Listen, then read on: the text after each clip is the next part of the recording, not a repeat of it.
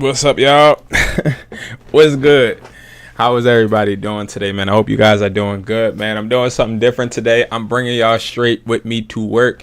So off rip, right? Let me explain my thoughts, right? And I listen, it's something new, but it's something I've been wanting to do, and I'm just gonna jump in and do it. I don't have much expertise in this thing, none of that, right? But I'm streaming. I think I want to be more active streaming wise, just as much as I am with videos, just because I'm always working, especially on the computer, and I'll be entertaining, bruh. But it's going to take a while for me to get the hang of this. But shout out to Twitch, shout out to YouTube, shout out to TikTok, shout out to everybody. I am definitely going to be planning on streaming daily now, because I think it's a lot of information that can be given, but also insight. And I find it fun. Like, this is something I like to do. I like to create, and I want to bring you guys a little bit more into my struggles and content creation and building and all of that. All right. So number one, first thing that we're going to have to talk about is I need to do this video, y'all. So look, so let me get a backstory, right? We got to edit this reel, okay? Now, the reason we got to edit this reel, and mind you, I'm not going to be just talking about phone flipping or anything like that. I'm going to be talking about just a bunch of different things, even like regular topics, but I'm also going to be talking about, income stuff too. But, yo, I got to finish this video. And a backstory on this video is, right? So when I first started getting into the whole wave of working with big companies like T-Mobile and AT&T, so I was introduced to this company that sells phones and electronics and accessories and all of that to T-Mobile reps. And I wanted to create a company like that. So what I did was I basically snuck into that company, learned their best practices and stuff, and then I took that idea, built it within my own way, and now I'm trying to promote it on LinkedIn. But y'all, I ain't even gonna lie, yo, this thing getting hard because I'm scared. I feel like when you go on LinkedIn, there's so many like professional people, like, so now, right, I created LinkedIn a while ago, and I was messing with a bunch of T-Mobile reps and stuff, but I stopped. So I stopped going on LinkedIn. So now I'm trying to create this video that's going to just reintroduce me, right? What y'all think about it? Here's I'm gonna play it, right? And you tell me what you think so far. I'm back, baby, what a love. After nearly 6 months off the grind, he returns. Man, y'all still doing those dramatic intros, huh? Where did he go? What was he doing?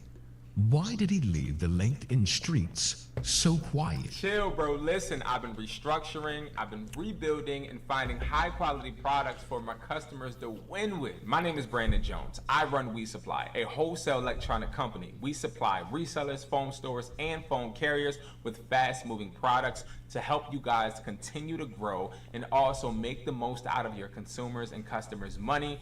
We take pride in having high quality products, and this is something that we make sure we supply the demand. We've added new bundles, faster shipping, no license or EIN needed, and we are servicing business clients from companies like AT&T and T-Mobile right through our partner portal. Rebrand. So like, I like it, right? But like, Baby, what a love. After nearly 6 months off the grind, he returns. man, y'all still doing those dramatic intros, huh? Where did he go? Like, I gotta make it pop. You feel me? Like, I don't know. Like, am I overthinking it? I feel like, because this is me, right? Like, this is my voice, but I changed it. Off the grind, he returns. Man, y'all still doing those dramatic intros, huh? Where did he go? See, I don't know. What y'all think? I feel like, he returns. man, y'all still doing those dramatic intros, huh? Where? I mean, it might be a good video, but like, I just gotta chill, bro. Listen, I just gotta make it. Structuring, I've been rebuilding and finding high quality products for my customers to win with. I don't know if this is gonna resonate. Supply, a wholesale electronic company. We supply resellers, phone stores, and phone But carriers. I don't care. We gonna get it. Finding high quality products for my customers to win with. My name is Brandon Jones. I run We Supply. All right, boom. So now I'm going to try to and CapCut is not what I usually edit with. So I usually edit, guys. I don't usually edit on this computer. I usually edit on my MacBooks and my Mac, and I use Final Cut Pro. But I started using CapCut because it became something that I can create reels with, and also I could do a whole bunch of I could just bounce off my phone and computer. Now I could do that with Final Cut Pro to a certain extent because I can transfer files and stuff through Macs, but I can't. It's not like an app that I could put for Final Cut Pro on my phone. So that's why I started doing CapCut, and CapCut ain't that bad. It's just I don't know. I really don't know nothing really about CapCut. I know a little bit. I ain't gonna cap. My name is Brandon Jones. But I don't know. Is Brandon Jones. I run We Supply. Oh no, y'all.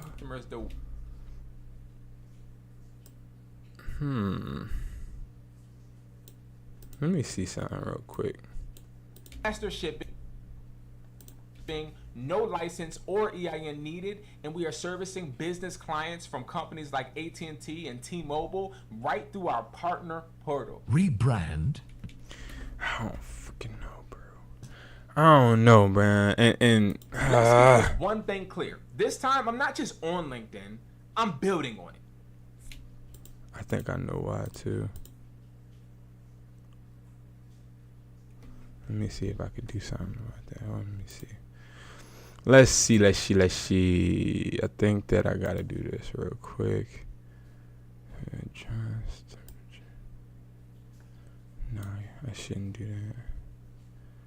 Let me see. Wait, why does oh, cause I'm not clicked on it.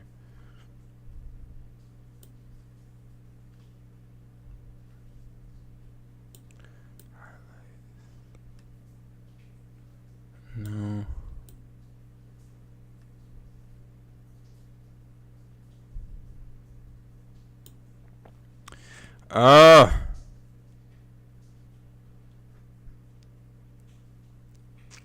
Let me think. All right, forget it. I'm not gonna worry about that. Follow me. Listen, follow for wholesale updates, reseller resources, and entrepreneur updates. I'll worry about that later. Let's build. All right, we're gonna do this part. My name is I'm gonna zoom in, type time. I think I gotta zoom in. Let me see how I could do. Zoom in. Okay. My name is Brandon Jones. Maybe I could let's see. Hit this. Hit that.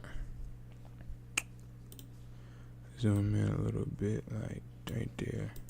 My name is Brandon Jones. I run We Supply, a wholesale electronic company. We supply resellers, phone stores, and phone carriers with fast-moving products to help. How much is this zoomed in? 135. Sell electronic company. We supply resellers, phone stores, and phone carriers with fast-moving products to help you guys continue to grow and also make the most out of your consumers and customers' money. We take pride in having high-quality products, and this is something that we make sure we supply the demand. We've added new bundles, faster shipping, no license or EIN needed, and we are 150. No license or EIN needed, and we are servicing business clients from companies like AT&T and T-Mobile. Bro, I've been working on this video since this morning, bro. This is not even nothing crazy. This is crazy because it's I hate this part. I hate editing. Let's get this one thing clear. This time, I'm not just on LinkedIn. I'm building on it. Follow me. Listen, follow for Hold With. My name is Brandon Jones. I run We Supply, a customers to win with. Watch. Let's do maybe. My customers to win with. My name is Brandon Jones. I run We Supply, a wholesale electronic company. We supply resellers, phone stores, and phone carriers with fast. So quiet. Chill, bro. Listen, I've been restructuring, I've been rebuilding, and with. My name is. All right, let's put this. All right, gotta be a caption.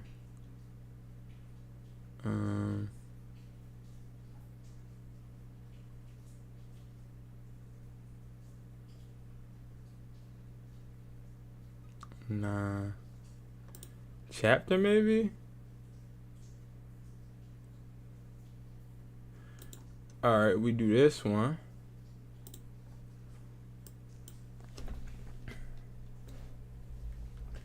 We could do. I hate when people. Brandon.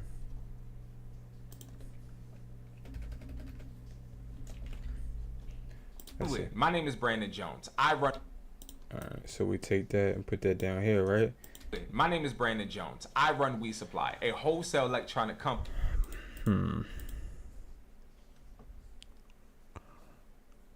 A wholesale electronic company. We supply resellers. I run We.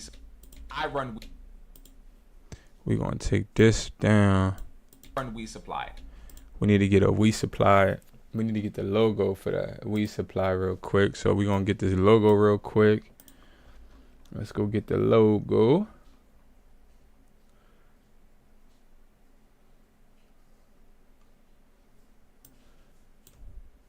All right. Run We Supply. Wait, what?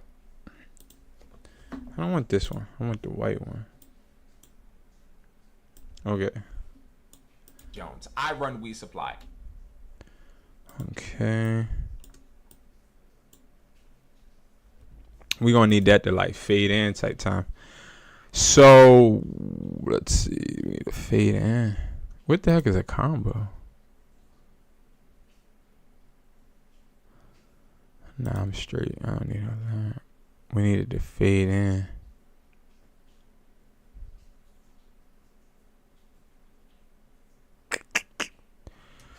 Y'all got any suggestions? Let me know, man, through the chat what y'all think I should put in this video.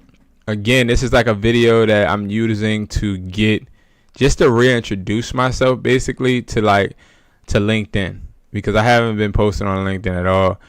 I have business clients on LinkedIn, but like I'm trying to make a good impression.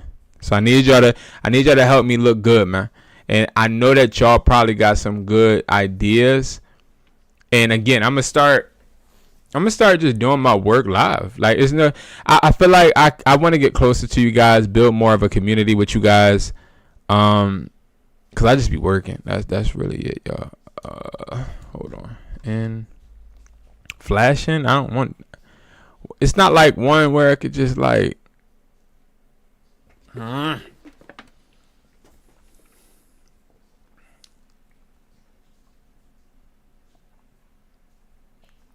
It's not one that could just appear, like dissolve type of thing. Let me see.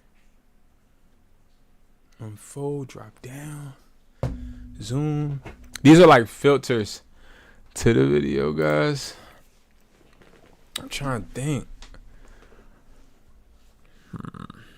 Oh, blur. Let's try that. We Supply. Let's see. What does this look like? We Supply, a wholesale. Oh, that's tough. I run We Supply, a wholesale electronic company. We supply resellers, phone stores. All right, and cool. Wholesale electronic company. All right, then we'll take that out. Then we'll do that. And now we need to do this. But now I need to find fade out or fall out. Fall out. What the hell? Fade out, fade out, fade out, fade out. Let's do a fade out. Electronic company. We supply resellers, phone stores, and phone carriers. Now I'm thinking, should I find resellers? Let me think. How should I do this? Resellers, phone stores, and phone carriers.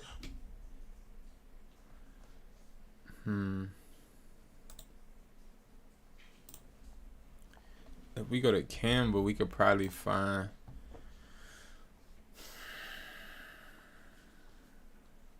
If we go to Canva, we probably can go ahead and we can find, using elements, we could find like, let me show y'all.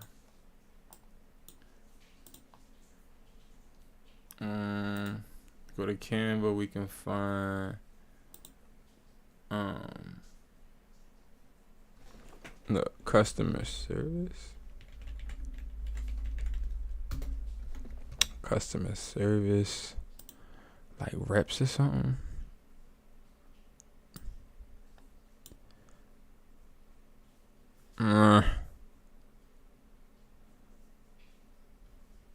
And then we take this down to like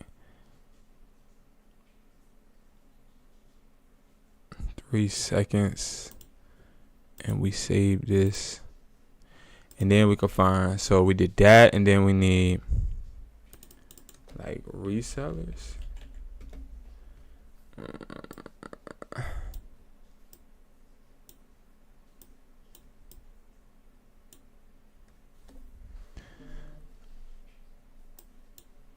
That's all? Alright, well, we'll take that one then. Alright, so we do resellers, and then what else? And then phone carriers. So T-Mobile, phone store,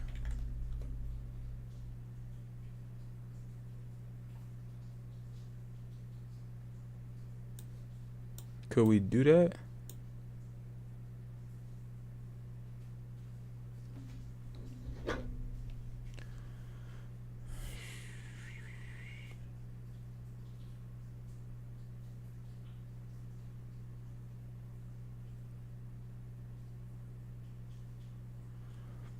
Alright, so we'll do phone stores like that, and then so we'll do this, right?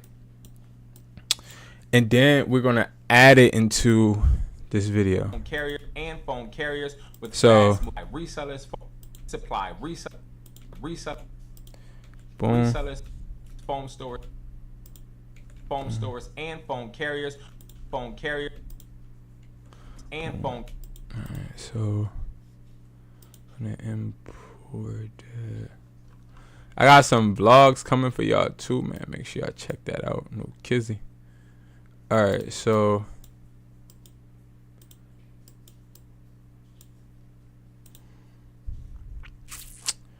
we do phone store. Resellers, phone. So we're gonna do resellers first.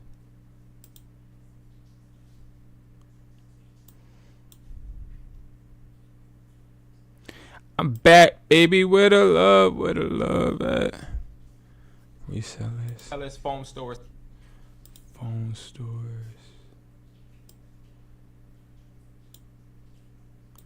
And then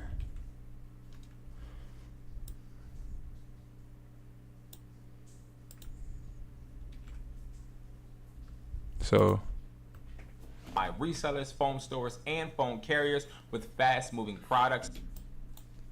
Resellers, phone stores, and phone carriers with fast. Cool, but let's do an animation taking it out. So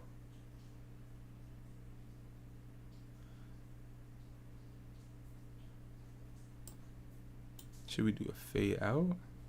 Carriers, phone carriers with fast. I think that's corny. I don't like it. I don't like that.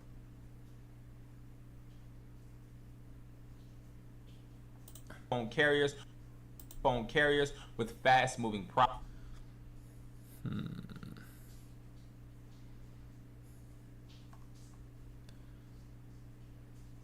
Carriers.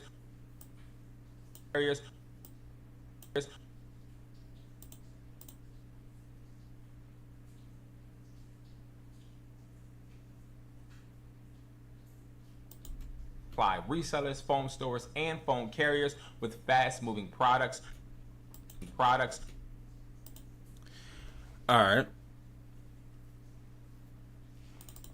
I'll go back here. I'm gonna look up electronics.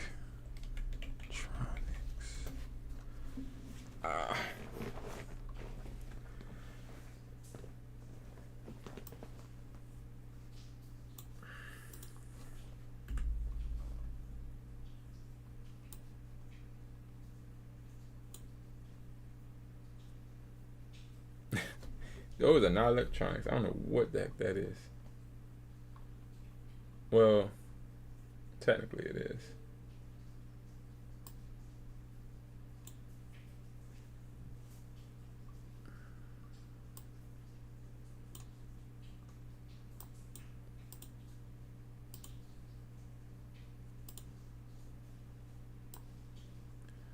All right, boom, we did that then.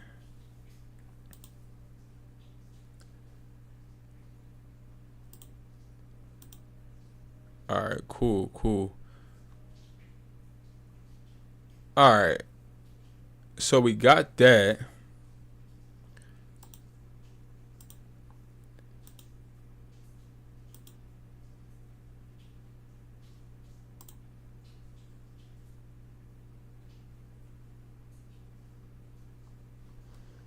All right. So then what I would do, guys, so Fast moving products. we gonna put that right here. What the? Bro, what the? Just, oh yeah.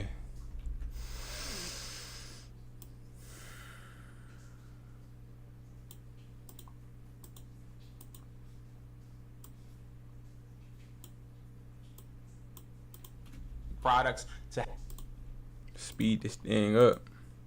products. Slow that thing down a little bit now. Products to help you guys continue to grow and also make the most out of your consumers and customers' money. We take pride in having high quality products, and this is something that we make sure we supply the demand. We've added new bundles, faster shipping, no license or EIN needed, and we are servicing business clients from companies like AT&T and T-Mobile right through our partner portal. Rebrand, rebuild, ready. Let's get this one thing clear. This time, I'm not just on LinkedIn, I'm building on it. Follow me. Listen, follow for wholesale updates, reseller resources, and entrepreneur updates. I don't want to say follow me 2 times. I'm not just on LinkedIn, I'm building on it. Listen, follow for wholesale updates, reseller resources.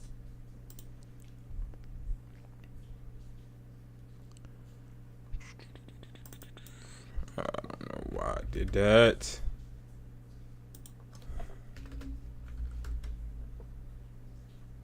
Resources and entrepreneur updates.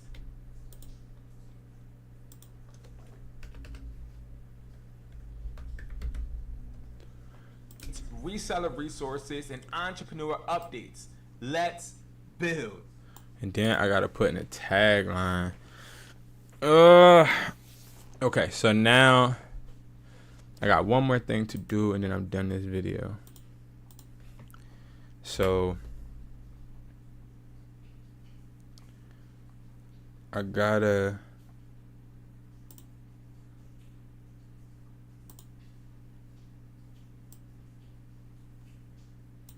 do this.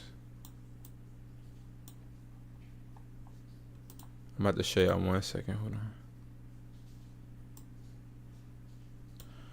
on. Okay.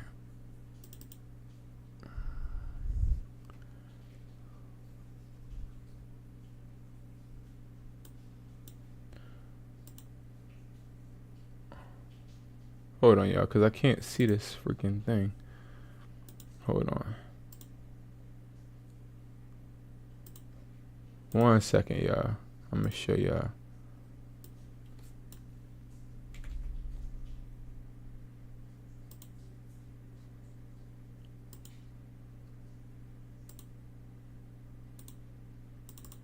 There we go. So we got to turn this white. And then we're gonna have to. No. We want to share it, but we gotta make sure. How do I make sure? No, I gotta be a.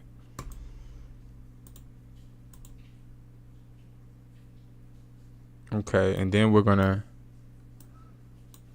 add that here. Let's entrepreneur updates. It's an entrepreneur updates. We're gonna add that thing right there.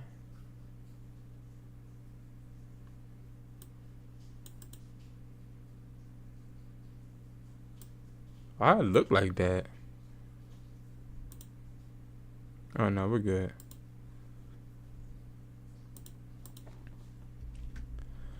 I wish I could.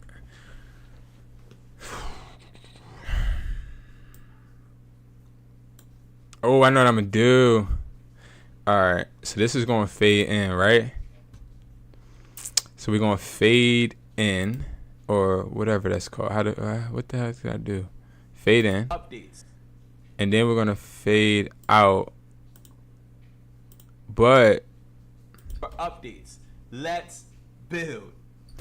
then I'm gonna put I'm back, baby. Where the love at the end. Watch this. What? Okay.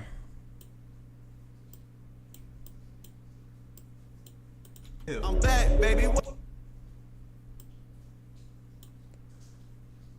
Build. I'm back, baby. Where the love?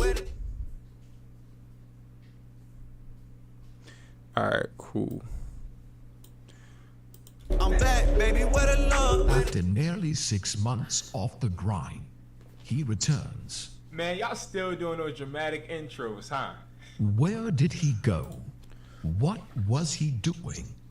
Why did he leave the LinkedIn streets so quiet? Chill, bro. Listen, I've been restructuring, I've been rebuilding, and finding high quality products for my customers to win with. My name is Brandon Jones. I run We Supply, a wholesale electronic company. We supply resellers, phone stores, and phone carriers with fast moving products to help you guys continue to grow and also make the most out of your consumers and customers' money.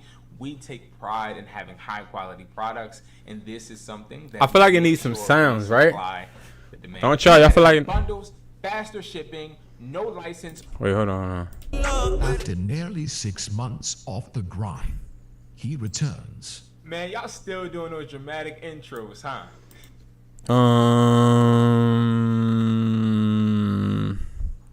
Man, y'all still doing those dramatic intros, huh? Where did he go? Let's do a sound effects. Sound effects. We're gonna do that.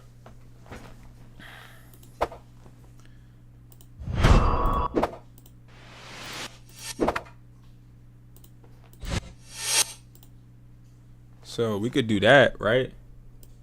Right here. A dramatic intro. Returns. He returns. Man, y'all. Man, y'all still doing those dramatic intros, huh? Where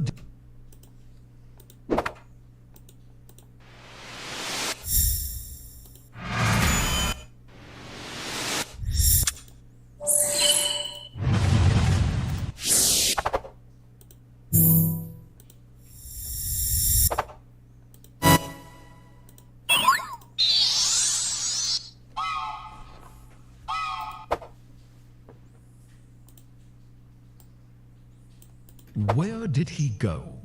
What? Where did he go? What was he doing? Why did he leave the LinkedIn streets so quiet? Chill, bro. Listen, I've been restructuring, I've been rebuilding, and finding high quality products for my customers to win with. My name is Brandon Jones. I run We Supply. My name is.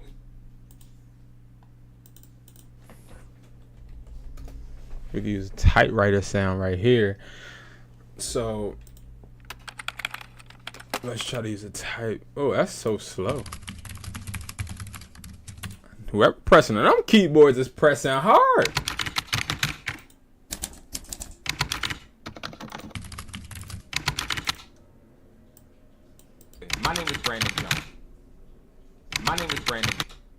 But this is not really typing, right? My name is Brandon Jones. Yeah, we can't do that. It gotta be like, it's not swoosh, it's what else? Swipe. So let's try swipe sound effect. Okay, we can do this one. Watch this. We can even slow it down. My name is Brandon. We gotta slow this down.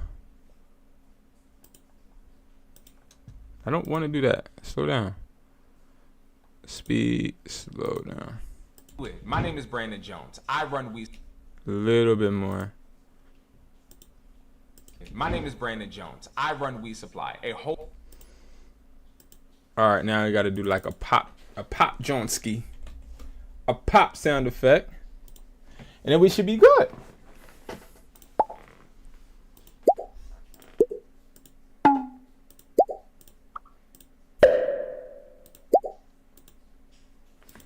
Run We Supply, a wholesale electronic company. We supply. My name is Brandon Jones. I run We Supply, a wholesale electronic company. We supply resellers, phone stores.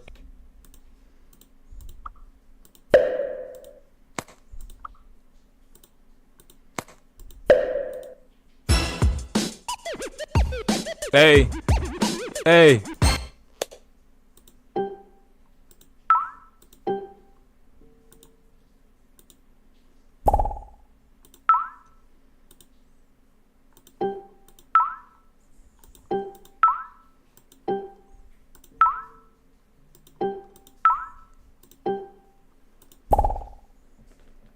We could do that. So I'm thinking about putting those sounds in there. Hopefully. Let's see.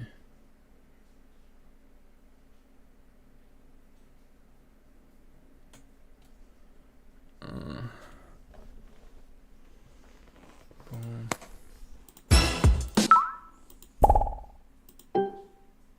So we could do that. Buy resellers, phone. I wish there's like a different one, like Resellers, phone stores, and phone carriers.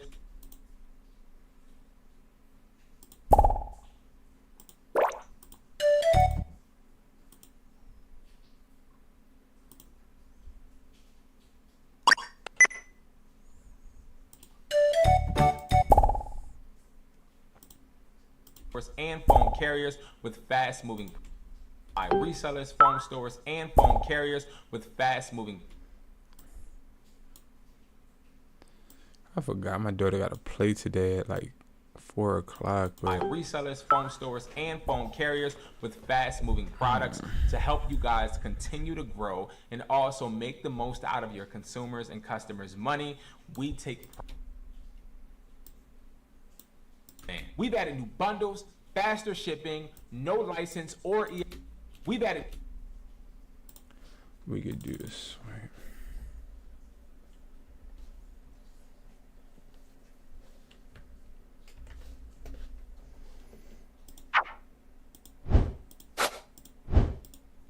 Man, we've added new bundles. Man, we've added new bundles, faster shipping, no license. We've added new bundles. Bringing it down right there.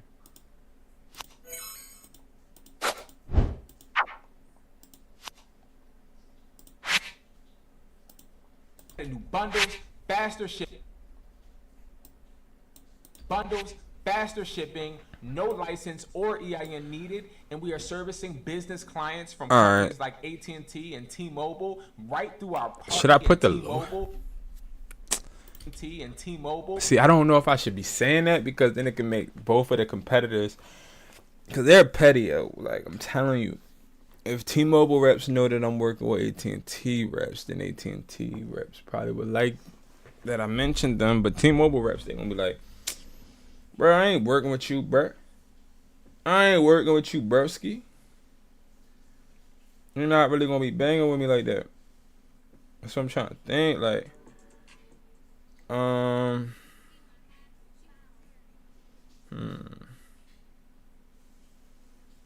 can we go about it? I mean, I don't care. I'm just not gonna put the logos. Rebrand, rebuild, Ready. Let's get this one thing clear. This time, I'm not just on LinkedIn, I'm building on. Listen, follow for wholesale updates, reseller resources, and entrepreneur updates. Let's build. I'm back, baby, where the love? All right, now I feel like I need some type of like animation out.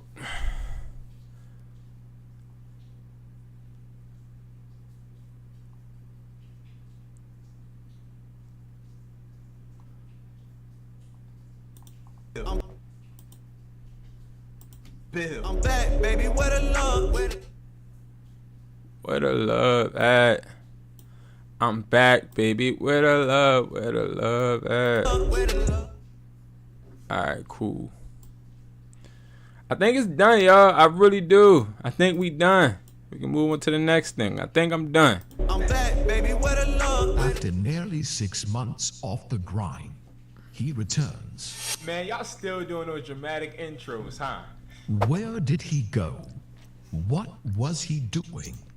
Why did he leave the LinkedIn streets My fault, so y'all. quiet? Chill, bro. Listen, I've been restructuring, I've been rebuilding, and finding high-quality products for my customers to win with. My name is Brandon Jones. I run We Supply, a wholesale electronic company. We supply resellers, phone stores, and phone carriers with fast-moving products to help you guys continue to grow and also make the most out of your consumers and customers' money. We take pride in having high-quality products, and this is something that we make sure we supply the demand. We've added new bundles, faster shipping, no license or EIN needed, and we are servicing business clients from companies like AT&T and T-Mobile. Y'all think I should put the AT&T and T-Mobile logo though? Rebuild. Ready. Let's get this one thing clear. This time, I'm not just on LinkedIn, I'm building on. Listen, follow for wholesale updates, reseller resources, and entrepreneur updates. Let's build. I'm back, baby, where the love? What y'all think? Like, do y'all think I should add the logo? Somebody talk to me. What y'all think? Do y'all think I should or nah? What y'all think? I don't know if I want to, but I feel like that'll be better. But regardless, so the point of the matter is, right, the reason I am creating this, I want to actually bring it up. But y'all can't be judging me, bro. Like, I'm showing y'all a whole different side of your boy. You feel me? So y'all can't judge. Y'all can't judge my LinkedIn, bro, because I only created a LinkedIn to try and finesse and get the right customers. All right. So I'm about to show y'all. All right. So this is my LinkedIn, right? So my LinkedIn, right? I started this LinkedIn aspect when I wanted to get, so if you don't know, I got the wholesale company. My wholesale company is WSPLY.com. It's We Supply, okay? It's We Supply. This is just an abbreviation. This is the company.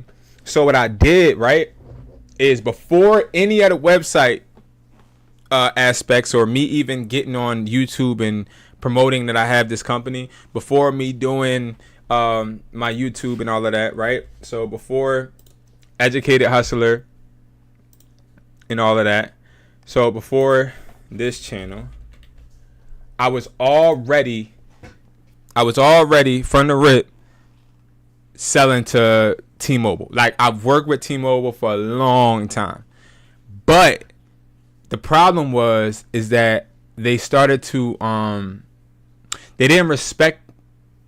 It was a competition that was basically bigger than me because they had like contracts. The way it works is, and this is good for any resellers that are watching now or later, the way it works is this: you'll have T-Mobile business reps. So T-Mobile business, right? So I'm sure you'll probably, so yeah, you'll have a guy like this, right? This guy will come into T-Mobile stores, and this guy will essentially help with all business customers. So it'll help with all of the business clientele, because regular reps like these two, they're not able to work with accounts over a certain amount. So this person is going to go to a business. Now, when he goes to the business, he's pitching the business. He's like, yeah. And they usually are dressed just like this. This is literally how they're usually dressed, just like this. They always try to look nice and cool and all that. But they'll go to stores, pick up accounts, or talk to people with accounts that have people that walked in with, I need 50 lines. I need 40 lines. I need 60. So the business account representative will go in and they'll essentially be like, okay, pull up that account and let me see. The rep lets them see. They then call the business account owner or the decision maker. They're like, hey, how you doing? My name is Brandon. So I want to go ahead, lock in with you. What date can we actually talk, or what date can we actually meet so we can actually talk about you joining T-Mobile or joining AT&T? The customer either come into the store or the T-Mobile rep will go to the business. Now, this is where we come in, okay? We come in because what happens is a T-Mobile rep will go in, they'll go to a DSP. So I'll show you what that is, okay? So Amazon DSP, okay? So that is the delivery service. So these are people that have, how can I explain it? So these are people that are not Amazon workers, but they're companies that work for delivering packages for Amazon. Does that make sense? I think that makes sense. Let me know if that makes sense, y'all. I would assume it makes sense. So what happens is these people end up going and they'll call T-Mobile to service them with phones, because as you know, when you get your Amazon package, what happens? You got to get you get a picture, right? So Amazon DSP workers usually use business phones to find the address or whatever, you know what I mean, to do their regular work. They don't use their private phones. So a lot of the customers that I work with are Amazon DSPs through T-Mobile or AT&T or Verizon. And what they want are cases, screen protectors. They want car mounts. They usually want the magnetic car mount so they can hop in and out and get out the car or whatever. Here's a really good one. So this right here, prime example, is one of the fast car chargers we usually give to them. And this is because it's a Type-C and a USB. They like that. It plugs right into the van. Now what happens is once the rep goes in, they'll talk about the service and talk about the phones. But then the DSP worker will be like, well, okay, cool. We hashed out the phones. We hashed out the service. Now, what about cases? Now, remember, cases are very expensive when you're talking about T-Mobile, right? Like, they're very expensive. You'll have $40 cases, $50 cases, and let's not even talk about an OtterBox, right? Because OtterBoxes are more like $60. So with the T-Mobile business or the Verizon business rep or whoever, what they want is they want to be able to tell the customer, I'll give you cases for free, or I'll give you cases for a heavy discount, $6 each device. That's where I come in. So that's when the rep will hit me, be like, hey, Brandon, so we have a customer that needs 50 OtterBox style cases. Remember, I don't sell any cases that are branded, right? Like, I'm not selling any cases that are OtterBox or Tech 21 or any of those, Casemate. I sell cases that look like those cases but are not branded. So they'll be like, we need 50 of them. And then what I do is I would draw up an invoice and I'll say, okay, I'll do it for $5 each case. Now I'm winning off of that because now I get a business that is willing to just pay the invoice, get the cases. T-Mobile is or Verizon or whatever, they're providing the service. We're coexisting together, working because I'm bringing value to the deal, because now the Amazon DSP worker is essentially not having to kick out the $40 per case and etc. Like, I hope that makes sense. So like, that's where this whole LinkedIn aspect comes in, because while all of these, this is where you can find a bunch of people that work for T-Mobile, right? So all you would do, like, let's just use AT&T for an example, because T-Mobile, that's easy, right?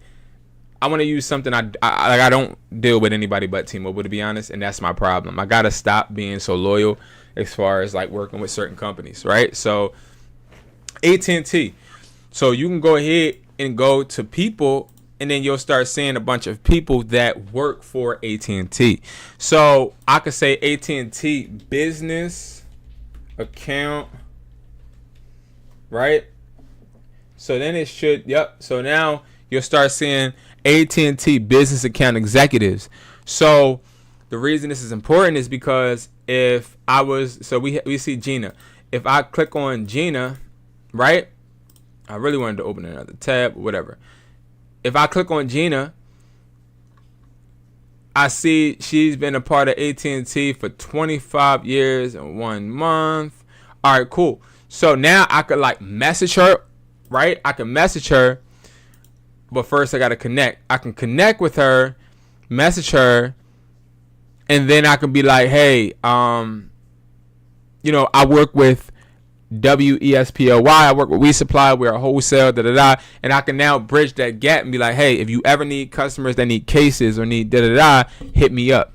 The problem is, though, and I'll be really real with you guys, is a lot of the wireless industry is pay to play, which means you got to take these people out to dinner. You got to give them tickets to sporting events. You got to do things for them to add you in on the deal. That's like the best practice. Me, though, I'm not doing none of that because I want to be so valuable that they see the value instead of trying to finesse you into getting stuff. Like, I'm talking about people have gave account executives game systems, tickets to Cancun, like a bunch of different things in order just to close deals with them. Because yes, if you get an executive that has dealing with a more like a mainstream enterprise account, like I'm pretty sure if I type in, let's see, T-Mobile enterprise, yeah. So let's say what is T-Mobile Enterprise. So provides businesses with various 5G solutions, but an enterprise account is like a really big account. That's like, bro, let's do the math. If you get, and I'm explaining to you why people do what I just said, they'll take them to dinner and stuff. So if you get a T-Mobile rep that is dealing with a executive enterprise account, that account could need 500 cases. Let's say you're doing 500 cases for $10 each. Now, mind you, and I know you guys seen this online, if you are a business owner, the best type of customer to sell to or to have is rich customers, right? Customers that got bread. So the way that account executives basically broke it down to me is the reason you want to deal with this type of business or this type of like sector of the business is because you don't have to go out and get them. You got the T-Mobile reps doing it for you, and they got grants. They got a bunch of they need to get rid of money for tax purposes. So you're dealing with people that want to spend money. So 500 cases for $10, right? You already know it's going to be 5,000. So they'll pay 5,000. From that 10, let's just say the cases cost $3, right? So remember, they paid the invoice of 5,000. The cases, they cost $3. I said 500, right? So I'm spending $1,500 on cases, and I got 5,000. I made $3,500 from that deal. That is the main, and the reason I break this down is because, to be completely honest with you guys, like that should be your main thought of excelling and growing your reselling brand. It should be, I want to be able to deal with major corporations and deal with big invoices, because it will honestly beat eBay or Mercari, right? Like, this is where the big boys play, basically. Now you obviously have a bunch of competition, and you'll have smaller deals. You'll have customers that need 40 pieces, and if they're doing 40, I'll probably do 15. So that's $600, right? And let's say the cases cost us $3 again, because cases don't cost that much, right? So 600 is what the invoice is being paid for, but 3 times 40, I think I said, right? Okay, minus 600, you're still making a good $480, and that could be in a week, right? So, like, that's easy bread, and that bread comes directly to you. It's not like you're cutting it or splitting it with anybody, unless you have that deal with that rep. But that's sort of kind of how, like, the big boys make their bread, bro. Like, it definitely is something that you can live off of if you do it the right way. I hope I'm making sense. Like, I'm definitely, I know that this is something new, and a lot of people don't understand nor know about this type of the business, this type of way that we can milk the game, or, you know, get the business. But that is really beneficial, guys, especially if you're a reseller, to think about it. Now, back to what I was saying. Now, that's the reason why I'm creating this video, okay? Because I have stopped actually posting on LinkedIn because I got too comfortable. Now, I'll be one of the first people to tell you straight up, bruh, when you start getting bread or you start building your connections, sometimes you'll get cocky, or sometimes you'll get complacent, or sometimes you'll get comfortable. And that's where we fail, when we get comfortable. And, like, I've got too comfortable at times, and sometimes, you know, I fall into a pattern of not really capitalizing because everything's going good. And that's where I find that I lose a lot of money.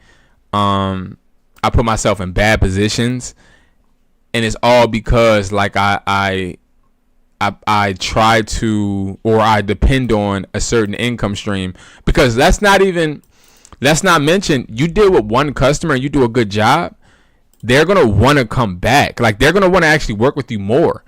And this happens on a consistent basis. Okay? So that's why I tell you guys, yo, this reselling stuff, like reselling in general, ain't about eBay or Mercari, right? That's the starting level, but it's levels to it, bro. Like, it's levels to it. Nearly 6 months off the grind, he returns. Man, y'all still doing those dramatic intros, huh? Where did he go? What was he doing?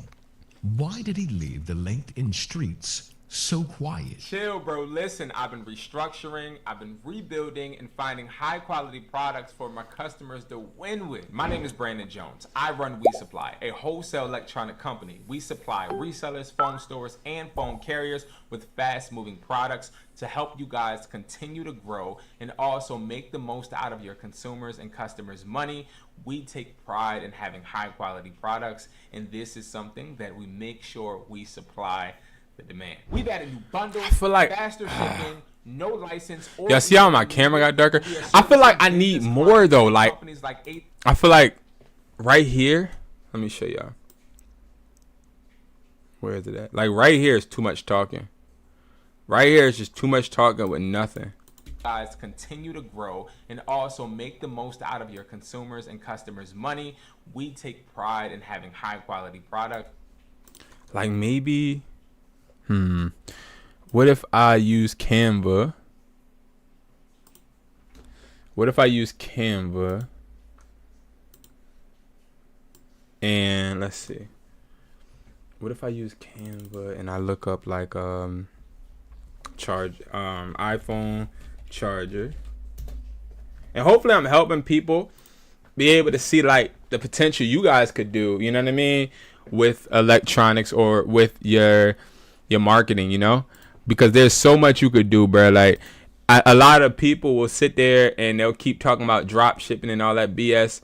I mean, I'm gonna be honest, we're talking about really getting into the nitty gritty, like getting into actually doing the work because a lot of people try to act as if the work doesn't exist when it very, very much it does exist, right? Like building your own company is the easy part.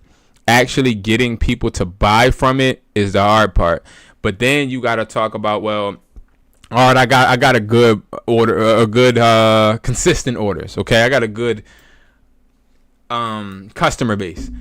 But how do I keep it, and also how do I mainstream my business? Because, like, prime example, what you'll see, like I'll sit here, I'll make bread all morning just sitting here, right? Or some days I won't make money sitting here, but I'll be working on the material needed to be able to make that money, right? Like sometimes it's slow days, slow weeks, slow months. This is a really slow month. This is a really slow month. Let me do that. I'm back, baby. Where the love at? All right. Huh?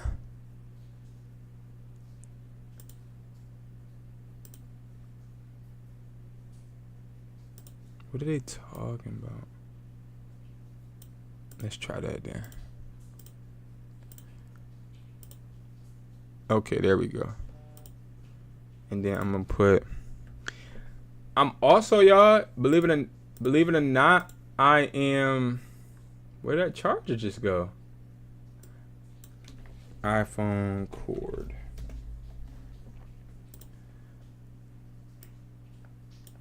I'm back, baby. Where the love at? All right, cool. So we got that. Let's see. Quality products. Let's see if we can put them Jones right here.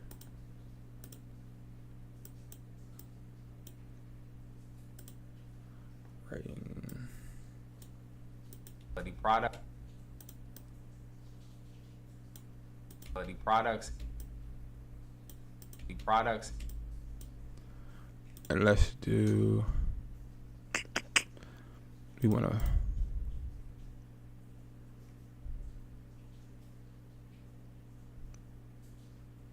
Products. We've added the products, and this is. We gotta.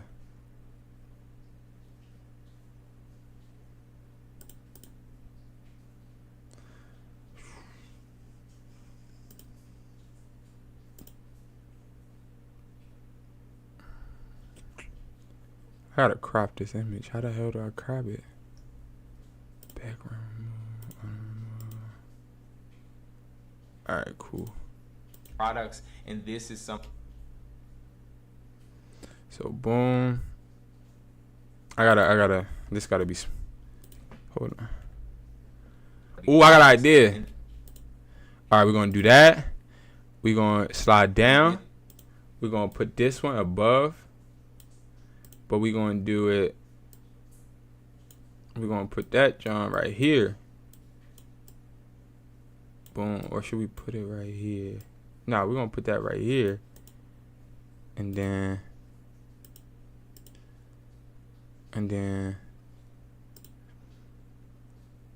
We've added. No. Slide down. And then we're going to do slide products. Up. Hold on. Hey, I feel like Products, and this is something. And then we'll slide down.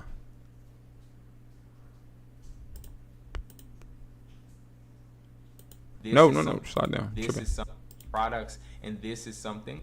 All right, we need another product though. We need another product. What else should we do? Maxes.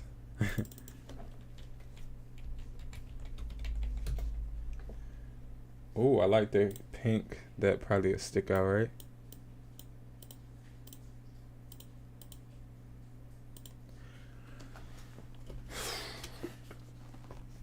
Thank you for tapping in with me, chat.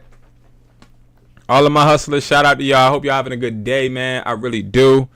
I will be doing this more often as well, just to let y'all know, man. Tap in with me. I'm going to just be showing y'all the insight and the back office stuff that I just do on a daily because I'm not doing nothing else. I really sit here and make bread doing stuff like this. And just calm down. And I feel like that it's a lot that we all can learn from each other. And I want to build a community, man. I really love content creating, but I also like working with people. I like the fact that we all have the potential to do great things, but sometimes you need to be able to just see, damn, how should I put this? See it be done. Maybe.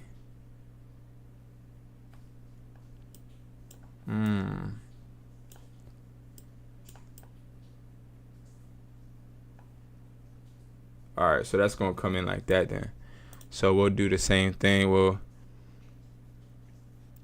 slide down, slide up. But this is going to products, and this is. We gotta make sure this goes up. Products, and this is something that. And then we gotta add sound effects, of course.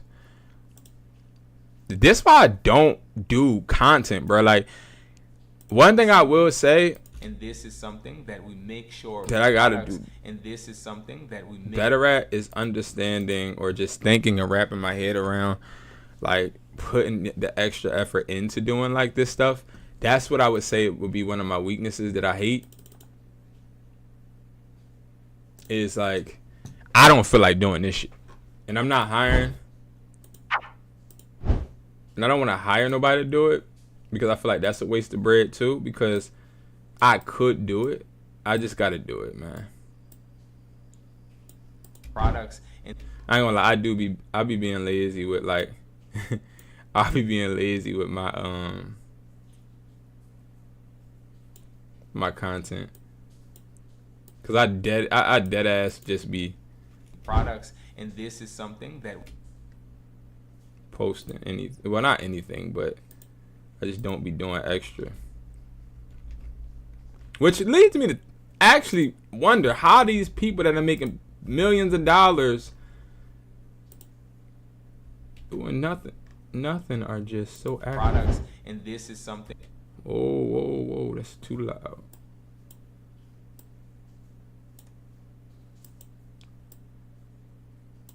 Products, and this is some.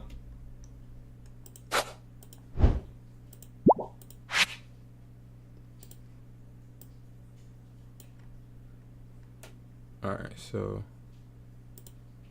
we gotta make this really low, but we gotta put this.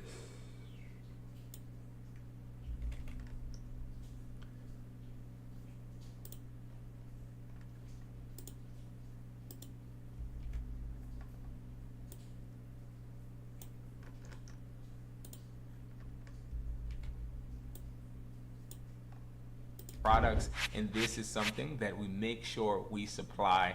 The products, and this is something that we make sure. Products, and this is something that we make sure we supply the demand. Back, baby, what a love. After nearly 6 months off the grind, he returns. Man, y'all still doing those dramatic intros, huh? Where did he go? What was he doing? Why did he leave the LinkedIn streets so quiet? Chill, bro. Listen, I've been restructuring, I've been rebuilding, and finding high quality products for my customers to win with. My name is Brandon Jones. I run We Supply, a wholesale electronic company. We supply resellers, phone stores, and phone carriers with fast moving products to help you guys continue to grow and also make the most out of your consumers and customers' money.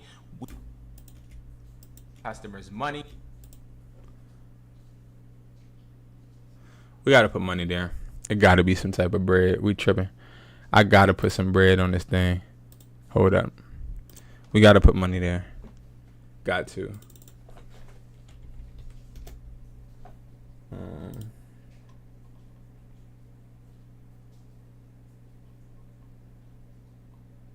So we could do something like this. Look. Boom, right? And then something like that. I'm trying to think. We could, but I feel like, all right, so we could do that, but it got to be something better, like money falling or something. Hold on, money. This is why I love Canva. I love Canva, y'all. I wouldn't be nothing without Canva. Well, that's a lie, but you get what I'm saying. Like before Canva, and the reason is because I think Canva allows you to be ultra creative. But how will I got to do a green screen now. I would have to do green. The background would have to be green. Let me think. I could background remover. But that still won't work because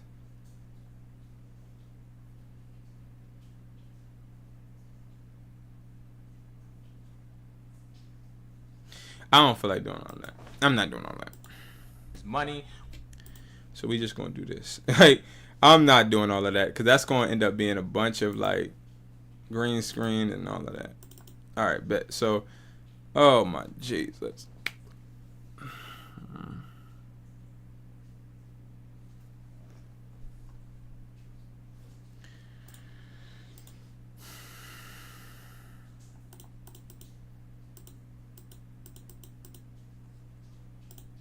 I didn't realize that this picture has to be.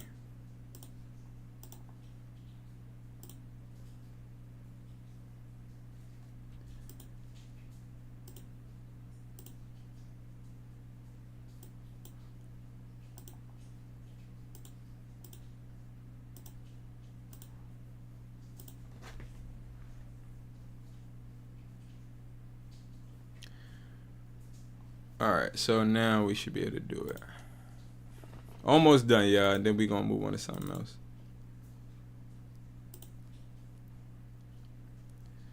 I really don't know why this thing keeps doing that. It's kind of annoying, bro.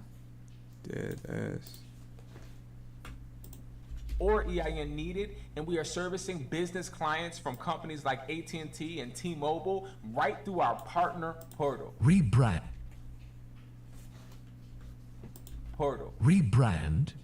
rebuild, ready. Let's get this one thing clear. This time, I'm not just on LinkedIn, I'm building on. Listen, follow for wholesale updates. The demand. We've added new bundles, faster shipping, no license or EIN needed, and we are servicing business clients from companies like AT&T and T-Mobile right through our partner portal. Rebrand, rebuild. Yo, where's the part at? And phone carriers with fast-moving products to help you guys continue to grow and also make the most out of consumers and customers' money. Golly.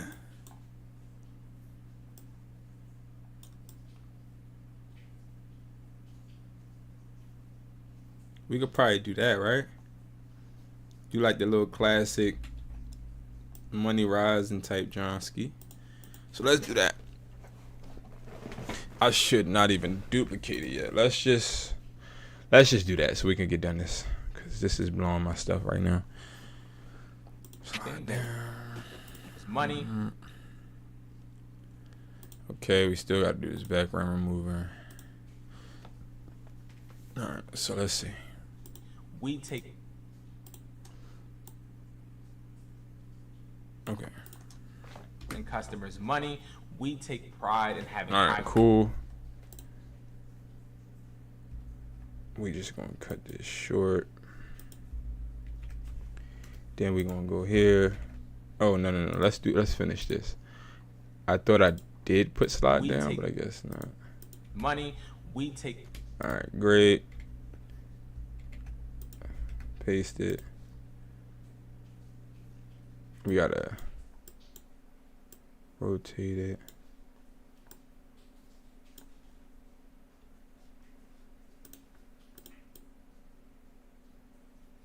Okay. Money. We take pride in. Cool. This is not aligned. Now it's aligned. Perfect. And put the money.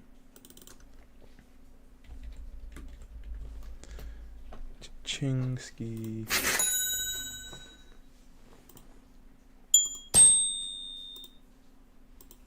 Money. We take pride in having high quality money. We take pride in having high quality products, and this is something that we make sure we supply the demand. We've added new bundles, faster shipping, no license or EIN needed, and we are servicing business clients from companies like AT&T and All right. Last thing, we're just gonna add captions, and that's it. We done. We done. We done. We done because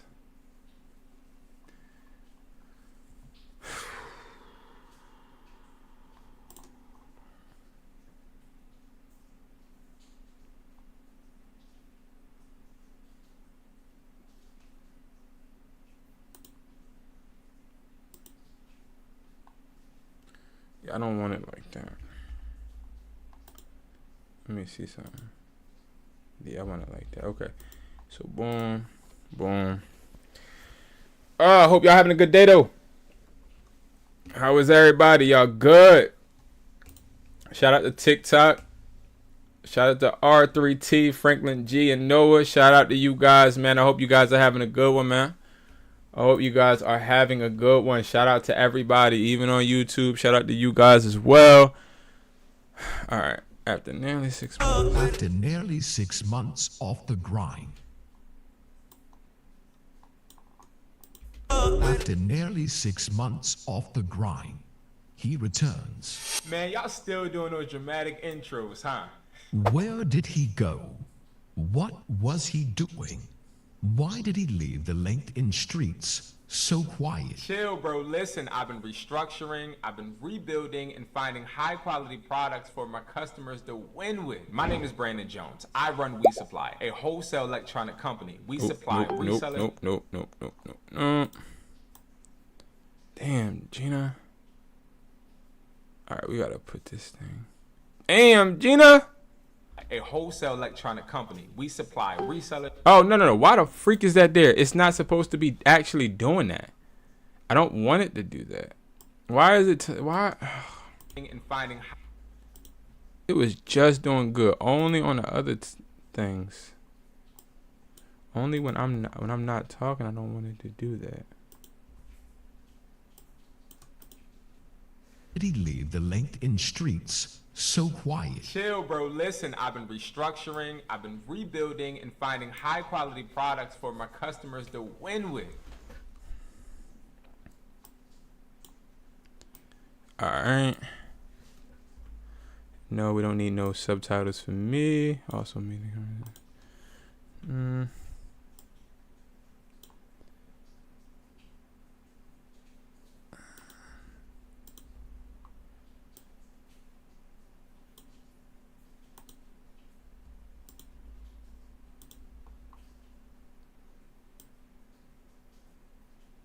All right, bet. Portal. Rebrand, rebuild, ready. Let's get this one thing clear. This time, I'm not just on LinkedIn, I'm building on. Listen.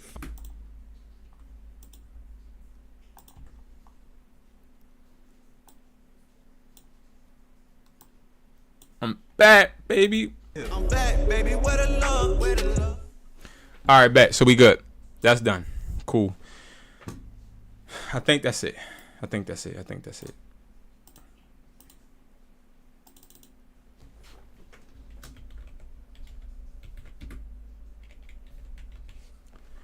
All right. Cool. All right. So next, right? I got a few things that we could do, but I know one. I was watching this. Where's it at?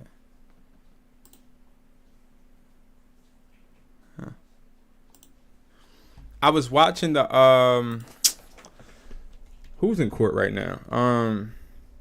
Diddy thing.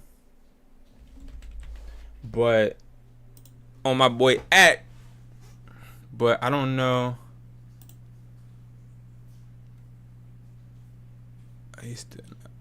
We're back here with Elizabeth Miller.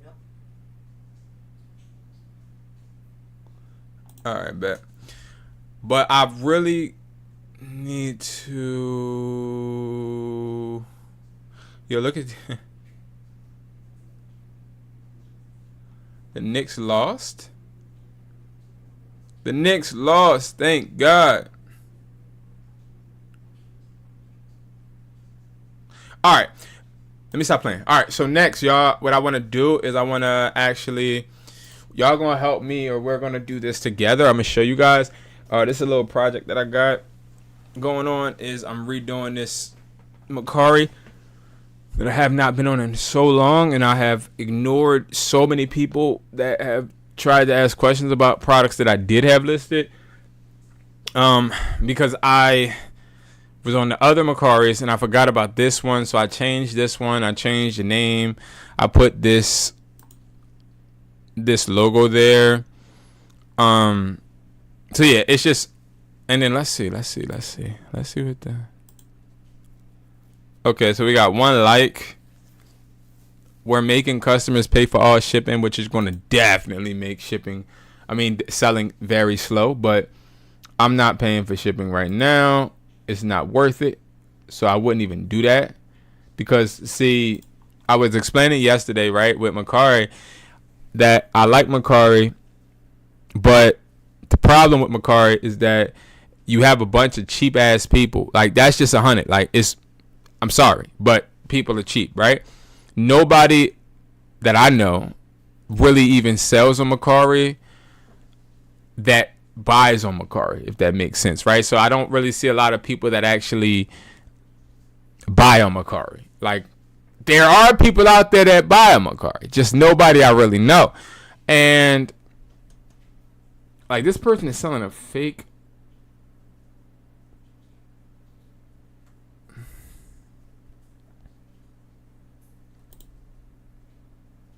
I don't get it. Like, yeah, you're selling fake stuff. Like, I don't get it. And it's like evident. Ooh. Bro, I would buy this. No kidding. Would y'all buy this? Should I buy this? Let's look at. You want to look at the IMEI to see if this is stolen? Let's look at the IMEI. Let me pull up the IMEI checker real quick. I'll buy this. Yeah. Let's see if we can get a free IMEI check with this, John. All right, let me actually. Hold on. The IMEI. That's how I know this is probably a good phone, because he's not hiding it. 356-96506-406-3419. We're gonna do some phone offers too today. It's a lot of things I want to start doing. Okay, we got it. All right, let's see. So it's an iPhone 5S Space Gray, 32 gigabyte US. Now, I tell everybody, I just want to make it very clear. If you see China instead of the US, it's fake. Okay? Sometimes you'll find it that it's Canada. That's good. We cool. We good. But if you see anything that say China, then no. I keep getting people that want to, and this is a sidebar. I keep getting people that are asking me to do a drop ship, like to partner with like drop shipping companies. I don't want to. Answer is no. I've said this several times. I maintain integrity with my brand and what I put out there, but like, you know, I keep getting emails from different people asking for like if I would like to partner on some things with it. The answer is no. And the reason I tell you guys that, I don't want to disrespect the company, not at all, because I will pull the email up. in the email thread of me not answering, but me getting several attempts from different ones. It's and this is where I think a lot of YouTubers, they'll grow, right? Because I can start growing my content way faster, bro, if I was to just start talking about Shopify and drop shipping, or even Amazon. But I got too much integrity to do that. Like, I just don't feel the need to. There's no benefit for me with lying to people, talking about, yeah, you're going to become rich. Like, no, you're not. You're going to be broke.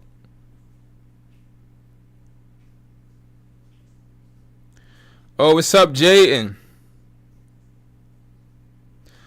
Thanks, Jayden. So Jayden said, yo, I don't know why my chat isn't working, Jayden. I'm so sorry, broski. I don't know why. Let me see. Let me pull it up on a different browser. But it says, yo, it's Jaden again. I tried the wholesaling method on OfferUp you gave me on TikTok Live, and I've been getting hella messages. Let's go, bruh. Yeah, I'm telling you, brother. It works. It works. It works. It works. It's just all about capitalizing off of it. But it definitely works, man. It definitely will get you more clicks. It definitely will get you more people. That's 100%. But it's just all about making sure that you're converting on it.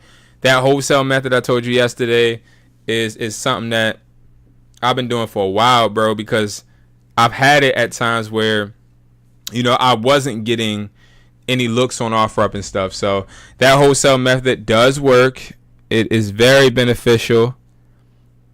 But capitalize. Let's go, bro. Capitalize, man. Lock in, capitalize, and you'll be good, bro. You'll be good for sure. I'm glad that you messaged me though, bro. And I'm thankful that you came to YouTube too, man. I appreciate you. I really do. I appreciate all you hustlers, man. I appreciate y'all. Let me make sure we're good, y'all. Hold on. Make sure. All right, cool. All right. So we know that this iPhone 5S, and I'm not going to do this perfectly, guys. Like, live streaming this without, like, having any, like, basically freestyling. I'm a little, I do know I'm a little sporadic and all over the place, but it's because I just say what comes to my mind. And as the time goes, I'll probably have, like, a structure. But I'm not planning on, like, this isn't a disgenuine live. Like, this is literally what I would be doing if I wasn't live. I would be literally doing what I'm doing now. I might buy this, but I wouldn't buy it for $37. If we look at the price list, I'm telling you, this thing gonna be worth negative 20. But I like it. I like it. All right, so yeah, I want to start listing on here and getting some sales, but I gotta list the right products. Now, I think the next products that I want to list, or the next product I want to list, is something like this, the MagSafe wired charger. I want to list this, but I want to list it in a few different ways. Just as much as I want to list this individually, but I want to list it in bundles. So anybody that gets like the product box, right, you're going to get, and if you don't know what I'm talking about, the product box wise, WESPLY.com. If you go to the resellers kit, right, you get 30 wholesale products or 50. So 30 of them is $250. 50 of them is $320. Okay. Now you want to be able to generate at least 6, or I've seen people, the lowest I've seen somebody, I don't even want to say that because I don't want people to judge anybody else's results and try to do what they're doing. But if you do it correctly, you ain't hitting nowhere under 400. But the point of the matter is, you want to make sure that you're using these boxes. And we also have like build your own box, where you could build 4, 6 pieces, 12. Like the 12 one is, the 12 piece box is one of the most popular because you get 3 of whatever. So you can get 3 of the AirPod Gen 2 clones, which are these right here. You can get 2 of these, 3 of these. 3 of these right here. Okay.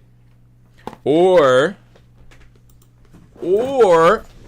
you can get 3 of these right here. Okay. Like the 12 piece box, that's like the most beneficial box for people that are just starting to resell. The point of the matter is, when you're going and you get that box, so all of my people that do have that box, what I want you to do, instead of going and just trying to list, right? You want to try to be strategic about how you're listing, okay? So the reason I say that is because listing products in one way will always get you bad results. If you, prime example, let's say I just got this out of a box, right? If I just got this out of the reseller's kit, the way I'm going to look at it is I'm going to just type in what it is, MagSafe wired charger, right? So I type that in.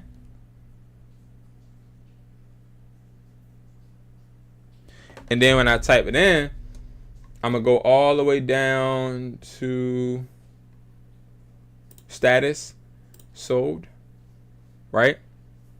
Now, I see a bunch of these, which already shows me that this is selling.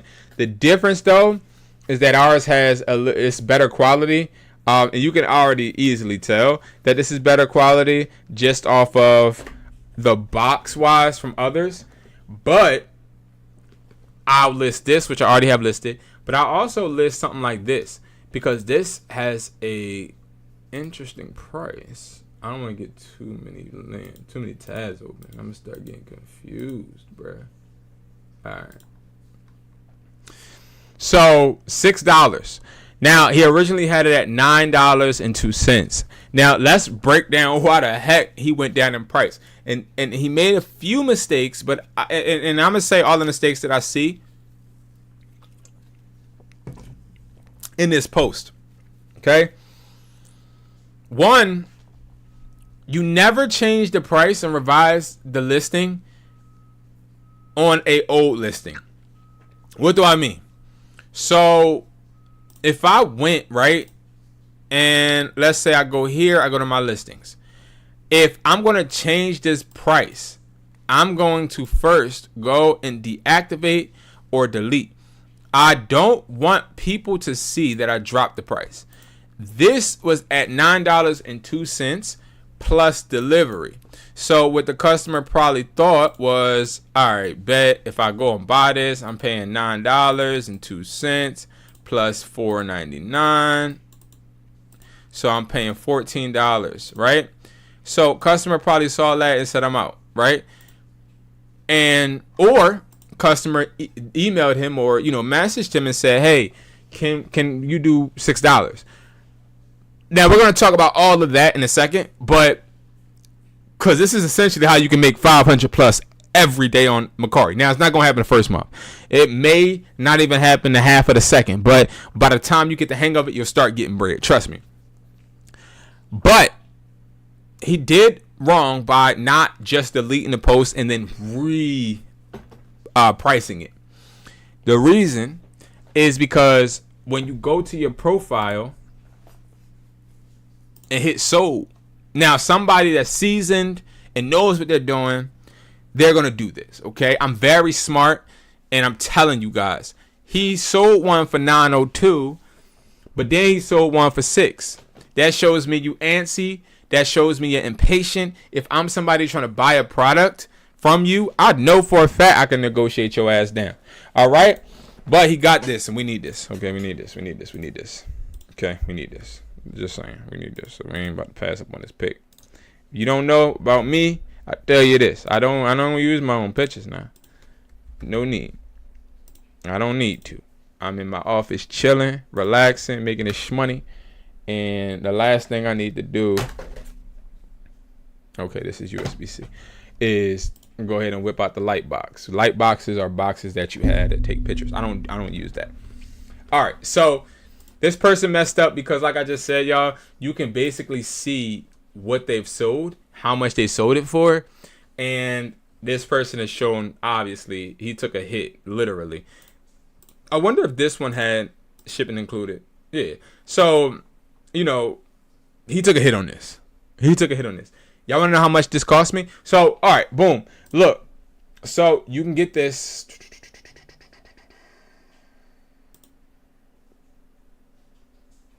right here, okay? You can get this right here. A lot of people look at this and they be like, oh, it's $17.99, but it's not. So you can get this for, you can get 12 of them for $139.99. Divide that by 12 for like $11. Okay, so a 12 pack. My main thing with this person is he's selling these way too low. But what I see is he's taking hits. I'm very curious if this is liquidation, because look at how he's selling a lot of phones but not really any accessories. I think he's liquidating these accessories, but let me show you how I would list them. But yeah, he definitely should never have done that. He should not have revised it to the point to where it says 33% off. Then look at this description, very long. You could tell he just copied it, but he got some likes. You feel me?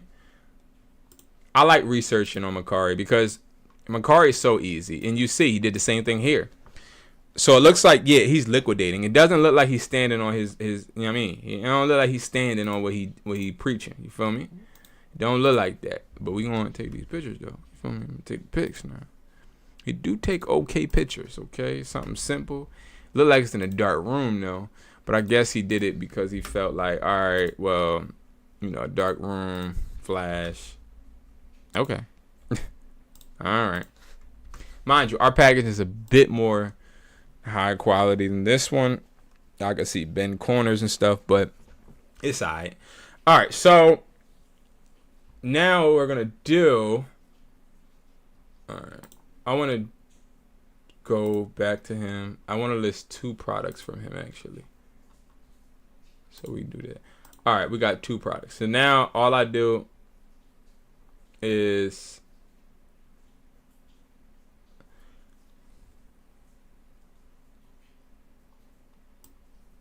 we're just going to do this one. All right, we'll just hit have similar item. We're going to take these pics. I don't want this whole description. And then new. Let me make sure, because this is not showing me. Let me make sure I'm. All right, so we're not offering free shipping. The reason they want you to offer free shipping, I'm gonna be honest with you guys. The reason they want you to offer free shipping on Mercari is because when you offer free shipping on there, I'm in the UK. What's up, Ishi or Aishi? Am I saying that right? I'm sorry if I'm saying it wrong. Don't beat me up. But you said I'm in the UK. What should I list first? So are we talking about on Mercari or are we talking about on eBay? I got the chat pulled up now, y'all. I'm sorry that I'm late on chat. That's not going to happen no more. I got the chat pulled up. I don't know why I can't see it on this thing, but we locked in. We locked in. No free shipping, okay? I do not do free shipping because free shipping right now wouldn't be realistic. It wouldn't make sense at all. So we're not going to do free shipping. But what we will say, and sometimes you can do ship on your own, but your rates are not going to, be any different, to be honest. So, yeah. Okay. All right. So, and then price point. All right. Let's say you don't know what the price of product. I know the price point I want to price it, but I want to actually walk you guys through. Sorry, guys. I'm trying to pull up this other chat on the other channel so I can make sure that if you guys do comment, I can answer right away. But first of all, when it comes to you actually finding out what price you want to price a product at, it's important that you do your product research, right? So product research is going to entail you actually looking at what's selling and what's not. So we're doing this. Sometimes I look for the search term, like magnetic charger is very horrible as far as the search term. But I think right now we're doing the magnetic battery pack. I don't think this person knows that the magnetic battery pack is technically this as well. Even though it says magnetic charger, it's not a battery pack, but it's a MagSafe charger. It wouldn't be a MagSafe, whatever he said. Yo, what do we do about eBay when we rack up mad bread from rep pods? Don't we gotta do them tax forms? Don't we gotta do tax forms? Yes, sir. You do if you do want to, right? But one thing I'll say, bro, is do you have an LLC? Shout out to you, Francisco. Do you got an LLC? If you got an LLC, what is it? Is it a multi-member, single member? See, then we start talking about business, right? Don't ever get any MagSafe battery packs that look like this piece of shit. I mean, crap. Excuse my language. All right, price range, right? So the way I deal with prices is I do care about how or what's selling on a platform. No LLC, my boy. Okay. The reason I asked that, Francisco, is because if you had an LLC, you would be able to let me not say that. You'll be able to finesse. You'll be able to not have to pay all of those taxes. But what ends up happening if you're just doing you as a business and you're the business entity, it's going to be on your taxes, your regular taxes at the end of the year. So what I would say is set some bread aside if you wanted to. I didn't when I first started. I didn't set no bread aside. I just used money that I made. I had a business account. I think, Francisco, it's important if you racking up mad bread for you to get your bread straight as far as having an LLC, because AirPods ain't gonna last forever, and I would want you to set yourself up so that can't shit stop you. You feel me? So I would say definitely invest in some more products. Don't worry about the taxes right now. Invest in more products. Keep selling those products, but eventually you want to put some money aside. You want to be able to calculate 6% per sale that you make. Put that bread aside, and you'll be straight. But if not, hire an accountant and they'll handle it for you. But yeah, I had to get that LLC, bro, and I got a multi-member LLC. I don't have a single member LLC. And I'm able to. So I averaged the prices. I averaged 3 prices that I saw. I found the high, low, and mid. 1666 is going to be the average when it comes to that. So what I could do is I could say, all right, bet 1666, but I know it's $5 shipping. I'm gonna keep it a stack. I'm gonna start by just listing it at $8.50, but I know that I want to get to like $16. So that means every time I sell, I'll probably up it by 2. Right now, I really want to just start getting some reviews. I'm gonna be honest. But if I was you and I'm trying to get bread, because I got electronics to spare. I'm not gonna lie. Like, I can go ahead and sell lower for a while and still be okay because profit margins will equal out. But right now in this account, the account health isn't bad, but it's not good. It's like I got 4 stars, a bunch of non-shipped items that had to get canceled because I forgot about this one. So I gotta build this back up. So I'm gonna list it at 8 and then get like a seller or 2 so I can get some reviews. I'll get $6. Should I do that? Let me see something. $13. See, like, these are selling for higher. I got you, Francisco. 1 second, bro. All right, no, we're gonna list this at $10. I'm tripping because no, as much. Let's do $9 just for the first sale. All right, Francisco. Let me see. Oh, thank you, Francisco. I appreciate you, bro. I really do. I appreciate you. Thank you. So they don't care, though, if we getting the bread off them reps, as long as we got the money to pay off the tax. So when it comes to reps, right? That's a really good question. So when it comes to reps are not illegal as long as you're not selling them as Apple. But no, they don't care. If I'm just giving you a straight answer, no, they don't really care. They don't care. Hold on, my kids, y'all getting a real regular life, the day in the life of me, because people blowing me up. Let me see what's going on with my kids real quick. Hey, you call me? Yeah, but I'm not doing that right now.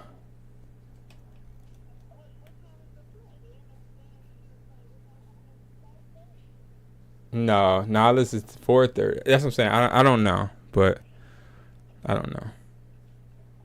What time you said the play was? It's not 5:30. No, it's on our homework. It says 4:30.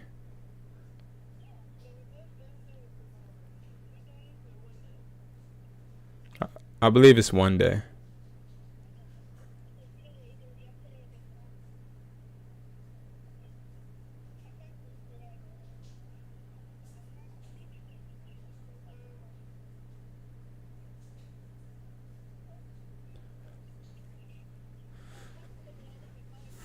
All right, we could talk about it when you get here then.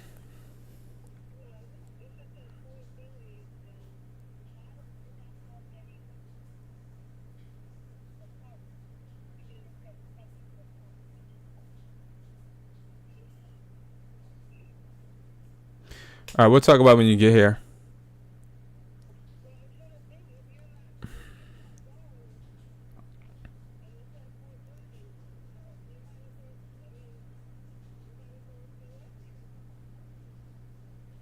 Okay.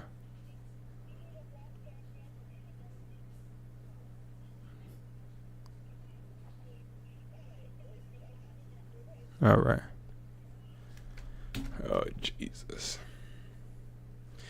Kids that, oh my God, now all of a sudden they have a play. Anyway, all right, they be blowing me, yo. They be just coming out of my kids be coming out of nowhere with the most random stuff. I know my daughter had a play, and then my son now has a play. Oh my goodness. All right, but yeah, they don't care about the AirPods. I'm in the UK. What should I list? Ishi, I think you left, bro, because I answered that already. Ishi. I don't want to say your name wrong, but I mean, when it comes to you being in the UK, it depends on the platform. I think I asked you what platform you're selling on. So what platform? What platform are you referring to? That would be the first question. That would be the first question, because platforms really matter. If you are talking about Mercari, then I went to the toilet. My bad. No, you straight. You straight, my boy. But I don't know if you're a boy, but you straight in general. But what platform? All right, so we see this already got 2 views. That's okay, I guess. All right, I want to do this one right here. I think I already took that, right? So pause. All right, Facebook. Okay, so on all of those. All right, so number 1, Facebook. Let's start with there. Facebook Marketplace. I'm gonna give you the same exact advice that I gave somebody yesterday. Facebook Marketplace is sort of kind of like OfferUp. One of the best places to sell wholesale products will be on those type of apps. Now, I'll definitely explain to you what I mean by that. Is so Facebook, OfferUp, those platforms are usually platforms that you meet people and sell on. Now, yes, you can ship on those platforms, but shipping on those platforms are like a secondhand thing. The meetup and drop off, or meet up and sell, that's popular. When you're dealing with platforms where you're meeting up with somebody, you essentially want to make sure that you're not selling one item. Selling one item hurts you because you'll go, and let's hypothetically say you go and you like, oh, I got this charger and cable. Oh, hey, can I buy your charger and cable? Yeah. So you go 30 minutes just to sell a charger and cable. That's not beneficial. What I do is I make sure I list bulk orders. So I act like a wholesaler. So I do something like this. Now, it wouldn't be this picture. This is horrible. But I'll do something like this where it's 5 times Apple chargers, 3 foot. So I'll do like 10 iPhone bundle, or I'll list a bunch of iPhone cables and I'll say wholesale iPhone cables. And then I would say, message me to place your order. They'll message me and then they'll be like, well, how do I get the product, or how many can I get? And I'll be like, how many do you need? And I'll start to service people as a wholesaler. When I start to service people as a wholesaler, I see that they are way more intrigued to me. I got an LV bag, beanie, and scarf, but no one is buying. Okay, so one, I would assume you've bundled the two, right? But if you want to sell them separately, then and then they're not selling, take the listing down, relist it, try a different price. What I would say when it comes to clothes, I don't sell clothes for that reason, because they're hit and miss. I know people that sell shirts from thrifting and stuff. I don't recommend it. It's not beneficial, in my opinion, selling clothes and things of that nature, things that have a bunch of different sizes and stuff. Not beneficial and not up my alley, because I don't like waiting and hoping that I get somebody that's a size 9. Like I those have been pain points that I've dealt with a lot in the past. Well, not really, because I didn't go down that road. But yeah, you don't want to list like clothes, because clothes they're not money makers. They're a waste of time. That's just really what it is. You'll get a good sale, but how long does that sale take? Do people need that Louis bag, or do people need them Gucci slides? Do people need those headphones? Yes. Do people need those earphones? Yes. Do people need that phone case? Yes, because they either enhance their investment or protect their investment. So it's a difference, right? Some people will go along with selling clothes because they like it, but it's not popular and it's not beneficial. So that's what I would say is you just selling the wrong thing at that point. I wouldn't sell that. But if you are fixated on getting that sold, definitely list that again at a different price point. As far as what to list on all those platforms, I'm going to say MagSafe chargers, definitely things that you know people in the UK need. So I'm not in the UK, but if I have a brother that's stationed in the UK, believe it or not, he's in the Air Force, and I'm such a hustler. I ship him products, and he sells products, gives me a percentage, but they're regular products that I already sell.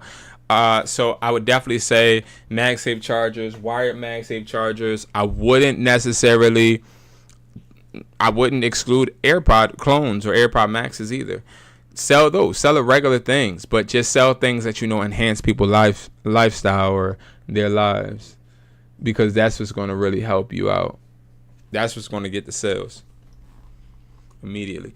All right, so right here, guys, what I'm trying to do is I'm looking to see what price this is selling for. The problem I'm having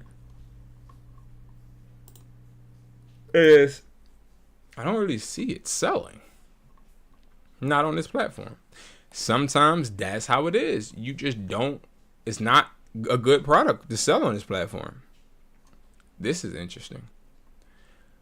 Yeah, it's just not a good product to sell, bro. Or magnetic. Maybe this is the wrong magnetic wired iPhone charger. Ooh, wrong search term. That's why it didn't pop up. So if I would have just been not paying attention, I ain't gonna lie, I would have been like, it's not selling. Wrong. It's just the point that I think the person had the wrong search term. But let's see. Nah, it ain't selling. But people do got it listed. People do got it listed. People have it listed, but it ain't selling. But what you could do too is if you see people that's doing this, right? Sometimes I'll go to their profile and then I'll look to see what they sold and if they're selling them. All right, bet. So this is selling like hotcake for $5. That's a freaking amazing price. This person's in China. It gotta be.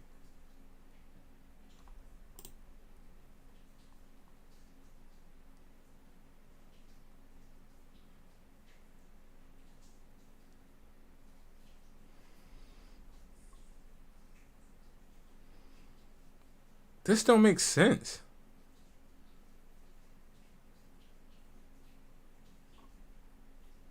Oh, we stealing all these posts. What? Now they gonna ask me why I got their pictures, but I'm taking these pictures.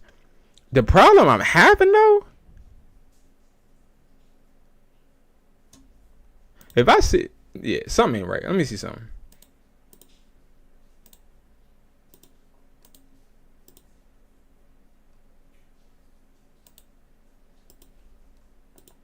Y'all think I should go to my daughter's play? And free shipping? Oh, no, okay. Well, it's not even a play. That's the thing. By the way, I live an hour from my daughter's school. So, my daughter goes to private school. And, yeah. But I don't know. What y'all think? Shout out to everybody tuned in on TikTok and on YouTube. I appreciate you. All right, we're going to list all of these, to be honest. But I think, what y'all think? Shouldn't I think, so they listed this so effortlessly. And it's not even a good listing, to be honest. If I'm being honest with y'all, it's not good. These are not good listings. That's why I'm intrigued. I like it. And I'm being lazy, but what I need to do is take all of the pictures. I need to not cheat it. Let's do all of these. My God, yeah. I'm just not answering.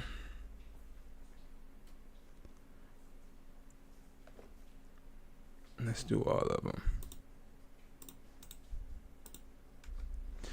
All right, so we're going to do all of these. And boom. All right, so new $14 for how many? For 2. Nah, because they're doing it at 6. So we need to make sure.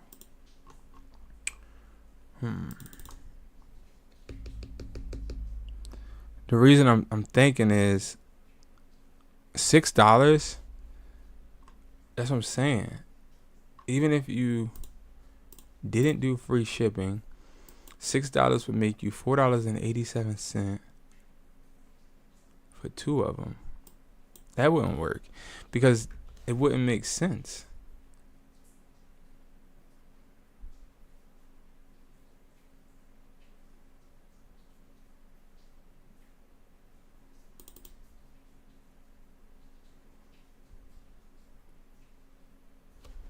We're going to do $12. Yeah. Oh, no, because... And we're going to actually... Watch this. OEM. Why would it take me to the back? Oh, that's why. Okay. We're going to do this. OEM. That gives us a leg over them. Even though they have OEM quality, they don't have it in the title, which is interesting. So we honestly, we could do this. Watch this.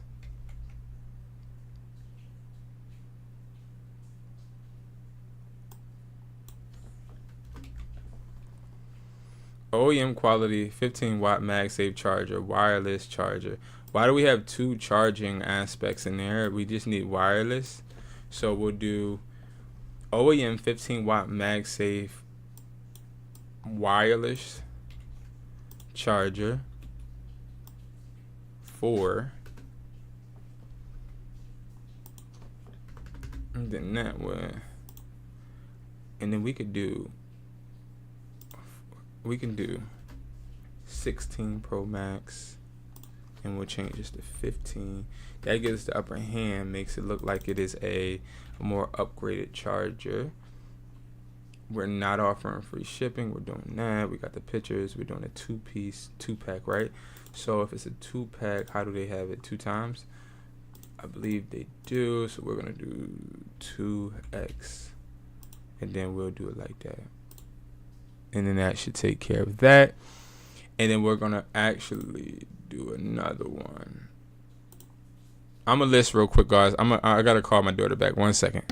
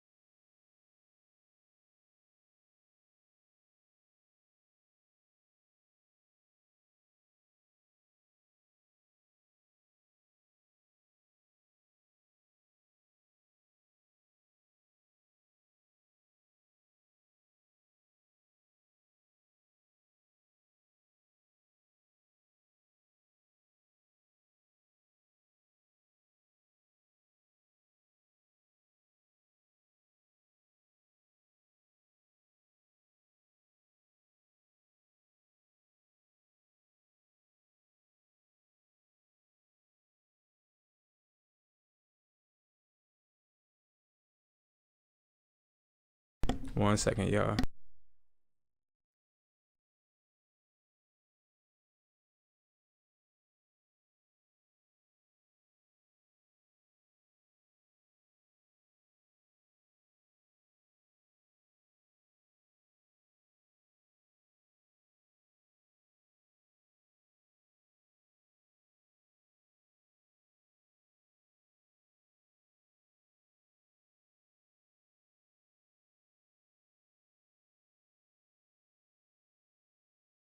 So yeah, I gotta find the right price point for this one. Sorry, I'm talking to my daughter real quick about her play, but it's just all about making sure that we don't overprice, but also don't underprice, because this person has a astronomically low price that doesn't make any sense. But $16 ain't that bad, so we'll probably just do $16. Hold on, y'all.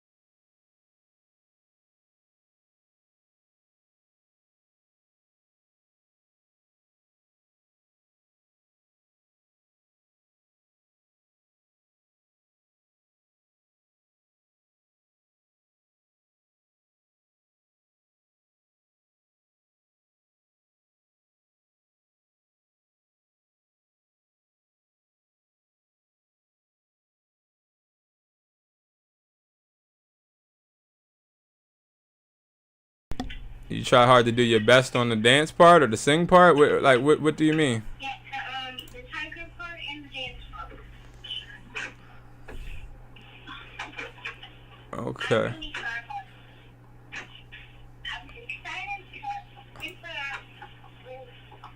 was excited and now I'm not. You said you were excited? Yeah, I was excited, but she's not letting us go, so I'm sad. Did you tell me that was the president? No. So how are you? That's how fucking I go.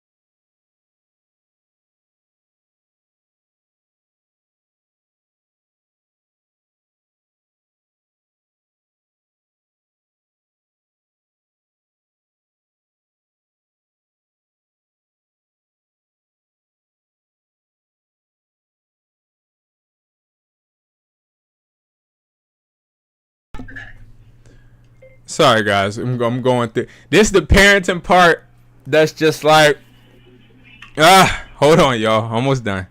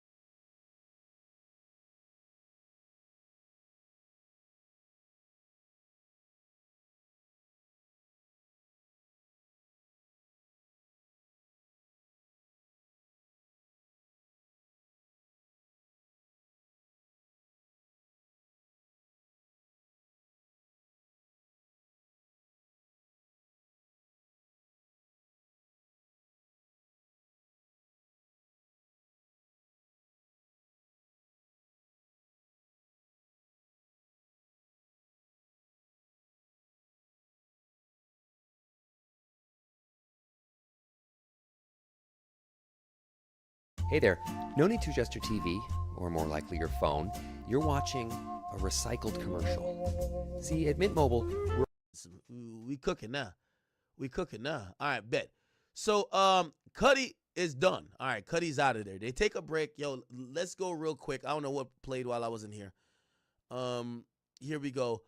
I just want to find this break right here. I want to hear how Kid Cudi performed because this was all before the lunch, okay?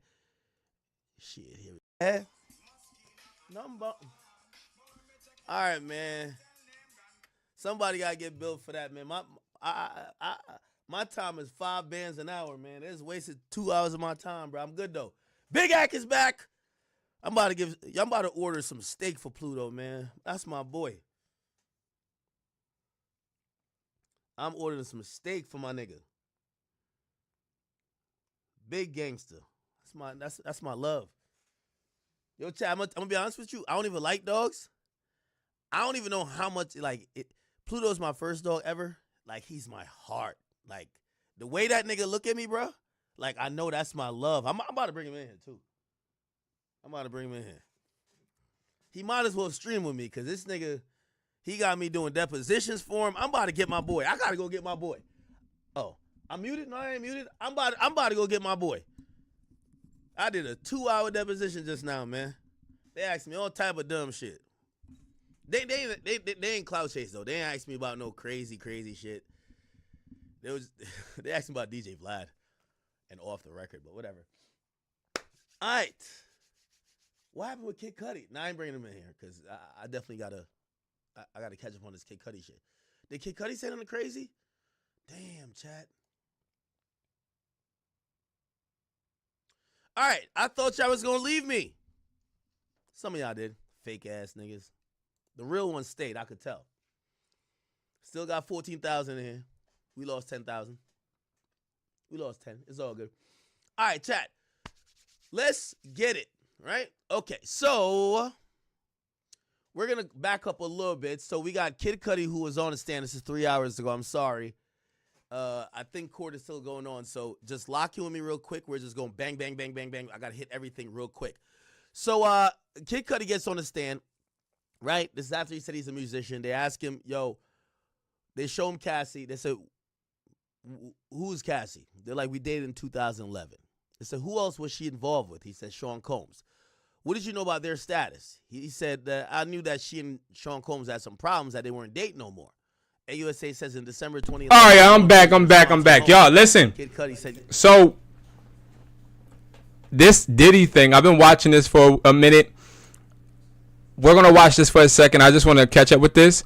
But I listed a few posts on Mercari. I want to give it some time real quick, see if we get any views or, whatever. But, again, those posts should be moving. It's 2:44 on the East Coast, so we should be able to get some traction. But it all depends, to be honest with you. It depends on if the price points will work, which we'll go over in a second. Let's catch up with this real quick. By the way, this is one of Diddy's former assistants. What did she say? That Sean Combs is in the car near my house? Oh, I heard this part. All right, so one thing I will say, though, right, is when it comes to Mercari, when you list, right, let me show you. After you list, we're going to go to my listings. I listed those products. And look at how, okay, I got one review each time, right? A lot of people, they'll struggle to get views immediately because they're not using the right keywords, nor are they following what works. A lot of people, they'll go and try to list for themselves and list literally the post organically from the beginning. When you do that, you're hurting yourself, and the reason is because you're starting all over. You're reinventing the wheel. And what I try to tell you guys is don't reinvent the wheel, right? So I'll sit here, relax, and I'll list something, and I'll chill for a second. I'll watch to see what it's doing. Like, I'll show you a failing post, right? So a post that is kind of failing would be this one, but I can't really say that because it was posted yesterday, at, what was it, like maybe 8 something. I like to give posts at least 3 days to hit double digits. This got 1 like, which is pretty okay. Likes, in my opinion, don't matter. Only sales do. Okay, this account at one point was doing good sales. I got off of this account because, so you got to remember, each Mercari is tied to a social, and you got to pay taxes on the social. I pay people for these accounts, so I got off this account because the person I was utilizing this account with, and if you don't know what I mean, I literally mean when you started Mercari, you are starting a Mercari, but a person has to sign up, and if the person has to sign up, then that person has to use their social. You make a bunch of money. They owe money. You got to pay them so they can pay the IRS. So I don't utilize accounts that I'm not using necessarily. You know what I mean? So I canceled a bunch of orders, hence the 70 messages. But yeah, so we're just gonna wait and see what that is doing. What the hell is this going on? What are you talking about now? I hope so. Okay, hope so. I hope so. Okay. Hope so. Okay. I really bang with that, hope man. so. Anyway, It's my guy. Kid Cudi capping on this motherfucker, talking about, yo, I wanted to fight him. Like, this is when, you know when you just got totally bitched, so now you got to talk shit. It's like Stephen A. Smith saying, All right, where he catch Brian y'all Steele with? said, can we have a sidebar? Judge said, do you have an objection? Steele says yes.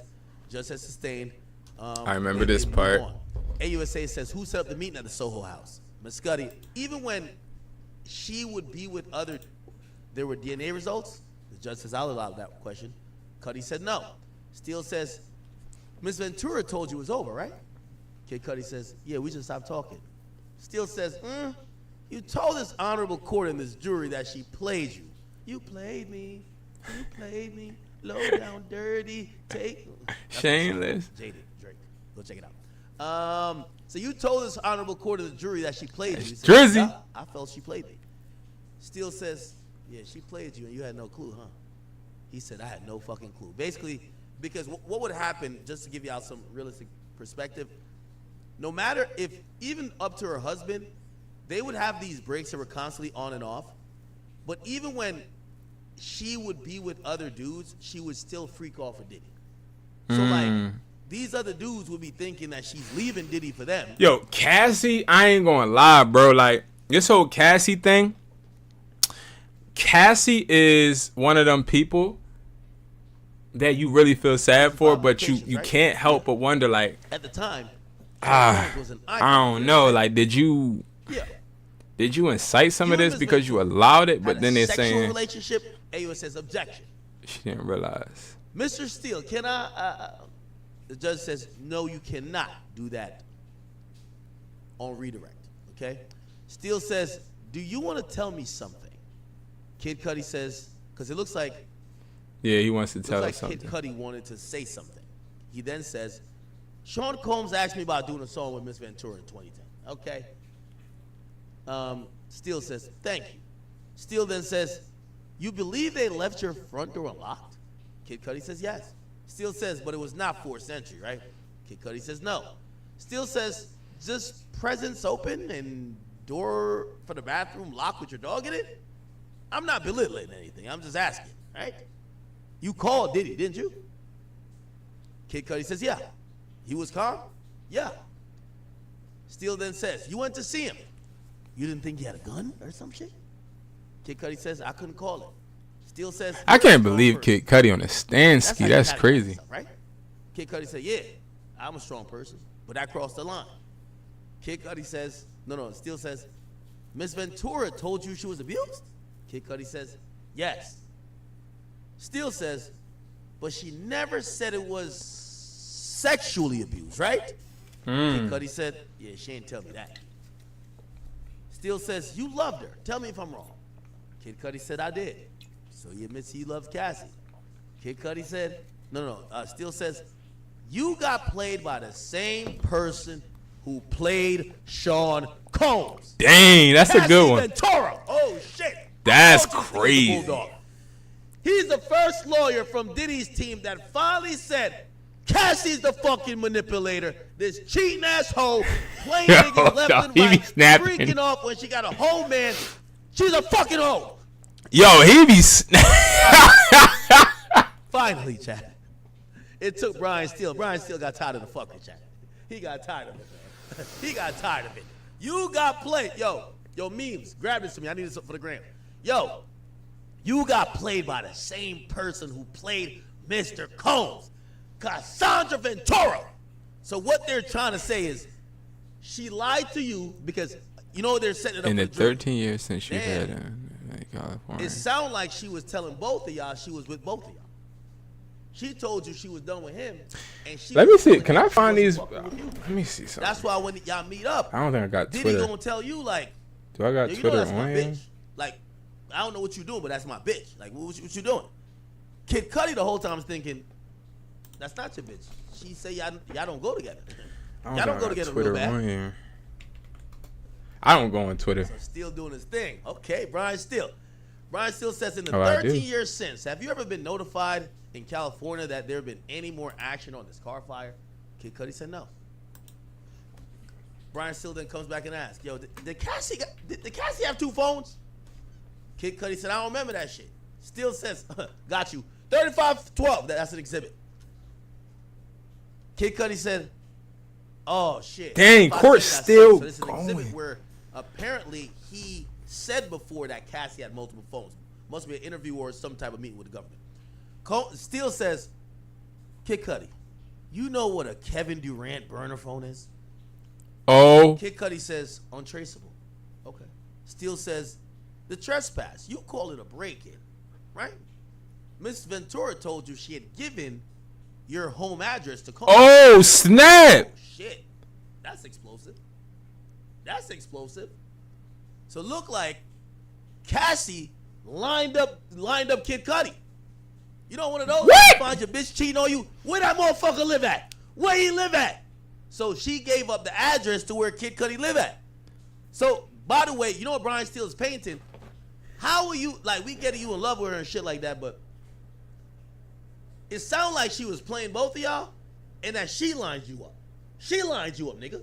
She told you she gave your address to somebody. She lined you up. Oh, nah. YSL still coming in big. This is the first one to describe Cassie exactly how some niggas might see it. A scallywag that was cheating, main eater vibes. She was doing whatever to keep the bag, fucking with two niggas lying the boat. Probably telling Puff, I don't fuck with him. Telling the other nigga, oh, I broke up with Puff. He beat my ass. I'm done with him. I want you now. Puff just was about business. He gonna blow up a car over his hoe. That's facts. Okay. So Steele points out that he ain't been keeping it P. And also gets him to admit, look, the trespass. Oh, I got a new price list. He's basically saying, yeah. Oh, yeah. Miss Ventura told you she gave your home address to Combs. Kid Cudi said yes in the morning. Drop the mic. No more fucking questions, Your Honor. How y'all blaming my client when the same bitch he claims he loved lined him up? Lined that nigga up. Lined him up like a pantsuit. Cassie lined up Kid Cudi. Do you know what the burner phone is? Close that back door, kid. Yeah. Snake He bite, lined her up. snake off. I mean, she lined him up. Here we go. That's crazy. Damn. You know one of them ones though, chat?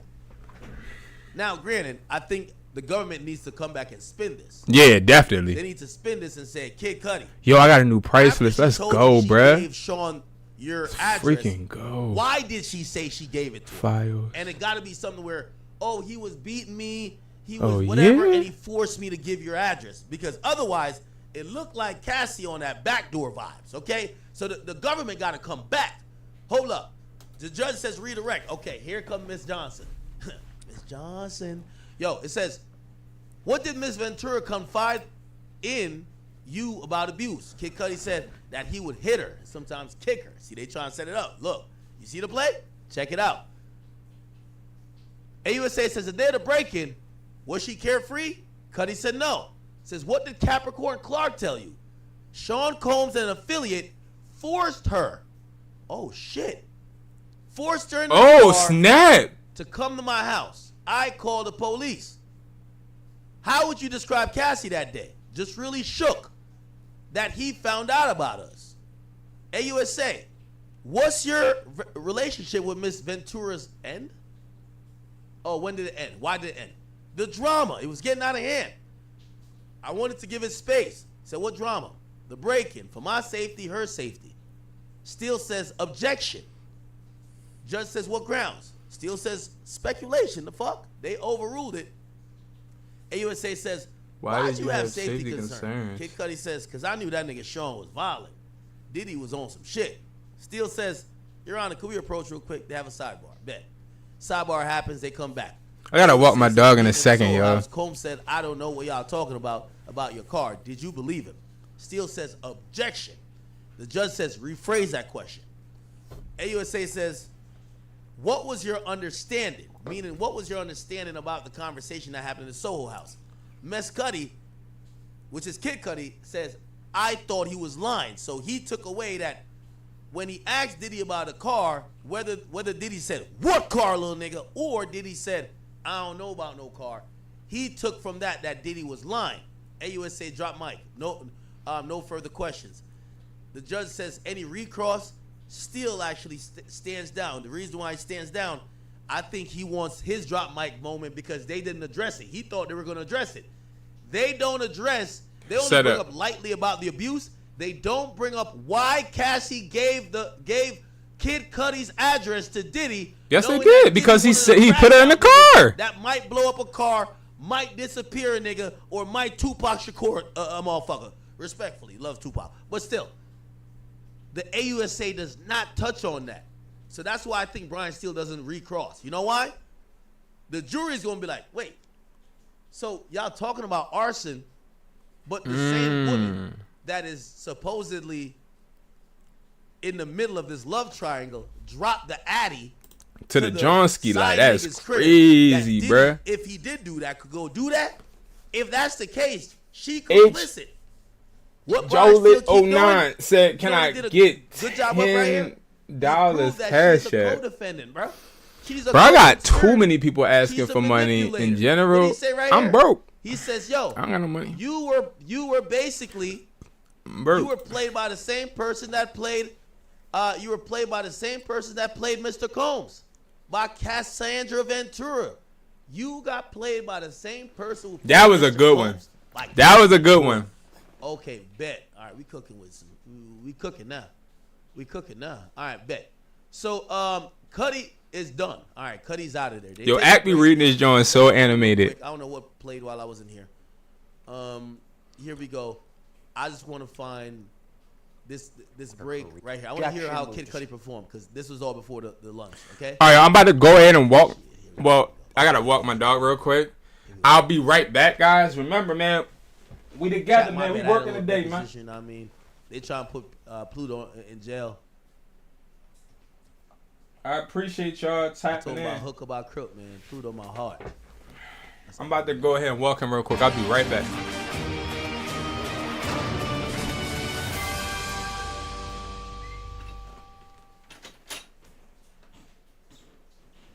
All right, welcome back, everybody. So we're taking your questions for the next hour or so in the Sean Diddy Combs criminal trial as they're currently on a break.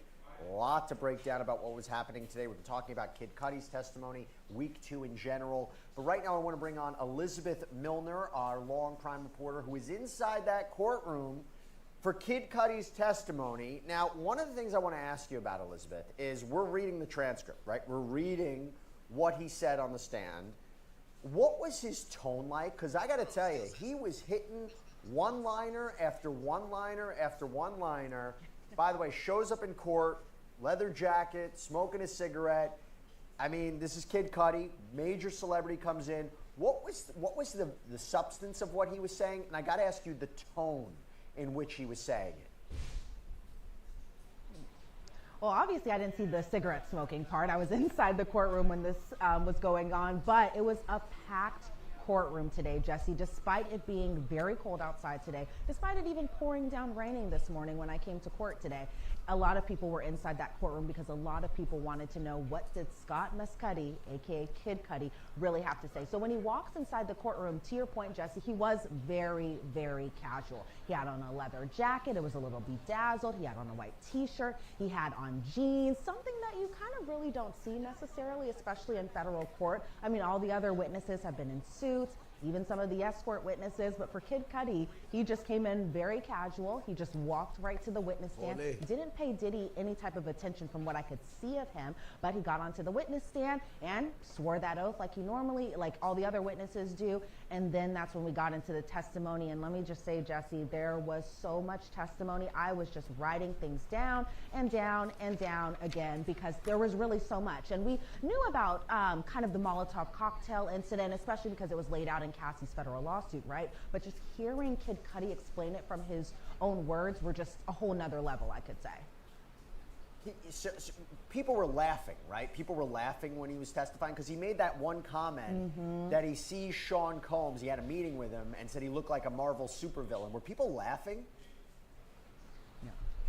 Yes, people were laughing, but if you're going to ask if Diddy was laughing, it didn't seem like he found that joke necessarily funny, but there was definitely some courtroom laughter, even from some of the jurors who were in the box. They were laughing as well, too, but from what I could see of Diddy, it didn't seem like he had much laughter going on in that specific moment, which was a complete 180 from kind of his demeanor when George Kaplan was testifying, where he seemed a little more jovial. He was laughing along, but when Kid Cudi came on the stand, it felt like the smile just went down, and he had more of a serious demeanor and serious tone listening to Kid Cudi testify.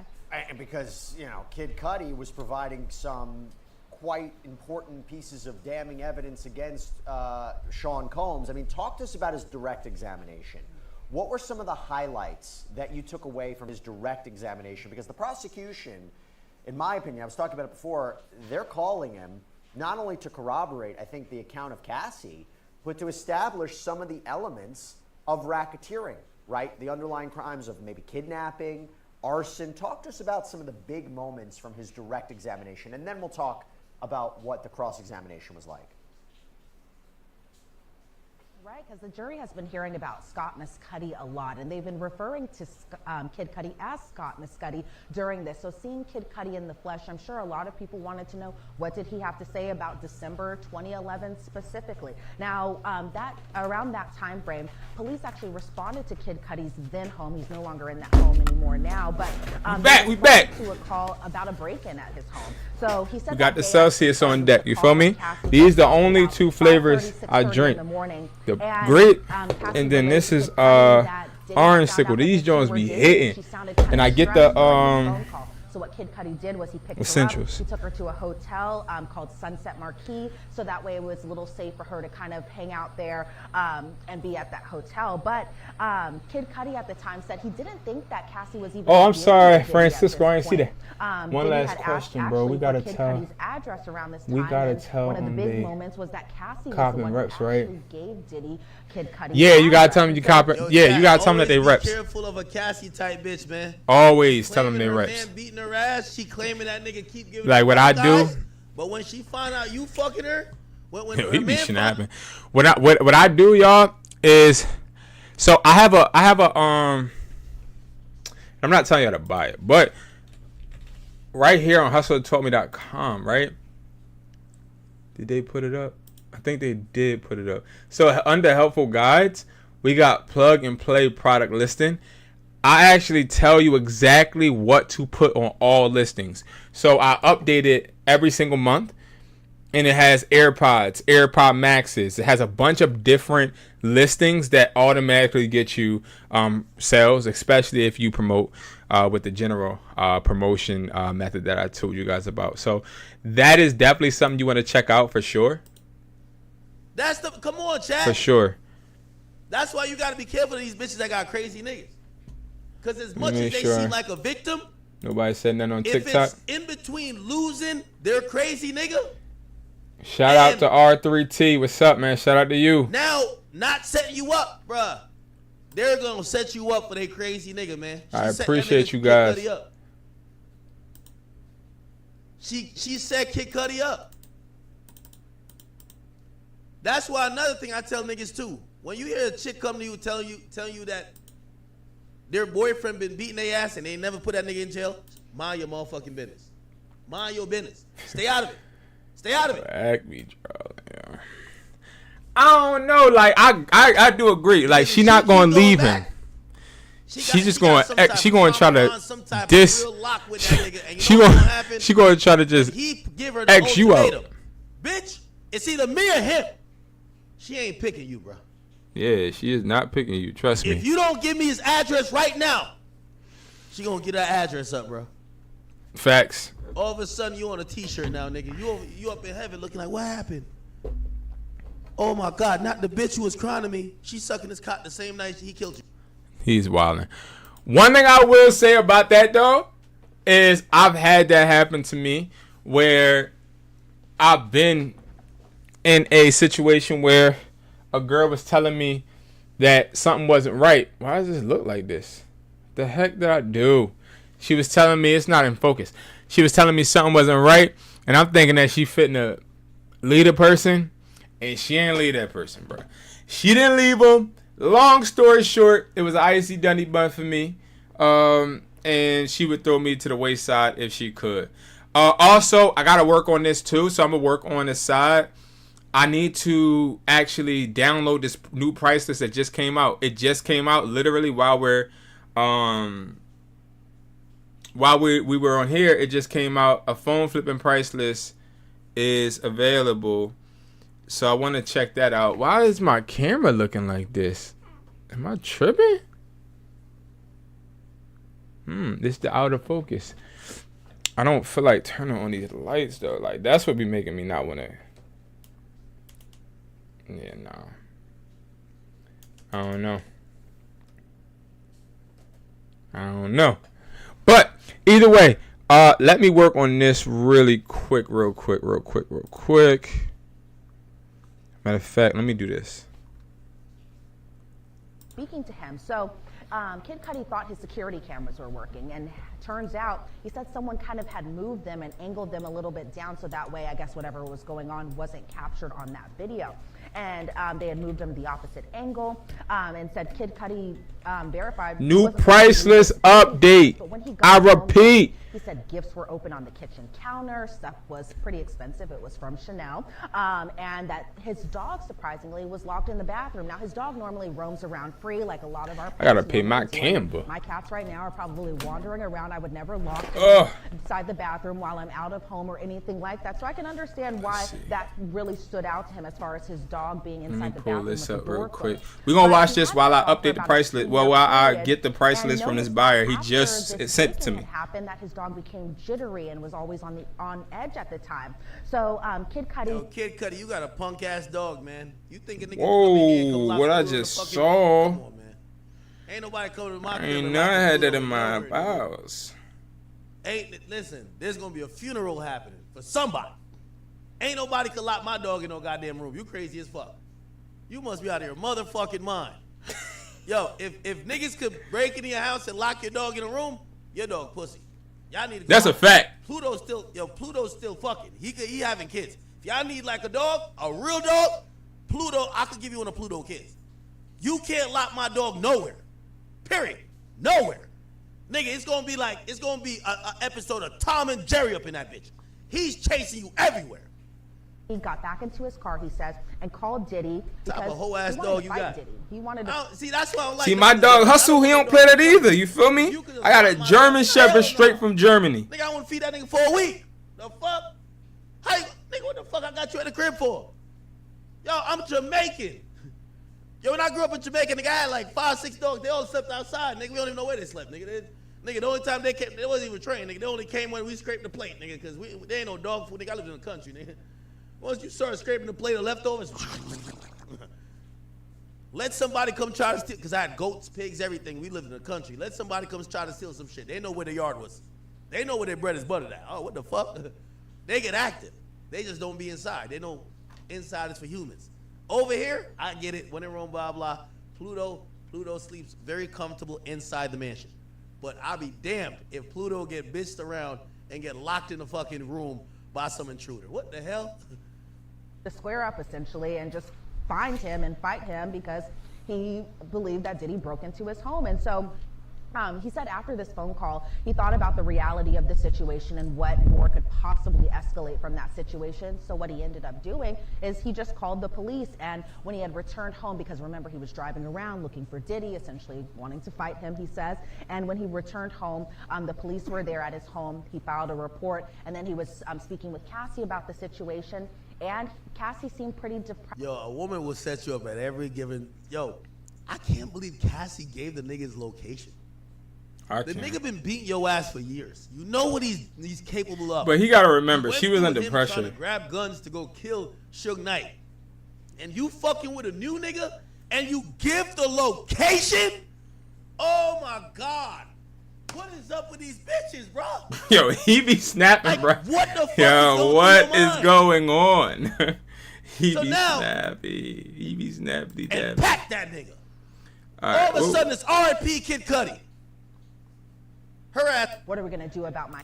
And primarily focusing on the Diddy learning about the relationship between Cassie and Kid Cudi, and how she called him up and said he knows about us and he's all jittery. He thought that they had broken up. He thought that they were on a split, and that he knows about us and he's all furious, and she's all anxious and afraid, and also that she had given him his address and he should be aware that Diddy might be coming to his house. So he meets. Imagine the bitch telling you, "Oh yeah, I gave that nigga your address too." What? Meets her at a hotel. All right, I just sent it to my email on the computer. And then they get a phone call from Capricorn Clark, who's an associate of Diddy. It's not gonna let me because we can't Capricorn watch that too. Let me. We're right outside Kid Cudi's house. Me and Diddy and an associate of Diddy are outside Kid Cudi's house. So Kid Cudi gets in his car and heads back home, leaving Cassie at the hotel. And he's yelling at Diddy, "Are you at my mother effing house?" And he's like, and Diddy, he said, was so calm. He's like, "I want to talk to you."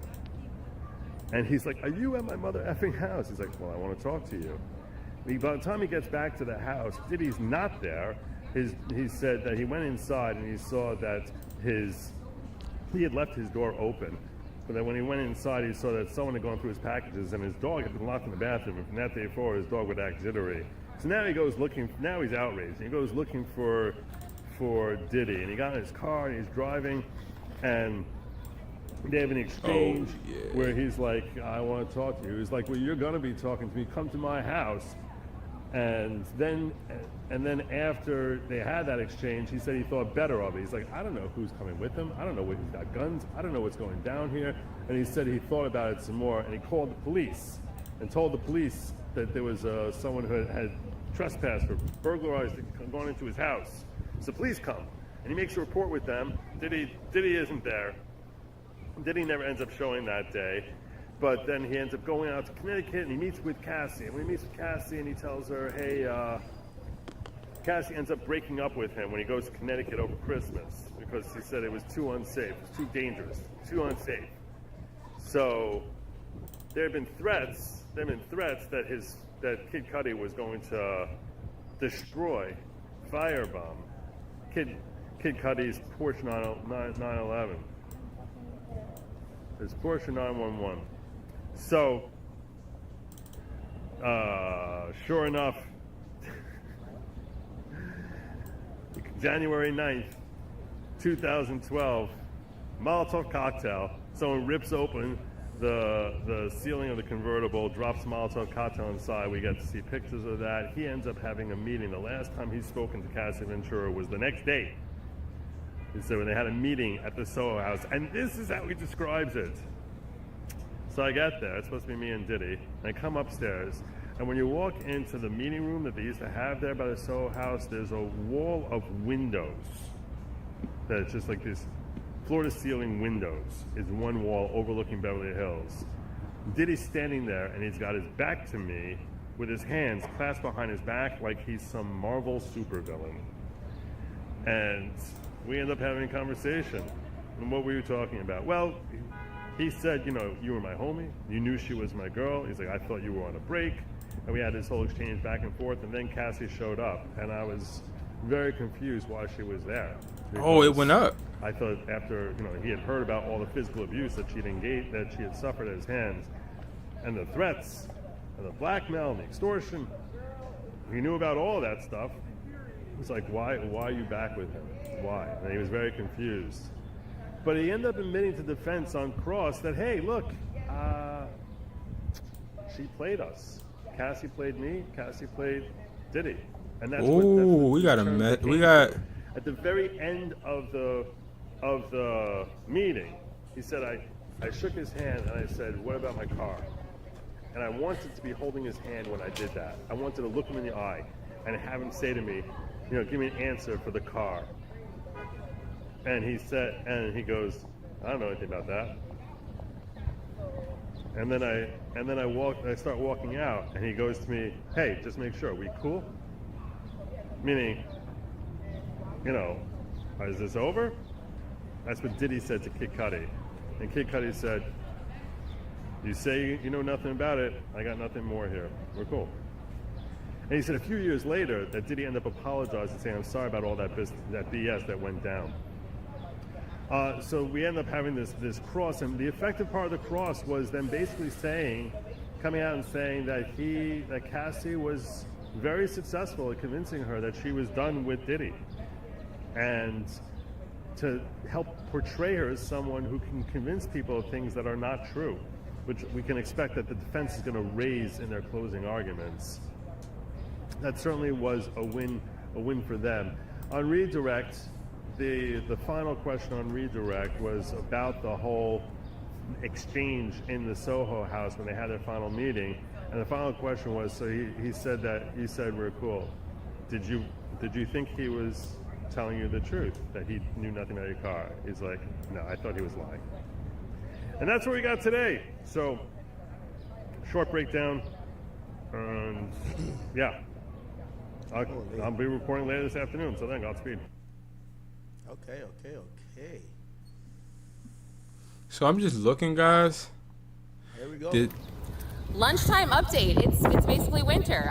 We are Diddy day 9, and I'm going to skip through George Kaplan, Diddy's former assistant's testimony right now just to get through Kid Cudi. I'm going to give you all those details during my later recap at the end of the day. But let's start with Kid Cudi, aka Scott Mescudi. So iPhone he 16. walked into the courtroom, seemed very relaxed, wearing a leather jacket, had an earring on, and I thought maybe Diddy was going to kind of like look at him all the way as he got up to the witness stand. He didn't. He kind of just sat back in his chair.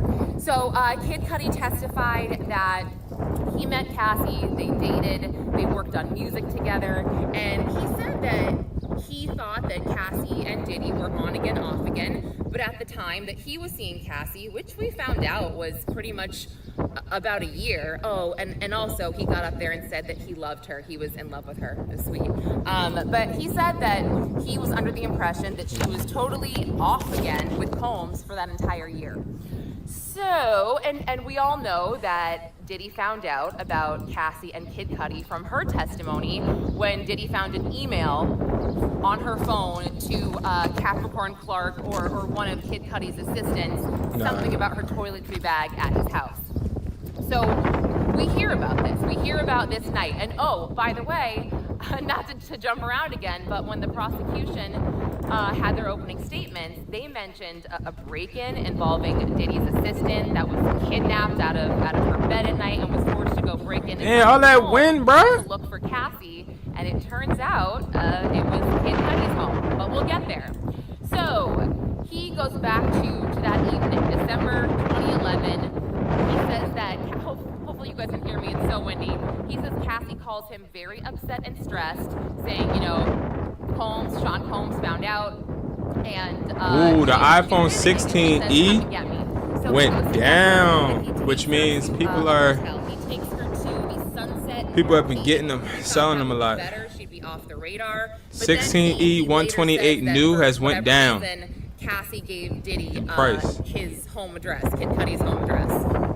And maybe she felt like she was forced to. Maybe he was threatening her. That's just a guess. I don't have proof of that. I'm just wondering why she would do that. So they're at the hotel, and then they get a call from Capricorn Clark. And Capricorn, although she works for Diddy, she's good friends with Cassie. So Kid Cudi describes that Capricorn is on speakerphone and she's calling them from the car in the driveway of Kid Cudi's house. And she says, yeah, like Diddy's in there with an associate. They woke me up out of bed. They forced me here. They're in your house.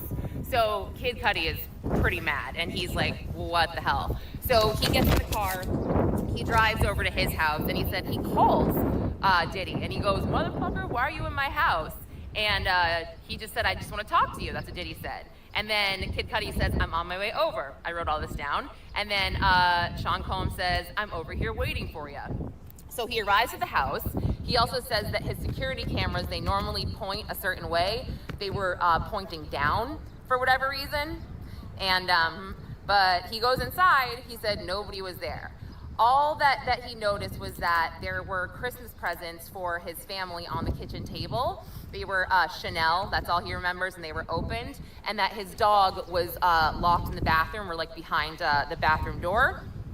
So he also said that his dog kind of had PTSD from that incident. Oops, sorry, of being locked in there.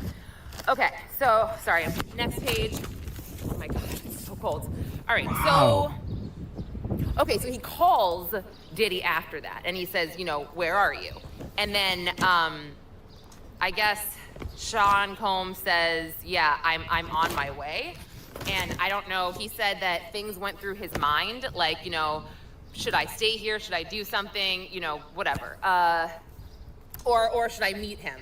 And he said after going through all of this, he's like, no, I'm not gonna do this myself. I don't know if he has weapons, I don't know anything. So he said that he called the police. And the police went to his home and they made a report about the break-in and that was that for now. So he went back to Cassie, she was stressed, that was her demeanor, but he went to Connecticut for the holidays. And when he was in Connecticut, Kid Cudi describes that, I'm like, am I snotting? Sorry, I feel like, oh my gosh, I've probably been snotting this whole time. Really sorry. It's really cold. So Kid Cudi describes that Combs is texting him while he's in Connecticut. Like, you know, what did he say? I just want to get to the bottom of it. You know, I was in the dark about all this stuff. This is what he's texting Kid Cudi. And he's just like, I want nothing to do with this. So he doesn't respond to him. And then Cassie ends up breaking up with him before New Year's. And, you know, he goes back to LA. And then we found out that Cassie goes to Arizona to visit Diddy. And so now we're January of 2012. And he said he's 45 minutes away from his house. This is Kid Cudi. He said he's at his ex-girlfriend's sister's house, and his dog sitter calls him and says that his car is on fire. And it's about 6:30 a.m. And she takes pictures of the car, and he has a Porsche. And it turns out that a Molotov cocktail was thrown through the top of the car. He drives over there. I mean, we see pictures. The whole roof is destroyed. They open the door up. It's all charred on the inside. And he explains what a Molotov cocktail is. You know, it's an explosive, a bottle with an inflammatory liquid. It's lit on fire. And yeah, and then I wrote down that he yawned on the stand. Let me see. Oh yeah, and then his friend Chip sent photos of the car. I guess his friend Chip was nearby. And so yeah, he calls the cops. And he makes a report. Oh, okay. So then, the prosecutor says, what was your reaction to your car being set on fire? And he goes, what the fuck? It was actually kind of funny. Okay, so he says a few days later, that's that. He reaches out to Diddy and he says, let's meet, we need to talk. So he says that D-Rock and, which is, you know, one of his bodyguards, D-Rock brings him to a floor, maybe the 7th floor at the LA Soho house. Cassie is not there yet. He said that he walked in, and this is actually a really funny moment in the courtroom. He said that Diddy was facing these like windows, these glass windows, and he was turned around with his hands like behind his back. And he goes, he looked like a Marvel supervillain. Everybody's like, what? And then he said that Diddy's demeanor was so calm, it was almost bizarre. He said that he was offering him water twice. He made sure to say that, and he just said it was really weird that he was so calm and bizarre. And basically, you know, they said Yo, they prices worked it out where, changed a you know, Kid lot. Cudi said, I didn't know you guys were still dating. I'm sorry. It's over, blah, blah, blah. Worked it out. They shake hands. And Kid Cudi says, wow, you know, their hands were still clasped. He said, well, what about my car? And Diddy just said, let me see what he said exactly. Sorry. Diddy said, I don't know what you're talking about. And this is per Kid Cudi. And Kid Cudi said that he kind of let his hand go and just walked away. And he's like, Diddy's like, wait, I thought you said we were cool. And he said, yeah, you don't know anything about my car. Okay. And that was that. He said he didn't see him like pretty much ever until a few years later at Soho House again in LA when Diddy was with his daughters and Kid Cudi was there for something. He just went up to him and he apologized for everything. So I thought that was interesting. And I'm really sorry if I'm like snotting, gosh. Okay, so really quick, a minute left. So Brian Steele did the cross of Kid Cudi, and it was actually funny. At one point, they had a sidebar. I don't remember what it was exactly, but Kid Cudi goes, Mr. Steele, I want to say something, and the judge was like, nope, you can't. It was kind of a funny moment. And Brian Steele, he kind of got Kid Cudi to smile a little bit. He complimented him, said, you know, how talented he was, and then the things that he pointed out, the important things the defense pointed out here. Okay. The fact is,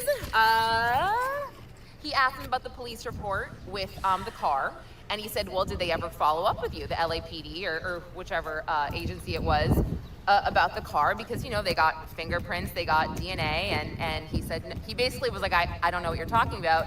And Steele said, yeah. So the DNA was from a woman that they found. And Kid Cudi said he didn't know that. And I'm not adding in any commentary here, so just, you know, make your own conclusions in your mind if whatever you think is going on. Then he asked him about the you're talking about, and Steele said, yeah. So the DNA was from a woman that they found. And Kid Cudi said he didn't know that. And I'm not adding in any commentary here, so just, you know, make your own conclusions in your mind if whatever you think is going on. Then he also added that during the break-in, he said his door was open, new what I realized is on the wide open, price and there was list. no forced entry. He also got Kid Cudi to admit on the stand iPhone that 16es, they weren't on there before.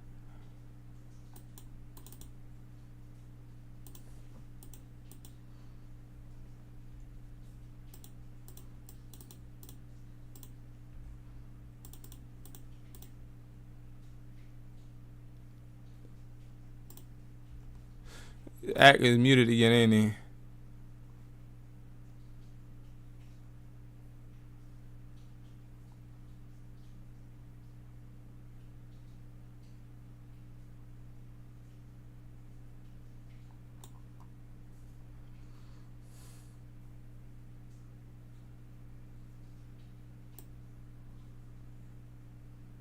Okay, my bad, chat. Appreciate y'all. Here we go, chat. Chat. Do I gotta break down what the fuck really going on? Oh my God, I gotta do this again. Do I gotta do it? I'm gonna help y'all put the picture together. 1 + 1 = the back door, chat. Yeah, he's about to keep going on. How did Diddy get the address? Cassie gave it to him. What they say about it? Remember, the first thing was somebody ran up in the spot, vandalized it, locked the fucking funky ass dog in the bathroom, and then later on, couple weeks later, they blew the car up. Here's the thing. When the police came after somebody ran up in a spot, nothing got stolen. Nothing got stolen. Here's the kicker. There was no forced entry. Nobody kicked the door down. Nobody jimmied the lock. None of that. None of that. What happened? Come on, use your brain. Cassie dropped the low. Cassie was just over there. Remember, Diddy found out because she left a little toiletry bag over there. Diddy seen the motherfucking email and said, bitch, I know you ain't fucking on no crop top wearing ass nigga. She clearly either had a key or knew how to access the spot without breaking in. There's no forced entry. She gave the low. You don't think she gave the key? You don't think she gave the key? Yo, I see why Kid Cudi testified like, nah, I'm gonna be honest with you. This testimony, I think it helped Diddy on some shit. Now, granted, he is saying Diddy did blow his car. So what I did was, but he basically is saying both of them. So what I did, guys, is now I just ended up looking at a new price list submitted by one of the buyers. I put it in our chat, and a few buyers are looking over the prices now.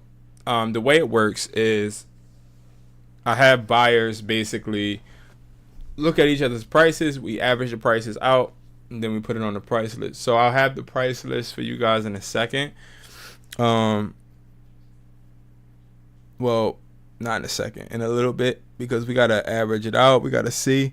But this is like the behind the scenes. Usually, what I do is I'll actually look to see the whole entire list, which he hasn't sent me. Let me see. Maybe I do have it. I think I have the iCloud blacklisted one. That's what I want to find. Let me see. What the fuck? Give me a It was second. actually said that his dog kind of had PTSD of Kid Cudi's house. And she says, just wondering why she would do that. So he goes to get her and he takes... Nope.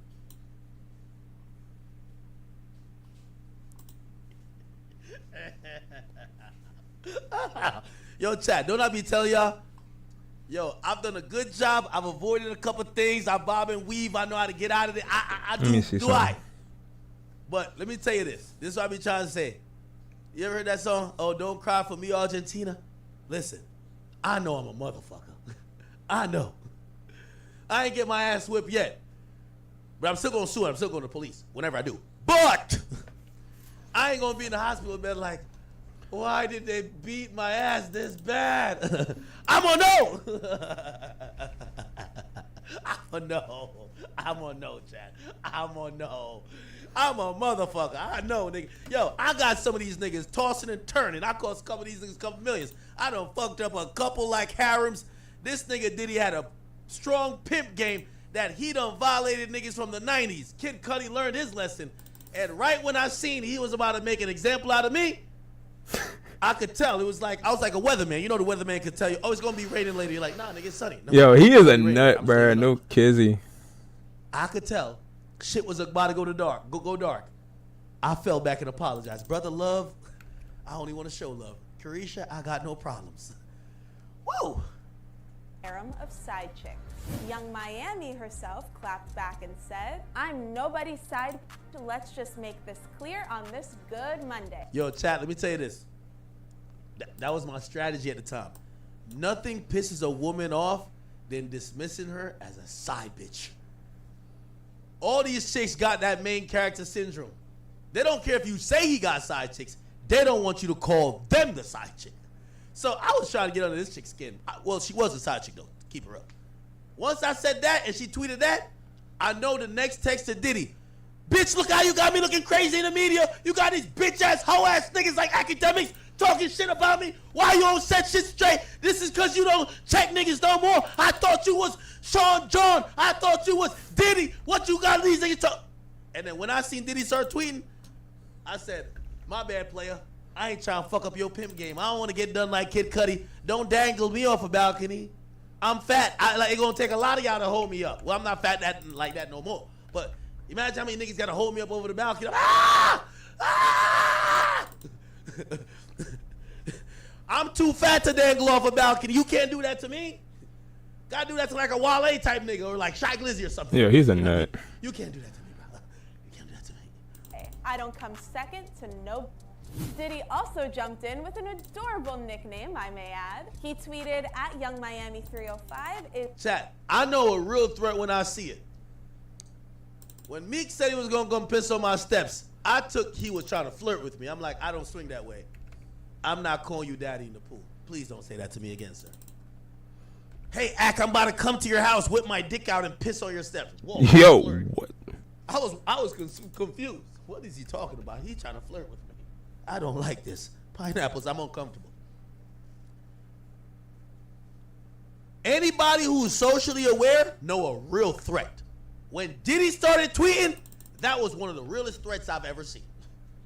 I know there was going to be action behind them words.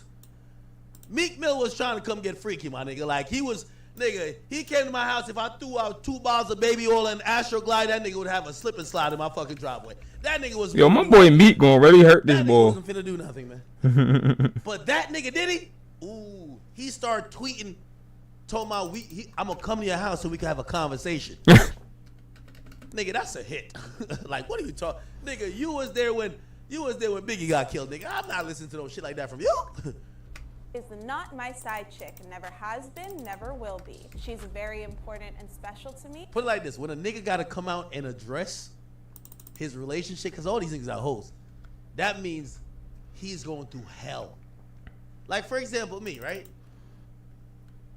Like, I see some of y'all be having some jokes in the comment section. Y'all wondering what my situations is when it comes to personal life. Sometimes I let y'all in, sometimes I don't. But it's constantly changing sometimes. I don't feel the need to go to tell y'all what it is every time. If I come on here and I'm making a statement, somebody done got to me or got to somebody around me that I gotta clarify. You know what I mean? That's how it goes. And I don't play about my shoddy walk. I don't discuss things on the internet, and I will not start today. Well, DJ Academics revealed Tuesday night on Twitch that he and Diddy actually DM'd over his comments, and that she's a queen. Phew! I hope all is well in love. This is Billboard News. All right, bet. All right, so we got. Hold on, let me see if the DMs are still up open. We got the way that nigga DM me, bro. We got that handle. All right, so they forgot to put the shit where he says, "I'll come to your house." Yeah, I'm not gonna put and then, these. You know the funny thing is, he was on Diddy Breakfast Club. Come to your house. Like, he said the same thing, and like Envy was like, "Diddy the type of nigga, he'll come to your house." I'm like, and that's a world. Hey, for every rapper in the game, I told y'all who I took the L to, or whatever I don't call it L. I backed down to Diddy and Jay-Z. If I'm still pushing the line, clowning you, I just think you a bitch. I ain't gonna hold you. Yo, I just gotta keep it on. When I seen Jay-Z, nigga, I could tell Jay-Z was gonna either put a federal charge on me, nigga. I started apologizing to him. Tory, you're on your own. Nigga, I seen it from a mile away. Shit just start changing. I seen lawyers who ain't never. Hey, Ak, what's up, man? Like, yo, how much you care about this? So you on his team? I'm like, what the fuck? Shit start happening when the Jay-Z shit was happening. And I said, I'm one of them niggas, I could tell where there's about to be a fight. Okay. I'll be in the car. I'm out. So I got out of Dodge. Jay, I want no problems. I love you. I love your beautiful family. I don't care what Kanye West said. I think your kids are adorable. Love them. All right? I got out of Dodge. When Diddy started messaging, let me open up my message with Diddy. No, don't do that. This is the old one. No. I ain't gonna lie. I want to see the messages, though. I ain't gonna cap. I want to see the messages. All right. So, guys. So, Blacklisted, right? I mean, if I'm being real with you guys, Blacklisted ain't about nothing, right? No, I don't even want to read it. Yo, I didn't even want to read it because it's like Diddy from the era. He give you a coded threat, and then he end the threat. These are prices you'll get paid, right? Like, now, the stupid niggas like, oh, no, it's love. Nigga, all I saw was, nigga, I'm going to slap the shit out of you. If you get an iCloud lock, really iPhone 16 Pro Max, you better sell that thing, boy. The thing is, he's such an old or anything, honestly. Player. Pro None Max of the is shit good. He said to me was actually like, I'm gonna shoot you, I'm gonna punch you. Nothing. This. But when you read it, it's like and this. I would flip all of those. You know what it is, right? We don't get it in. It's all love. Like, it was. I don't even want to read it because me and Diddy cool now. Me and Diddy cool.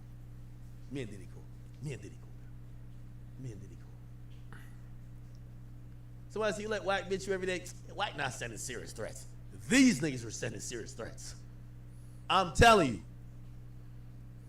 Okay, all right. Look, here, there's a part in this interview where he's talking about, look. All that I want to live in. And so, you know what I'm saying? I want to be that change that I want. Today is Diddy Day. I know Justin from. I'm really like. Nah, it was when he was talking about the side chick. Diddy talk side chick Breakfast Club. Oh my God, it's too long.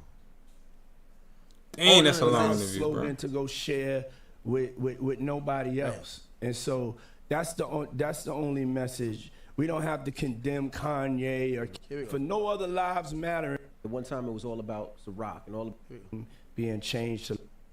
I heard a version of that record. Record is beautiful. You know what I'm saying?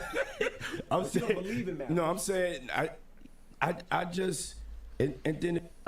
When it comes to them dating, Yes. it feels like they're that age. Like, what advice do you give your daughters? They start asking about side chicks, and you start like. And I remember watching this interview. I'm like, oh, that nigga talking to me. And this is just me right now, you know, and but when it come time to start dating, I'm gonna give you all of the tricks of the trade, you know, and but I'm gonna tell you this right now. If you give it away, it ain't worth as much. It ain't worth. Y'all gotta wait and take your time. And that's like the conversation, to treat yourself like queens and don't do nothing without coming and talk to me. So that's why I'm at a highly he was talking about down to the next level. Like, damn, you know. I'm hungry, y'all. I want a cheesesteak. You got into a wrestling and move some furniture around. Bro. Hey, yo. I got a cheesesteak on the way. You know what I mean? Yeah. You think I'm not here no more? Yo, I never would think I'll be able to stream for 3+ hours. I mean, yeah. I'm doing it today. And move some furniture around. Bro. Hey, yo. Don't say wrestle, Diddy. Say fight. Don't say wrestle. Hey, yo, when I get on you, though, for real, I'm trying to bite your face off. But I don't be doing the same fighting. I'm more of a savage. This is when I realized Diddy ain't recognize his age right here. You know, I just said your dad is a unique individual, you know? And yeah, I mean the truth, just the uncut truth of what it is that, you know, your dad, you could, you know, that may not be what you like, or you may fall in love with somebody like your dad that's honest to you. You know what I'm saying? What if when they're older, in their 20s, they bring home a 50-year-old man? What would you say to that?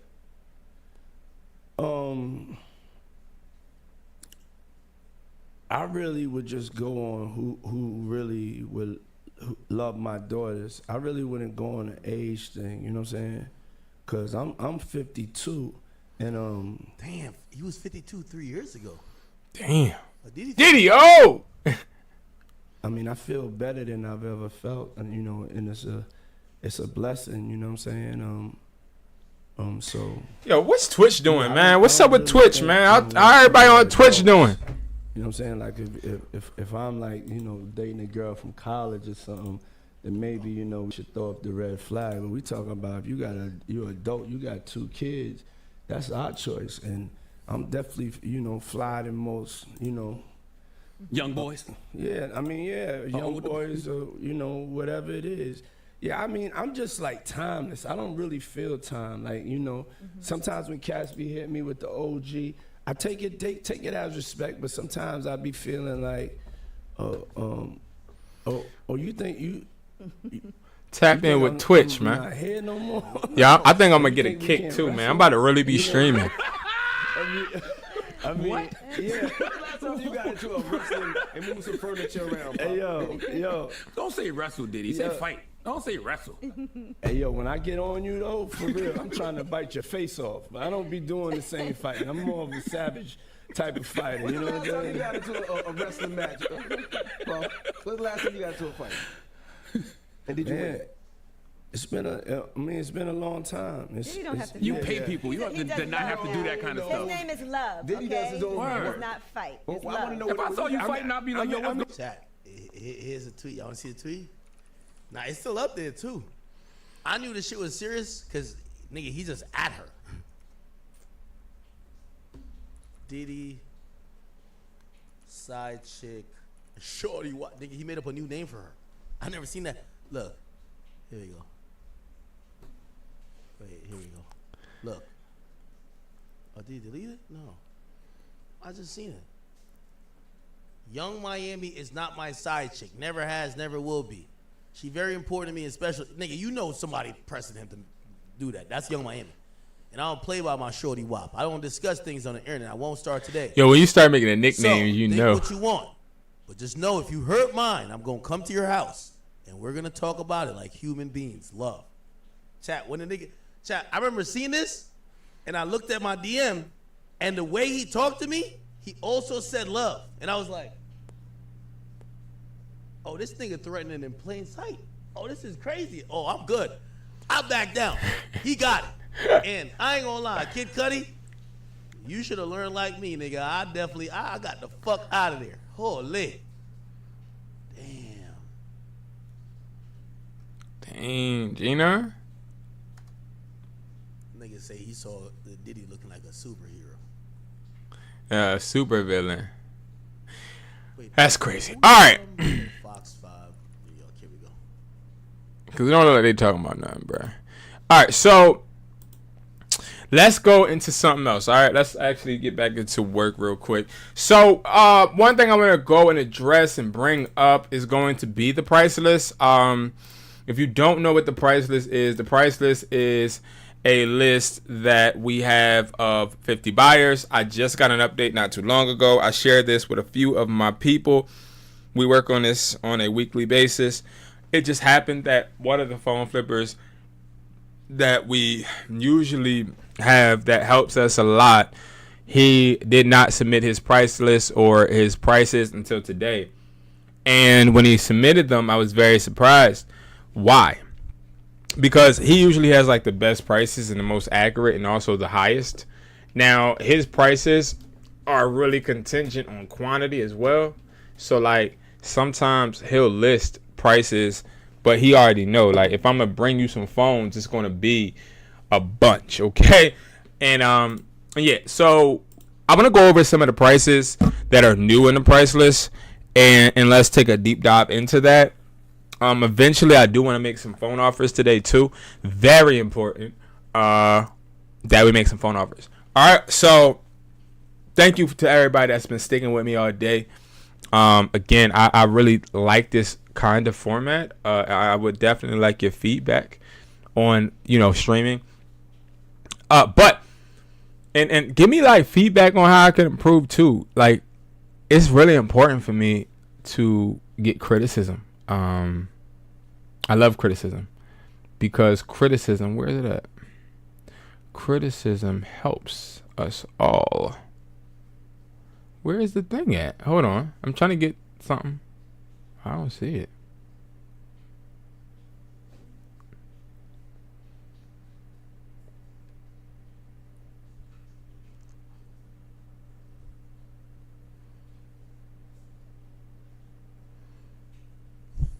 I'm sorry, y'all. 1 second.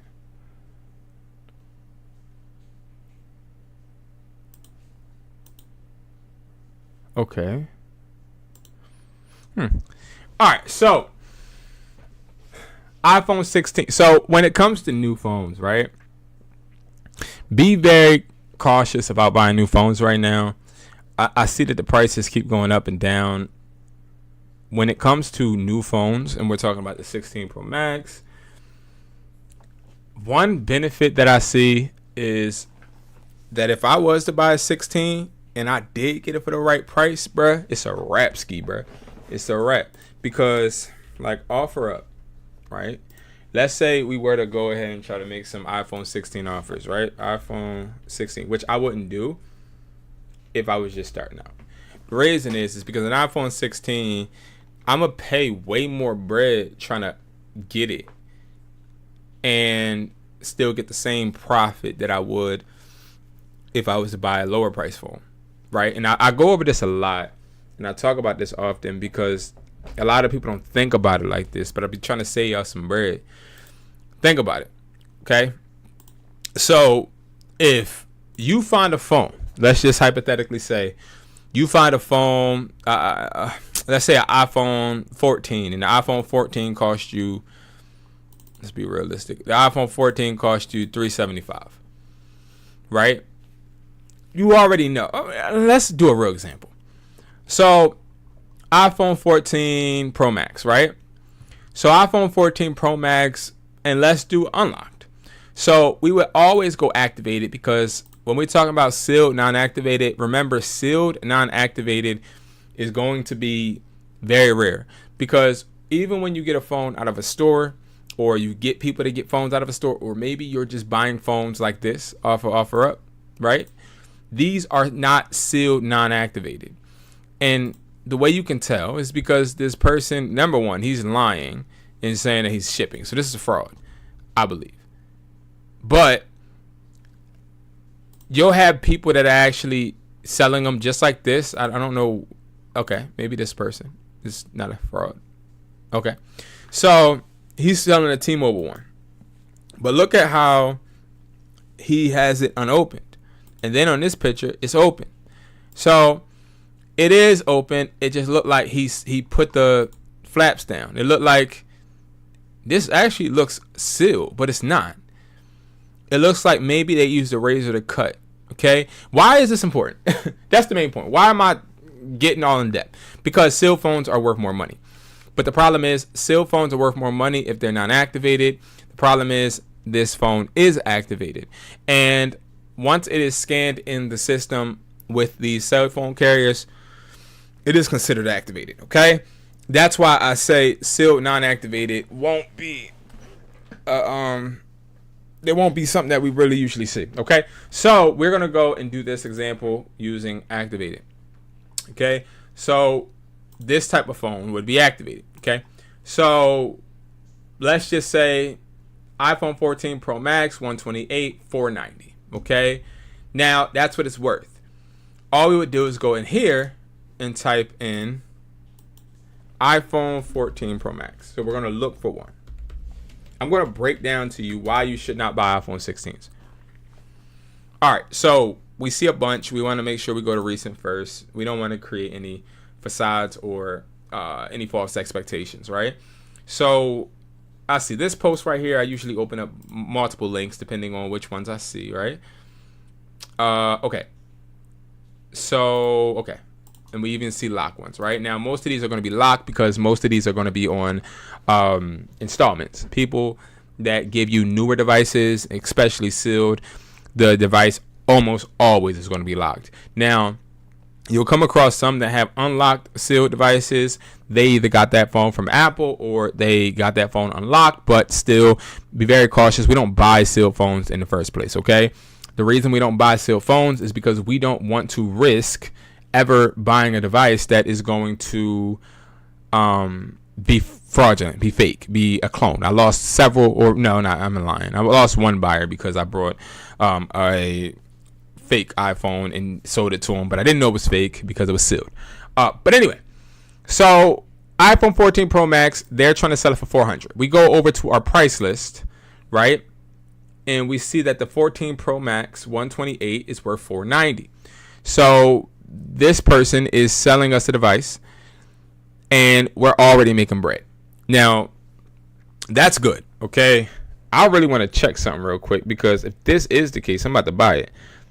But I doubt this person is real at this point, or they may not know the value, and that would be really good, right? Because this is used. Give me 1 second, guys, because I really want to see. That's why. Okay. Because we're looking on new. Okay. So let's go and switch to used.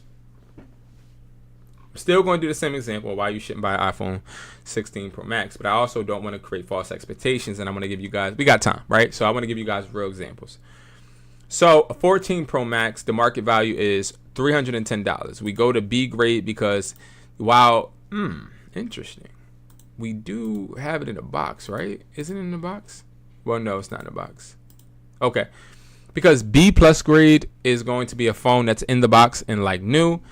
No, sorry. A plus grade is going to be a phone that's in the box and like new. B plus is going to be a phone that doesn't have a box but is on. It has basically grade A qualities, right? It doesn't have any cracked screen, anything. This has chipping on the side. Don't know. It looked like this person's a contractor. Got like paint or something right there.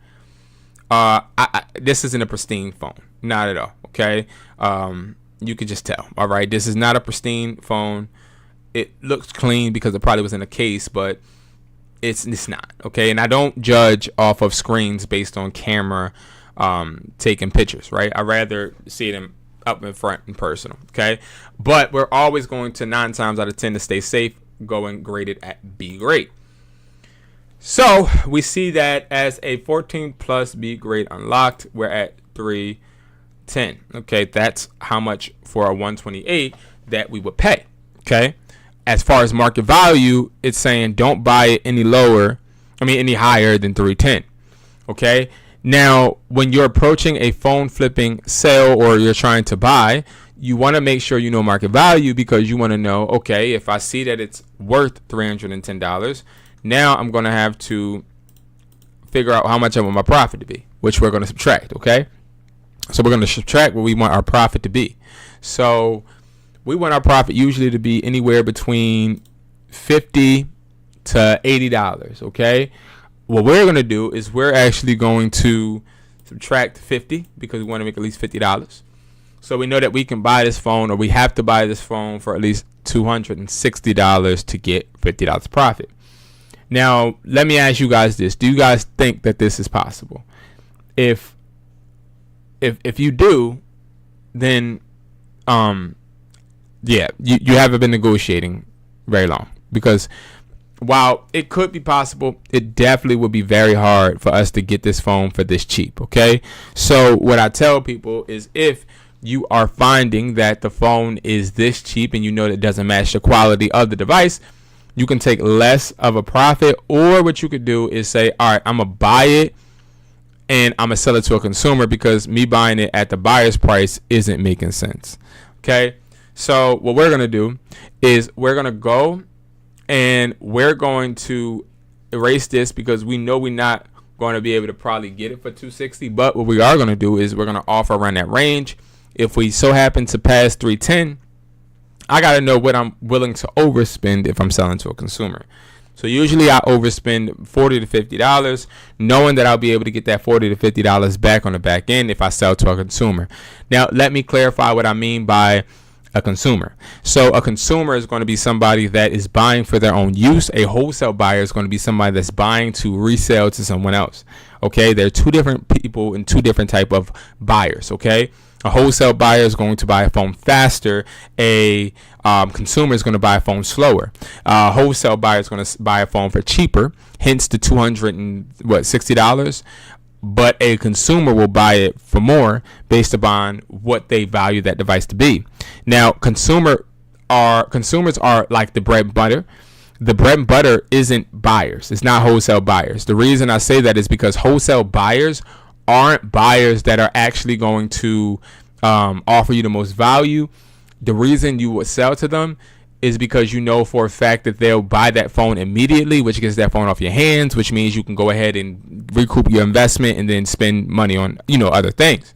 So the reason I'm saying this and speaking this into existence and letting you guys know is because when you are dealing with phones that are like the 14 or 15 Pro Max, you're not going to be able to sell them to a buyer at low prices such as, $260. But I'm willing to overpay to like $350. Reason is because if I get this phone for $350, I can then sell it for what? $400 or even $450. Now, what's my hair down there? It might be hustle. What I will say is selling this device at $400 or $450 will be a sweet spot. I personally got to make sure that I recoup my $50 that I'm overspending, and also got to make sure, or $40. I also got to make sure that I am getting this phone and I'm expecting to be able to sell it, but also I need to make sure I have a backup, and the backup always is going to be the buyer. Now you might be like, well, the buyer is only going to pay $310, Brandon, but you're already paying $350. Yeah. So let me ask you this. What is better? Losing $40 or losing $100, right? Regardless, I want to make sure that I have a backup plan no matter if I lose the bread. I want to make sure I have a backup plan that ensures that I'm going to be able to at least recoup some of my money. Now, for granted, I've never had to ever take a loss with the buyer. I've always found a way, because one thing I don't play about is the money. Okay, I don't play about that. I like my money. I like to make sure that I am winning all the time. Now, I'll be lying if I said when I first started phone flipping I didn't ever take a loss. That's a lie, right? But what I will say is the reason we are going to go, and now we know that we can buy that phone for $400 to $450. Now let's look at this iPhone 16 Pro Max. Okay, we're gonna do the same method, right? We're gonna do B grade. I'm surprised my kid's not home, y'all. We're gonna do B grade. Okay, and now that we're doing B grade, we can hit it with the 720. We're gonna get the calculator. So 720 minus what? 50, right? Then we gotta go to offer up. So we know we have to get it for 670. Then we're gonna go to offer up. We go to offer up. We look for the iPhone 16 Pro Max. And I want you to just look at how the numbers are, right? Mind you, I haven't done this today, right? We've been together all day. So y'all done seen what I done did, right? So you got an iPhone 16 Pro Max for $600. Then you have one for like $800. You have one for $750. Now, this one for $600, this is a good deal if it does really exist. Oh, it's cracked. All right, we can't include that. All right, so this is cracked. Wow. Wait, is it? Yeah, it's cracked. And he has a paragraph. I don't feel like reading that. All right. Use. Okay. Perfect. This Xfinity. Wow. Xfinity phones are the worst ones to buy, just to let you know. Do never buy, if you can, never buy an Xfinity lock phone. The reason I say that is because Xfinity is extremely hard to sell. Remember when I just told you consumers and wholesalers, right? Let's say that you do get stuck with having to sell a phone to a consumer. There are not a lot of people that have Xfinity Mobile. Also, Xfinity Mobile is really restricted. Not a lot of places and states have Xfinity Mobile. So if you do buy an Xfinity Mobile store, you're cutting down your potential consumer that could buy that device. So if you are buying an Xfinity Mobile phone, that's further down as far as I need to make sure that I get this for dirt cheap, right? But we're just going to act like it's just a Verizon phone, okay? So $750 is what they want. We know for a fact it's worth $670, right? So that means that we are already going to be bidding $80 lower than what they want, right? But that $670, that's that most we can pay. So remember, we still got to go ahead and we got to make an offer. And usually for our wiggle room, we go minus 40, right? We want to make at least $40 wiggle room so we can negotiate. We have them actually feel like they're winning. We have them negotiating us up $40, right? So boom, we gotta go and come in at $630.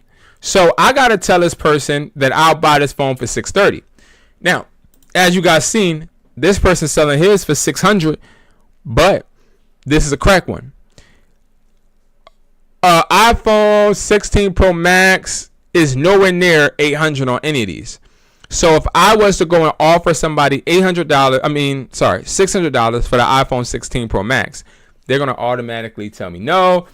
I might be able to buy it just because I got to get the gab and I know how to negotiate, but a regular person won't be able to sell that. So what they end up having to do is take a hit.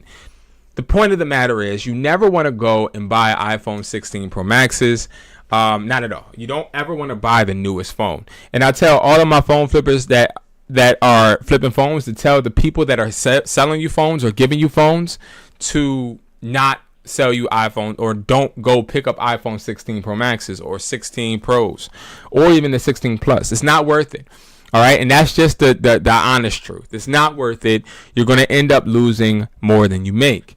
So that's why we always want to stay at the iPhone 15 Pro Max to the 14 Pro Max. We want to stay in that range. Okay. Especially if you're just starting out. So let me show you exactly how I would approach it. Right. So if I go and I just go on OfferUp just in general, now I look up phones on a daily basis, so phones already pop up, right? And I could just blatantly see, if I even type in iPhone, I can see what search term is coming up from today because I already have recent first locked in, right? So since I have that already locked in, it's going to tell me already what recently was listed. The reason we have that up is because what we want to know is well, what phone was just listed today that I could convert fast? Like what person do I, or what type of seller is a early adapter, somebody that needs bread bad, right? That is going to be very important to us because as a reseller or as a phone flipper, finding that desperate person that needs that bill money, you always win. I'll give you guys a great example. I'm somebody that has a phone store. People walk into the store all the time, and then I'll be like, hey, I need money for this. I'll sell you this phone. And then I always negotiate them down once they tell me why they need the money, because I know you need the money way more than I need the phone. So if I'm looking at this home screen, I'm going to talk you guys through what my brain is thinking, if that makes sense, okay? So immediately what I would do is I'm thinking, all right, iPhone 13, right? iPhone 13, 350. This is a 256 13. Whenever I see 13s, I'm automatically intrigued because the 13 is a phone that is old, yes, but still takes a SIM card. But I then always look at the profile, which it looks like this is just a person that is regular, right? It's not a storefront. You want to make sure you're not buying phones from storefronts because they will catch you, and they will, like, when I mean catch you is they'll like try to like argue you up and try to get you to pay a high price. Anyway, I can go to the price list and go all the way down to 13. It's gonna be dirt. Okay, they're dirt. So it tells you automatically that you don't want to sell this to a wholesale seller. You want to sell it to a wholesaler. You want to sell it to a consumer. My issue is no consumer is going to buy this phone for that amount. Okay, look at this. iPhone 13. Mind you, it is a 256. But we're going to be able to find that person that needs this phone bad if we do buy it, right? What's going on? Like, oh, this thing is tweaking. What the hell? This is a good buy if the phone is reset. All right, so this person is trying to sell this phone crazy. Y'all see how multiple posted, how many times they posted on here? Y'all see that, right? When y'all see this, it's desperate. Somebody desperate. All right, but anyway, we go and look at all of the prices. $275. You see $450, $250. So you mean to tell me I can buy an unlocked one for $250? Why the hell would I buy yours for $3? So what I'm gonna do is I'll say I can do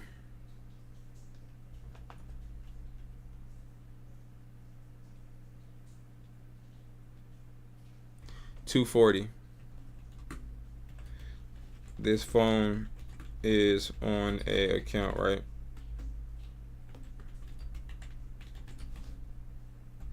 I'll ask that question because I'm like, all right, this phone is on an account, right? Now, if I'm breaking down how I'm doing it and why I'm doing it this way, if people want to know or understand the negotiation aspect of this, it's, oh, you're offering me a low ass price, but then you ask me a question which then makes me feel intrigued and think, oh, well, you're only offering this price because you assume that this phone is locked on an account. Well, let me answer that question for you and tell you it's not, so that now you're kind of enticed to answer me because you're like, well, no, it's not locked to account, so offer me something better. You get what I'm saying? I'm trying to make it make sense. So that's important, okay? And I'll just send it, okay? And we'll see if they answer. Look at this one. Like, I be getting mad people, bro. Like, iPhone 15 and 14 bundle, 60 for both, right? I said I could do 50. Person said 100. That was on December 8th. You hear me? December 8th. You hear me? No, because I want y'all to understand. Like, no.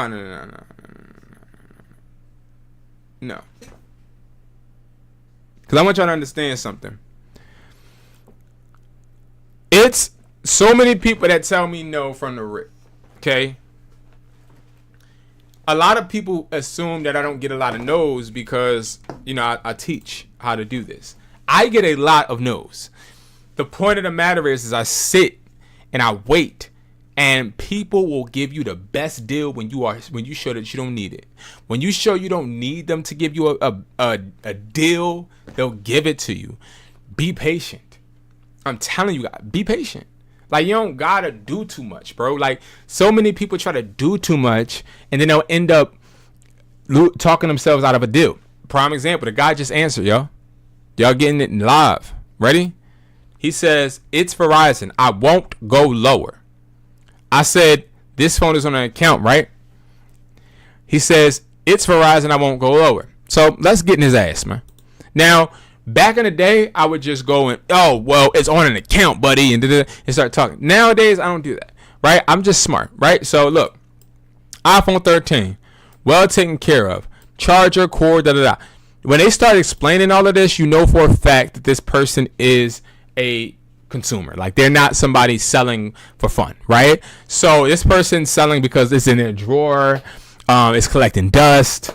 That's why they're selling, right? So what we need to do is we have to approach this in a different manner. We can't go and automatically start popping, right? We can't start, oh, well, so if it's on an account, then da-da-da. Because, see, you have to start understanding, where is my thing at? You have to start understanding that a lot of people don't know the logistics and the backing behind. I thought I had, okay, there you go. A lot of the logistics and the backing behind a lot of this stuff, right? They don't know, oh, well, if this phone is on an account, it's harder to unlock and da-da-da, right? So this person thinks it's okay that it's Verizon. Even if it is Verizon, Verizon doesn't unlock their phones anymore. So, you know, that answer doesn't give me anything, right? So, but this tells you why you ask the question after. Because if I just said 240, like some of you guys do, you just be like, 240. If you just say 240, they're just going to ignore you. Because it don't look like you're trying to have any type of dialogue. Now, as I'm talking, I'm stalling. Because this person knows that I see it. I looked at it. They said it at 410. It's 413. I'm about business. I want people to know, oh, he's dead ass serious. He wants this phone. So if I did want to sell it for that less or for that price, he would be really ready to go. Well, could I take that hit? I'm gonna tell you why the person psychologically doesn't want to take it. Okay, let's get into the nitty gritty. Okay, because before you start negotiating, you have to understand. Okay, this person wanted in their head they wanted 350. Person didn't really want 350. I think the person really wanted 325. I think they knew that it would be a 25 difference. They'll go up 25 because they knew for a fact that they were going to have some people offer prices. Problem is that this person isn't used to selling phones, so they don't know. If you wanted 325, you should have went up to 400. Okay? Instead, you're at 350. You only priced it $25 higher. I'm bringing that ass down. So what I'm gonna say is, okay,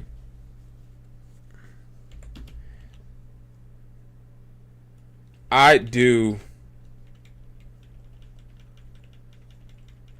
because I want to sell this for 350. I could sell this for 350.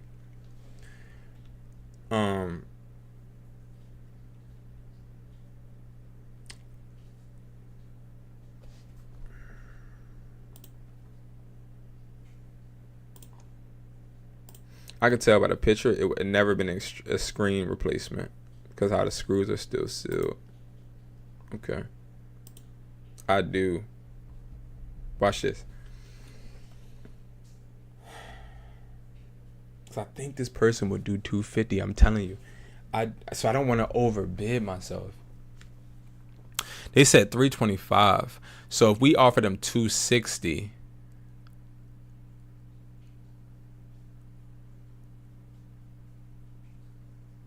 okay, I do 260, but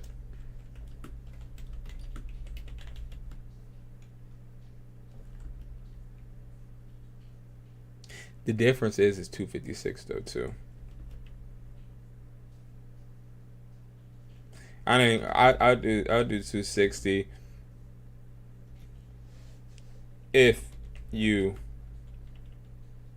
change your mind. Let me know. I am at my store. Watch this. At my store, buying phones all day. Here is my number. My number. You don't want it to sound too like a script.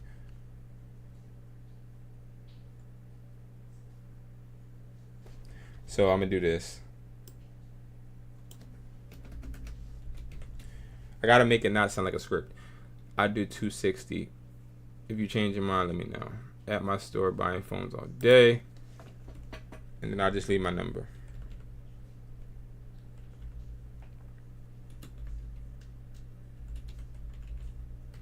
Kenneth. Thanks. Have a good day.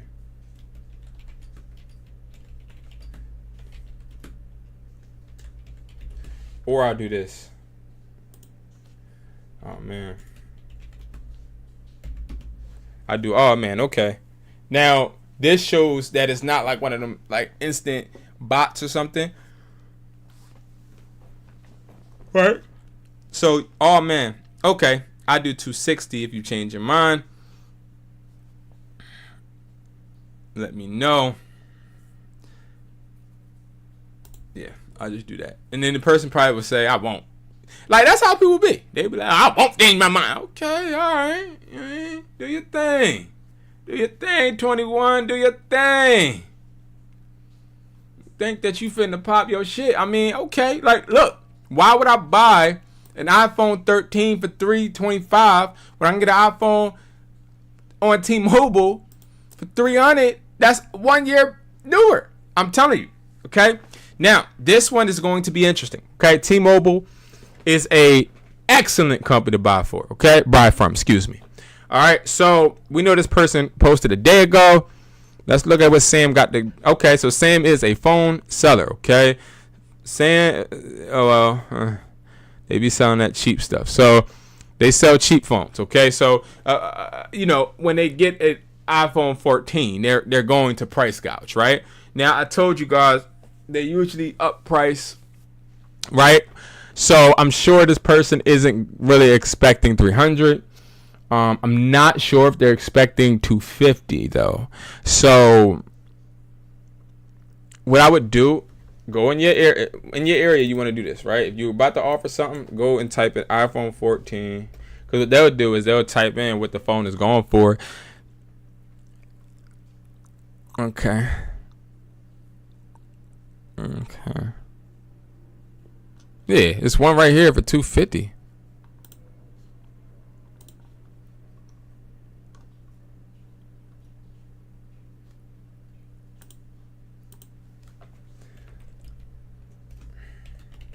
I'll do, watch this, 230. No box, right?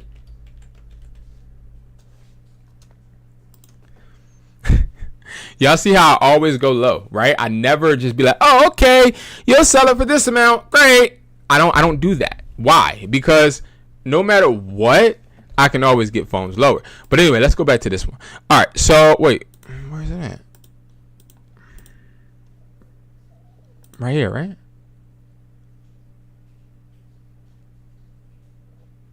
Am I tripping? Yeah, this is the one, right? Yeah. I can do... No, this ain't the one. Where is that phone I just saw, y'all? Oh. Okay. And I like that he has good stars. I can do 250. Now, don't be one of them to do this. I could do 350 today. I could do 350 right now. That's not indifferent. Okay? And we'll talk about what I'm saying in a second. But anyway, I could do 250.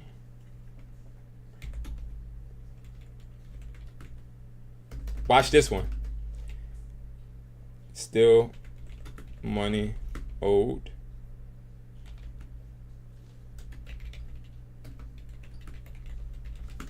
Oh, that's a kicker. Because what happens, right? Still money owed and on an account. Two questions that they already know the answer to, which is yes, yes. Completely devalues the phone that they're selling. So what they're going to do is, this might be one that takes a while to answer. Because this person sells phones, right? So they know. I'm going to be honest. This looks like somebody that works at a cell phone store and steals trade-ins. That's what it looks like to me. And the reason I said it is because of the old phones. And then just one iPhone 14 out of nowhere. You feel me? Let's see if he still is Act reading any tweets. Is he still in the Cassie Jonesky? See, I'd be liking to take a break for a second. MJ's for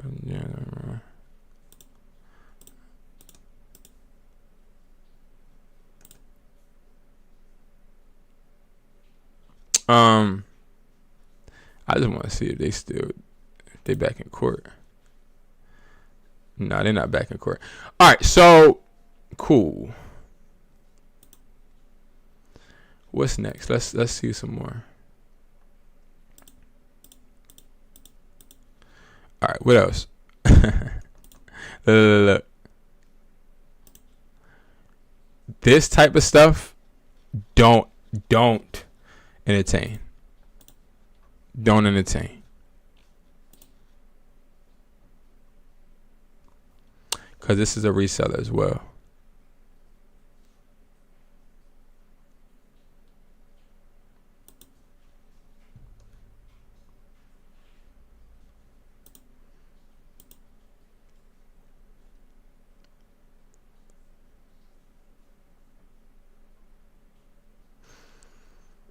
Hmm. 15 plus. Let's look at the price list. I don't think the 15 plus is that popular price wise. So B grade.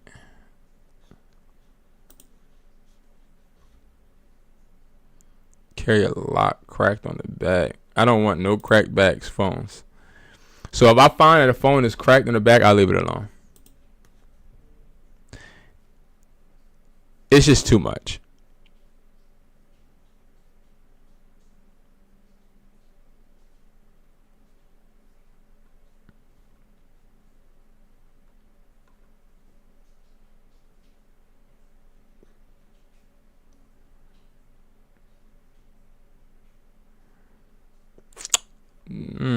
He thinks this. They think this phone is going to be a prize, but like nobody wants that crap. Remember, I'm not even looking up a certain model. I'm just looking up phones. This is how I like find like low hanging fruit, like something like this. This is a T-Mobile phone. This is definitely a guy acted to be a girl. This is a wholesale buyer. But I swear we just saw this, John. I don't offer really for new phones because, again, there's no point. There's no point. Let me see something.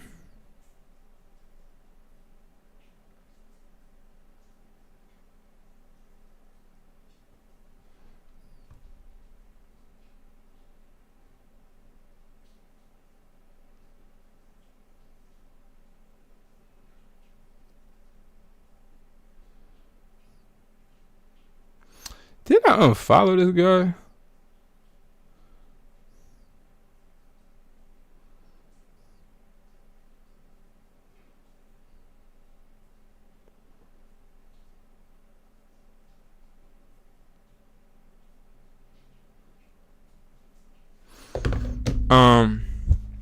Let me see.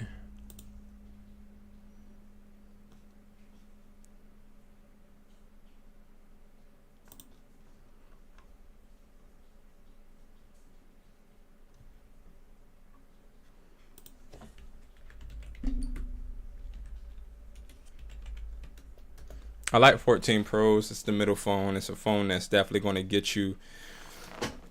Let's see. I love phones like the T-Mobile too. That's one of the most popular carriers. So like, we usually see some traction on those faster. Verizon too. AT&T no, because like, what the freak? We know this not a scammer. This is a nasty pic, bruh. She ain't even care. She need the bread. And I'm not even trying to be funny, but like, to like not even care and put your feet, you know what I mean, just all in the pic, bro, is crazy work. The iPhone 14, purple, good condition.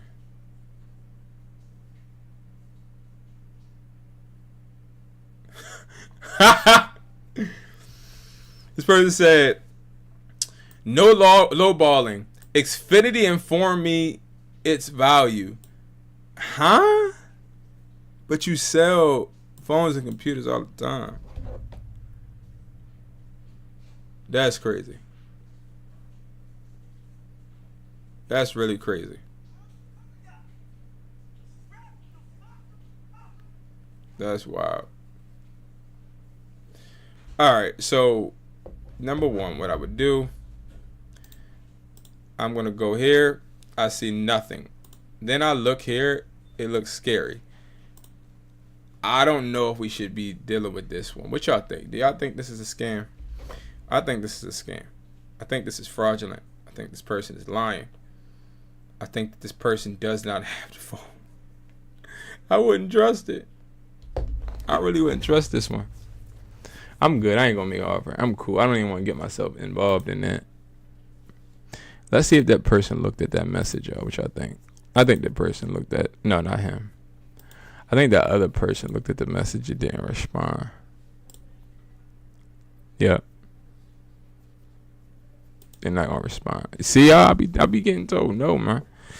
It hurts. It really hurts. Let's go to the next one. Didn't I already do something with this one? Oh, I didn't. iPhone 14 Pro Max 128. Why do I keep going to this one?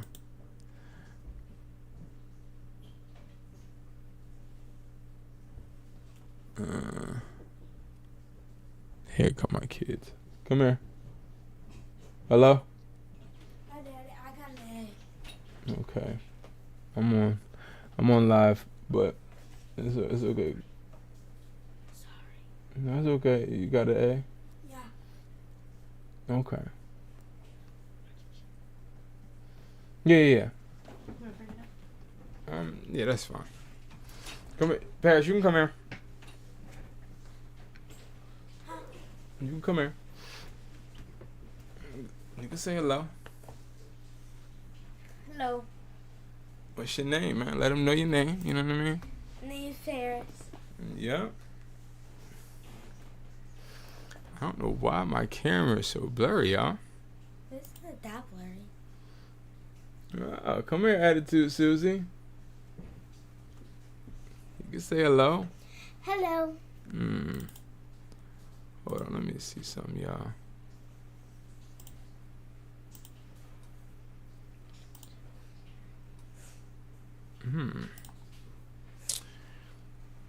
Yeah. Kind of looks fine like that. Look, it's supposed to look clear. I don't know why it's looking like that, but nothing wrong with your hair. Yeah, it is. It's too fluffy. I think you look beautiful. I think I look Beautiful, right? No. Yes. I think I look bald. Look bald. You said your hair was fluffy. Now for saying your hair is bald? Nah, she wants it to be. She wants it to be out and it to be all long. Yes, because I don't have long hair. You will have long hair. You Yeah, gotta when give I- it time. Yeah, when I do it straight. Mm-hmm. So it's gonna get there. It's gonna get there. But alright. So go ahead and get your day started. Okay. Hi, Brandon. Hello. Paris, you can go ahead and get your day started. Your stuff. Your shower and everything. What's up? I was just saying hi because I was going to say hi when I walked in. I said I was just saying hi because I say hi when I walk in. Okay.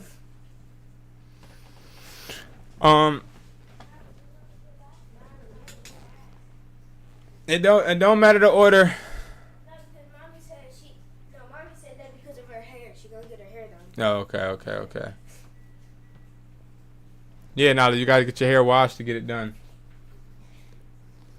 Alright, so back to what we were doing. Dang, he not back on yet. Y'all, I don't even want to talk about it, bro. I'm gonna cry.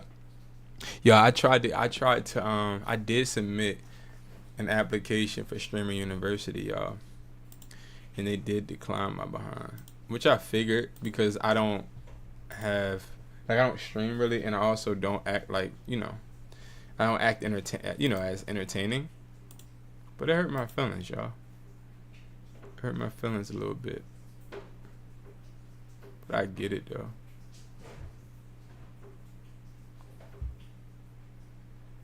Let me actually see something. Now that I said that, y'all, I want to see if they actually watched my submission video.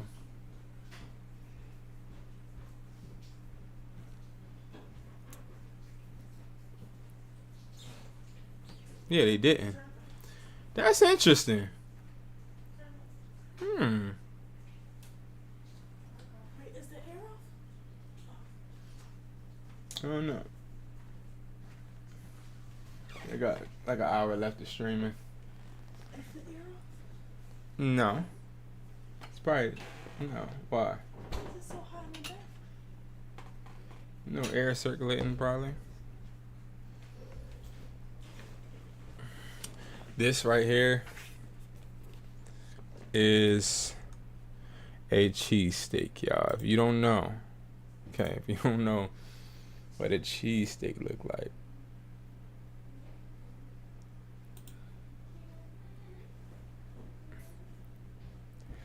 She gonna be mad because I turned the air all the way up so it don't come on. Watch this. You put it up to 75? Yep. Because it doesn't need to be on 60. Bleeding again. It don't. That's not why it was doing that when the air was on. You don't remember? That's not the problem. People got out the showers. This morning? Nobody? Yeah, it was. Okay. Let me close. They about to start being loud, bro. They about to start being loud. I'm trying to eat this cheesesteak. So, y'all, this is a cheesesteak. Oh, if you don't know about Philly cheesesteaks, right? They're good if you get it from the right place. If you don't get it from the right place, then they're kind of like mid. Other places, I've been in a lot of different places to try to replicate it. It's not that complicated, but for some reason people can't do it. Okay, I don't know why, but yes, here's the cheesesteak, and I'm about to eat. So we about to watch this academic stream for a second because I need to eat real quick. So let's go ahead and wash. Diddy up there wilding. Yeah. He finna let people know he was hitting Nip baby mama. You see it's coming out. Because, Cassie and her was best friends. So when a playing like the way Diddy playing, this is real shit. My woman right there. My woman's right there. everybody in the industry that we like. If I tell my woman that I don't disagree with. Listen, they come on this you shit. think if Diddy told Cassie make that happen with Laura, it wasn't gonna happen? You heard Nick. I think they have incredible power. I would doubt nothing that comes out of that camp over there. I doubt Okay, nothing. so that's what I'm saying. We learn more shit than we ever needed to But my know. question to you is, because outside of his sexual preference, what problem did you have with Nick? He a rolling 60s neighborhood crip, which is a detrimental organization to Black America. Okay, now hold on. So will the kids listen to somebody that's not that, even though they're into that, to keep them from being that, or will they listen from the individual that's telling them not to be that, and you could do something different? Look at me. That individual. That's only a small portion of our kids that's going into that. Most of our kids aren't going into that. Maybe in LA, in those small LA, Chicago, but outside of those two entities, our kids aren't automatically going into that. All right, chat. We finna call Wack. We gotta figure out. Is Nipsey Hussle? Was Nipsey Hussle doing a freak off?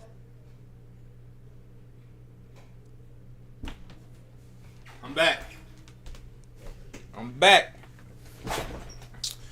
All right. What are you talking about? What the heck? It's on mute? All right, let's go. Let's call Wack. What y'all think about Wack 100? I think he's funny. Damn, I need paper towels, bro. Cheesesteaks be messy, bro. Ready? I can't really hear. Yo, Wack. Yo, you a different out there, nigga, bro. Nigga call you, I can't get you, boy. But you got both my numbers. Nah, you don't pick up, bro. You got both my numbers. You gotta hit. I call both and text both, bro. You didn't even pick up when I was trying to get the shit done for Big Bro. He hit me, and I hit him, and he never hit me back. What you mean I didn't hit you? No. He hit me. Bro, the nigga told me set it up, bro. Well, you know how I am, set it up. That's your guy, I'm your guy. You went dark on me. No. I said yes. I told you the day. I told you what day I could. The 13th. He was with it, but I couldn't get you to set nothing up. He hit me. I'm like, bro, he ain't answering, baby. The nigga busy. It ain't never time you call me, bro. I ain't gonna answer. And if I don't, as soon as I see you called, I'm back at you, bro. Like, it be dark sometime of days, but as soon as you want to talk about something, you call on Wack. I thought we could set up through text. I didn't know you were calling to set it up. I mean, even through text, you stopped responding. No, I said the 13th. You say New York. Then when I hit you back after that. You didn't respond no more. No. He hit me. It's in the text messages. I'll send you a message with him. He said, hey nephew. He said, this Uncle Snoop, you know? Hold on. I'm gonna send it to you. But he never responded back to me because I said, what's up, Snoop? Bro, the nigga told me to say, bro, that's an artist. Get what I'm saying? So he out there running around, ripping and running. He waiting for me to tell him what it is. He just letting you know it's real. You get what I'm saying? So if he was gonna hit you, he'd have just hit you. I would have never hit you. I'm only hitting you because he's telling me to hit you. Actually, you're right because I thought he didn't hit me back. I just looked it up because I was gonna say the screenshot. Just like 6ix9ine setting some shit up, bro. You know that nigga, he get to doing some other shit. He done told, hey, Wack, set up whoop. Yeah. Okay. He gonna hit you to let you know it's real. You know, that was just him letting you know. You know what I'm saying? But you know, you gotta hit people back. Bro, come on, bro, listen. I hit you 5 days before he got there. Cause he told me, he asked me, you think I could come to me?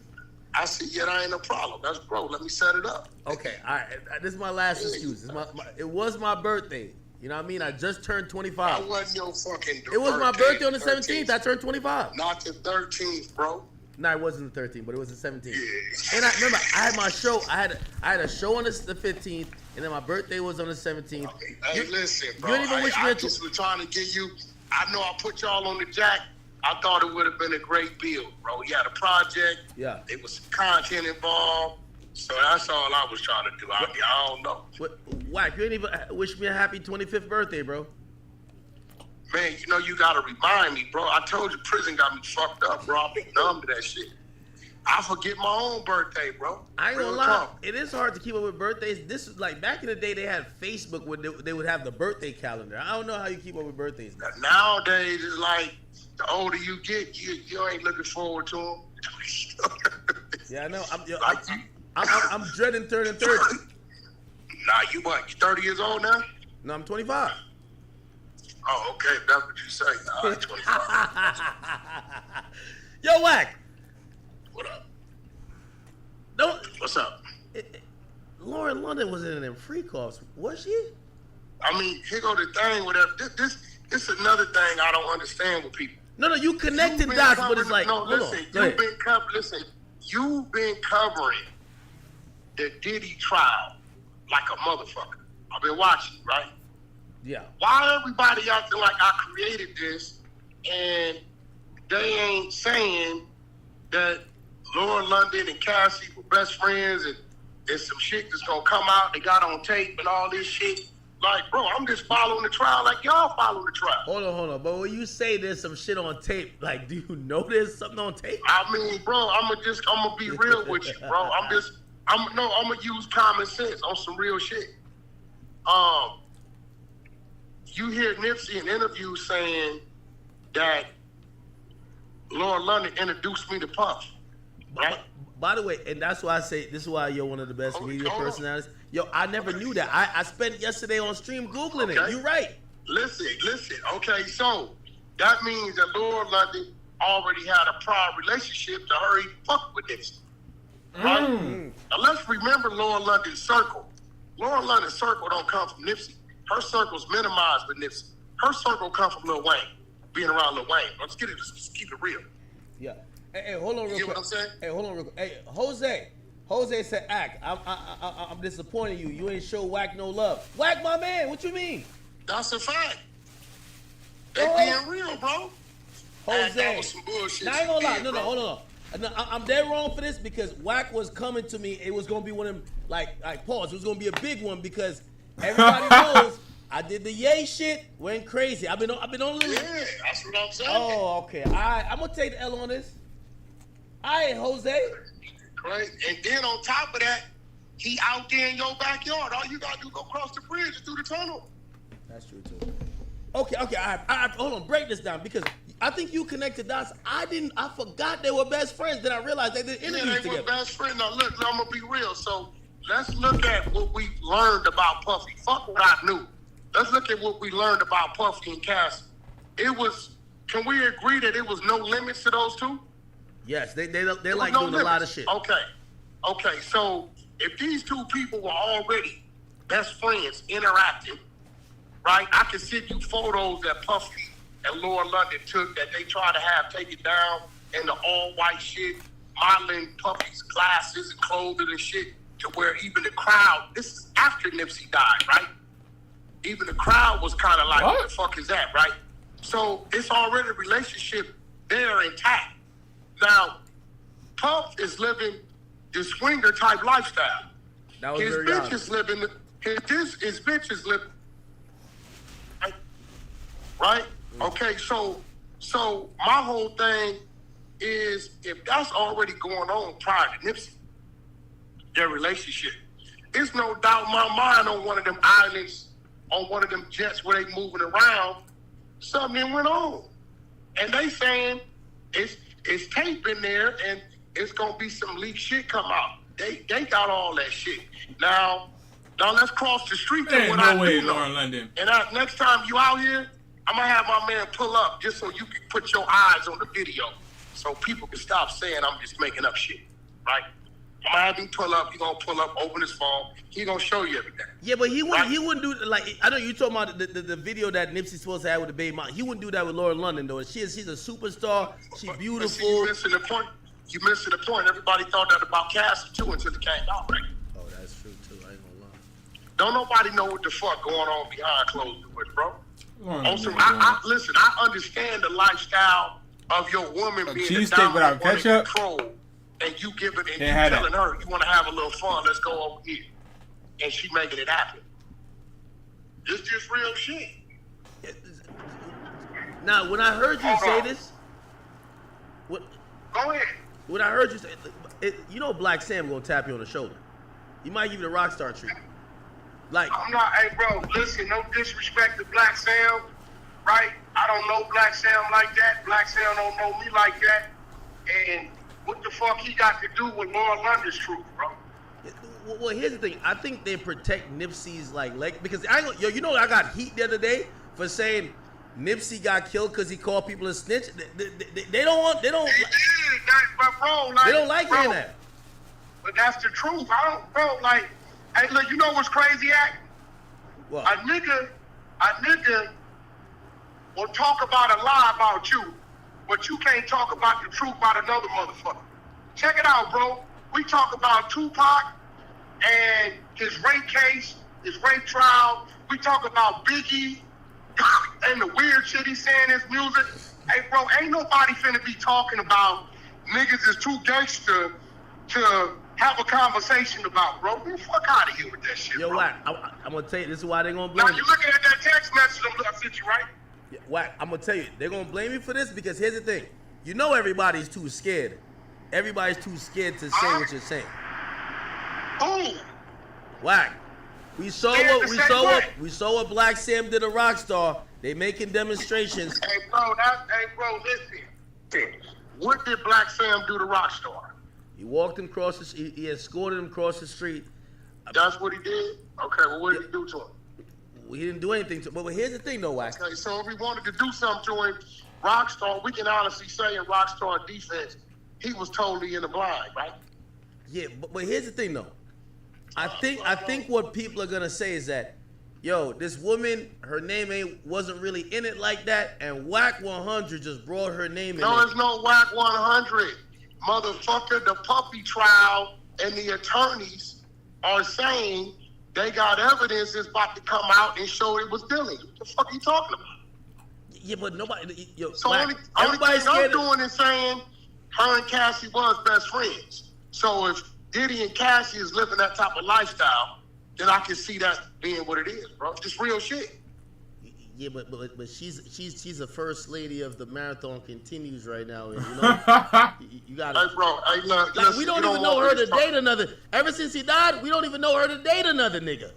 Like, what that mean? That don't mean she have it. I mean, that's her business. But you know what? You really want to break this down with me? Because they don't want. You don't want to break this down because I'm gonna give you some math right now that's gonna make you sit down somewhere. Well, if you want to break it down, you want to break it down with me? I'll break it down with you. I'm cool. Okay, what's this young lady I met you with? Shy Glizzy. That's in Shy, right? Yeah. You still with her, right? We up and down. One day hot, one day cold. Okay. Well, all right. Well, let's say you and her is the way Nipsey and Lauren London perceivably was, right? Okay. To the people in the world, it looks like what? They were what? They were together. They were married or whatever. All that right now. Okay, they have a child, right? Yeah. Okay. They got a child, right? Yeah. Okay, they were together 5 years right before his demise, right? Yeah. So why he didn't marry her? Uh-oh. Don't come fucking with me, bro. Kill me with that bullshit drama. He was about to marry her, but he got killed. He was about to marry her. No. Ain't no, bro. 5 years a kid and y'all the Hustables? Miss me with that, bro. Because guess what? We all got relationships to where people don't know when it's bad or when it's good or what the fuck is going on. Okay, I get that. You get what I'm saying? I get that. Yeah, so all this, the perception, that's cool. Don't get mad at me, bro, because I'm following the trial. Right? When they said, yo, it's videotape of or Diddy masturbating while watching and giving orders, we didn't get mad, did we? Nigga, we following the fucking trial. Hey, let me ask you a question. So only thing I'm saying is, okay, if they saying they got some video footage of something that went on with them, it's believable because that was Cassie's best friend. And if Diddy got control of Cassie and they swinging the way they swinging, I can see that happening. Like, what's wrong with, what am I saying wrong? Okay, let me ask you this question now, right? Because until I start seeing you remind us, we forgot, like these, so now we got a good breakdown of what the freak off is. The freak off is a man who likes... is an orgy, a threesome, a BDSM. Bro, they just giving it another name, bro. That's it. Hold on. But once I start thinking about it, what we now know the freak off to be, what you said that was depicted on the video with Nipsey, that would be a freak off too. Yeah, but this is the thing, right? You're right. That would be considered a threesome. Yeah, right? but a freak off a lot of times was a threesome. Bro, threesome, orgy, a fucking swinger party, a BDSM Whoa, party. what are we talking about? Threesomes, Okay, whatever. all right. Now, this is where it starts to get... See, they start talking about some stuff like, dang. And we can put on a video, right? And in this video, they're gonna be doing some things. A nigga like me or you may say, oh no, I don't fuck with that. Then another 10 people say, I'm with that, right? So it all depends on what crowd is watching it, on what type of response you're gonna get from it, bro. Now me, right, I'm looking at this shit, I'm like, oh, hell no, this shit ain't cool. What I see, right? Whatever. You know what I'm saying? This shit ain't cool, what I see. So, but this shit ain't nothing new, bro. This shit ain't nothing new. If you want to go even deeper... Wait, well, let me ask you a question, though. But at least 35% of these so-called gang bang street killer OGs is freaking a man in the penitentiary. What? All these niggas... We don't care about none of that. Like, what the hell he talking about? With a homosexual in their cell and calling shots on their crew on the yard. What is going on here? So, let's just be real. I don't think Nipsey, if you're trying to say Lauren London freaked off with Diddy, Nipsey never knew. Ain't no way. No, I don't know. Listen, what I'm saying is, I know Nipsey was into it because I seen the tapes. Right? It's a fact. Vlad even told you, don't bet whack, because the same motherfucker he talking about sent me a screenshot of the tape, of the video. He told you that, didn't he? Yeah, he did. Right? This is real shit, right? So I know he was into it. I read the text messages, bro. The request. You know how they say Diddy was requesting shit? I read it. Now, if a nigga want to get back, and this was crazy, right? On some real shit, bro. If I die tomorrow and they got videotape of me doing some way out freaky shit that you don't agree with, don't say that ain't me, my nigga. That's me. What the fuck? Don't get mad about niggas saying look at whack. You get what I'm saying? Don't get mad at that because that's me. Now, here's the thing, though. Do you think nobody really buying this R2 Charger from Lauren or Diddy? I don't know, bro. I don't. See, this is the thing. They keep making accusations that they got shit on tapes on Diddy's side, right? Nipsey said Laura introduced me to Diddy. You get what I'm saying? We all know that Diddy will play a nigga close. Yeah, but I can't see Lauren get down like that. She's a classy woman. Hold on. She classy. She's too classy for that. Hey, bro, listen, you could be a classy woman with your sexual preferences. That don't make you not classy. I ain't never said she's a whore on the corner on fucking back page or no shit. Nobody never said that. What y'all rules say? Christians are the freakiest women of all the religions. Oh, right? yeah. All right. We about to turn this off. G Deal said Ja Rule was in a room with Diddy, so we need Ja Rule to answer to that. Hey, bro, listen, I wouldn't doubt none of that. It's a whole lot of shit I know some of these motherfuckers didn't do. I done seen motherfuckers do. I done been in the clubs and seen some NBA players, well-known, niggas straight grab a nigga ass. I done seen them. Right there in New York, dead homies. What is going on? What's that little club at? It's right like by the fucking West Side Highway. It's like it's right up under it. It's like in a crazy death trap type location. It's literally right up under the West Side $4? Highway. It's a club right there. Somebody gonna say it. Yeah, but I didn't seen all kind of shit. You know what I'm saying? That's their thing. Whatever, that's their thing. You know what I'm saying? Like a nigga A nigga's sexual preference is a nigga's sexual preference. I would think that, like, this is how we look at. And again, I'm not from the West Coast. I'm not from a certain type of life. You, my man, but I don't know how people. I think they look at Nipsey like he's a god out there. When you say that, but see, this is the thing, bro. When you and say all that, y'all gotta stop. All y'all gotta stop fronting. No, all y'all gotta stop fronting, bro. Like, on some real shit. Like, I give Tupac. I don't even give Biggie the legend status at the time of his death. He became that. Yeah. Movies, remixes, all that shit. When Pac died, his body of work, who he was a living legend. He was a legend. Yeah. Like, you can't take, because he was 25. We looking at the age, 25. Biggie died the second album hit. Over time, movies and all kind of shit, he became that. Nipsey has since became that. What? In my book. I checked his number. Everything is up. But at that time, bro, you wasn't reporting back then on what was going on with that, bro. You gotta remember, I'm a nigga that took him to New York. Wack took Nip to New York. Yeah. I put him on the radio. Had his shit spinning in all the fucking strip clubs. So a nigga can't tell me what it was and what it wasn't. You get what I'm saying? Yeah. So, did he become that? Yes. Okay, cool. It's been like 5 years or whatever. But, come on, bro, let's stop fronting. At that time, and I'm going to be real. I need to find like a generic one of these. Was Crenshaw's shirts the thing to have before he died? You heard anybody in the frenzy about ordering the Crenshaw hoodie shirt? As soon as he died, you saw every celebrity and what? Crenshaw shirts. This is what the motherfuckers do. Now, let me take you somewhere else. Outside of DJ K Slay, Shade 45 in the Drama Hour, Hot 97 late night. You heard Nipsey music in rotation in New York? Nah, they never used to play it. I ain't gonna lie to you. But yet, when he died, they did a Nipsey album, right?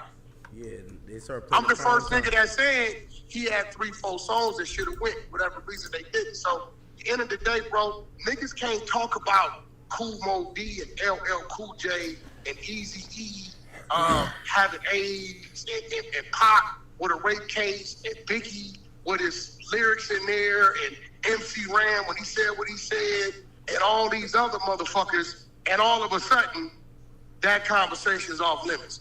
Nah, bro. Wait. Some people might think that this is you know, since especially Big U and him got locked up, you're picking at the 60s because I think they're protective towards. No. First of all, I didn't expose it, nigga. Y'all exposed it.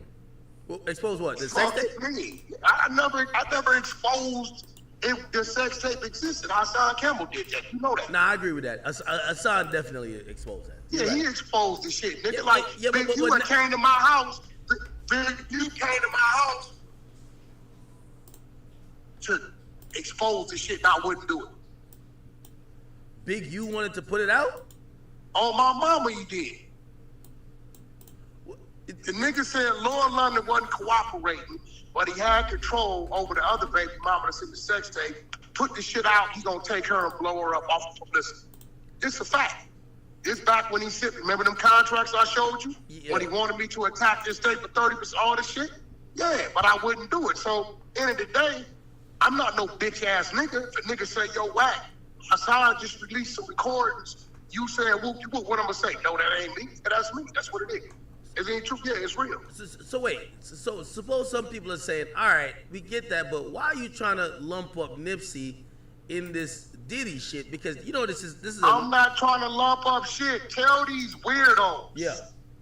Everybody else could read the blogs and it's cool. The minute I read them, it's a problem. Yeah. I think some people didn't know that she was the friend of Cassie. So I see we on the 100 side of Clubhouse. They put a clip up. They say, Wack, this clip says that it might be some shit coming out. Tying Laura London to Cassie and Diddy, and possibly, then they said some way out shit. Diddy might have had something to do with the murder. They were reaching on some dumb shit. I'm like, I don't agree with that. Diddy had something to do with the murder shit, but we do know that Cassie and Laura London was best friends. Like, that's what's real. So, if Diddy and Cassie is swinging the way they swinging, if Diddy and Cassie is swinging the way they swinging, it's possible. These sell really well, y'all. Like these, like little cameras around now. But it's possible what they saying could be I wouldn't true. take these pictures. If Lauren I London, ain't tell him I seen it. I'm just saying it's possible. I wouldn't bet against it. if Lauren London came out and denied it and requested you to apologize to her after she denied it, I'm not apologizing. Hey, look, bro. I'm going to say this again. What's in the media, I know how to read. I can read what's in the media and give my opinion. Why is it when 15,000 other people give comments and opinion is cool, but as soon as I give my opinion, it's a problem? Well, also, here's the thing, too. You're from the West Coast. So, like, if I give... I don't give a fuck. West Coast ain't got nothing to do with this. Zero. Well, he like a West Coast hero, so they want to protect the I'm not the West Coast shit. Look, my job on the Hunter side is when I come in there, they're going to ask me questions. And I'm going to give them answers based upon my opinion. Or I don't know, y'all. What y'all think? Did Lauren London participate in the freak offs? That is anything comes up with you, yo, whack, what you think? Just on that little tipsy trolling. That's what You're right. Some niggas disagree with me, right? Hold on, Some niggas said, "Oh, whack." You get what I'm saying? By the way, so you're definitely right, but here's the thing: people have you in a street nigga box and a media personality box. So you're supposed to be a street nigga media person. Listen, bro. Listen, I don't know what a street nigga is. Right? I don't know what that is. Maybe they know what that is. Only thing I know is who. What opinion. That's it.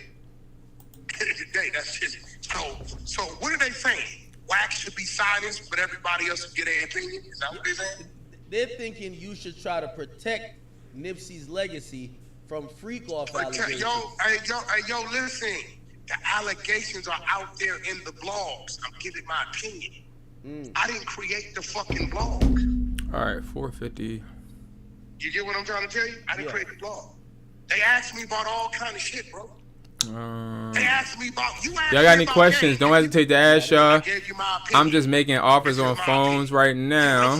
You asked me about a motherfucker. I give you my opinion. Some people agree they don't got a problem with it. Some people don't agree. And they get also the uproar with it. Ain't handling nobody some gonna agree with everything you say. You could be dead right with the video showing them. business. You're gonna have some motherfuckers still not agree. You know that. I feel like Karen Civil, who she rocks with that team heavy. I feel like she gonna hit me and be like, man, listen, this is not true about Lauren. They're really protective of the image. Hey, bro, listen to me, bro. What they need to do is go to the blog site who reported that the DA or the defensive attorney All right, so said they have video or whatever. All right. I get it. All right, now done lunch. Okay, I had to take a quick lunch, but I don't know if you consider that quick, but I had to relax for a second, even though I wasn't relaxing. But either way, now we're gonna hop back into some phone offers, right? Because it's a lot that you guys can learn when it comes to like this phone offer aspect. I like to talk through it and do it, so you guys can actually see it.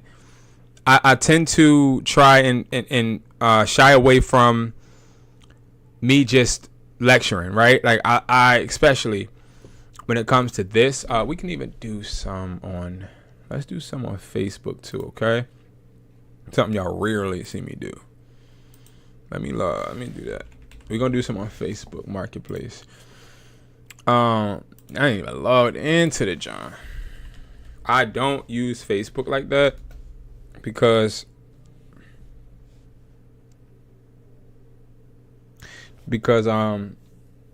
in my experience, Facebook is very hit or miss.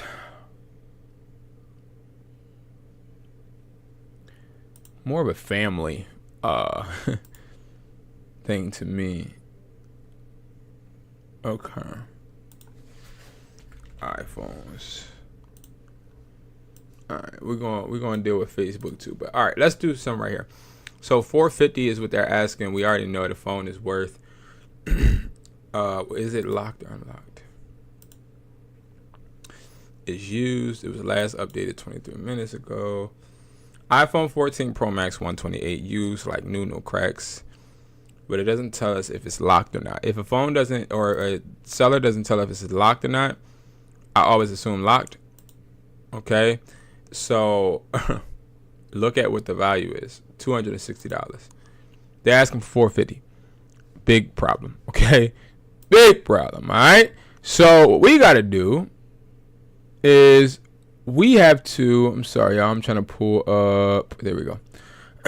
We have to figure out how we are going to get this person down. Now, I automatically know for a fact that, again, we would sell this to a consumer, not to a buyer, if we can't get it as low. As we do see that this is a low ass price, right? Like, this price is astronomically low for a 14 Pro Max. But what it does do is allow us to not overbid, right? It allows us to not go over. Now, this person has a box, don't they? Oh, no. They're not already.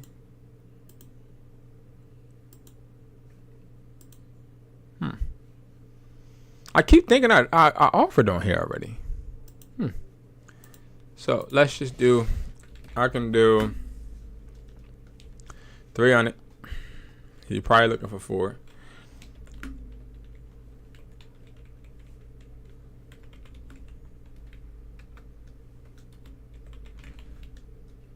And I always put right. Right.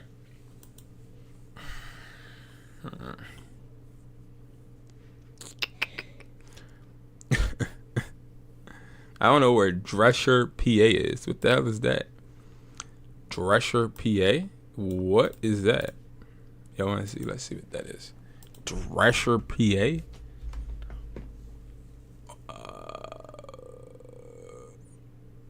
Okay. Alright. Part of Philly.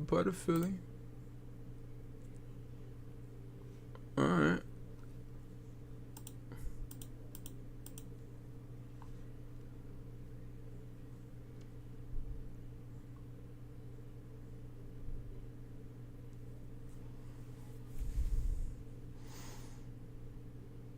Oh. Y'all want to know where I'm from? I am from...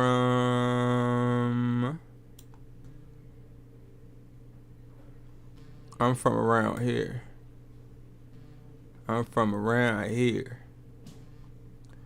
That's where I'm from.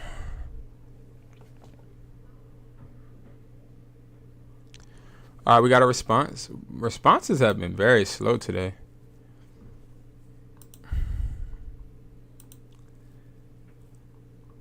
Okay, so it's unlocked. 14 Pro Max unlocked.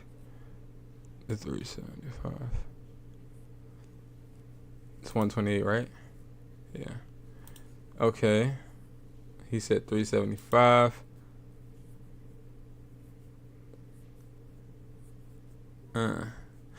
So when I see somebody does start negotiating with me and they're willing to negotiate, it tells me a lot. Okay, it lets me know that we have a chance. Now, it's important to know if somebody is in fact responding to you, respond back. It don't hurt to respond back. It don't. But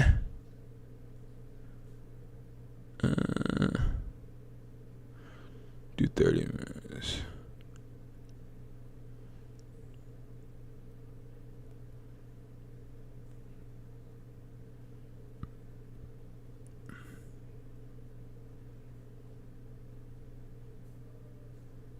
But, sorry, y'all. 1 second. All right, so respond back. Let me think. We know we're gonna be selling this to consumers, right? Who is this? I don't know what that is. Why the hell is it giving me that person? 375, bruh.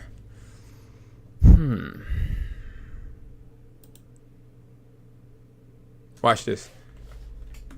Okay, thanks. So let me explain to you why he actually did go higher too. So I want to also make you guys understand something too. The reason this person actually sat there and went to 375. Remember when I said you want to ask questions, right? This is a prime example of that person feeling like, oh, yeah, I answered the question. Now what? Yeah, you wrong. Right? So we have to address this person a bit different. So we're going to say, okay, thanks. I'm here if anything changes. If not, it's all good, bro.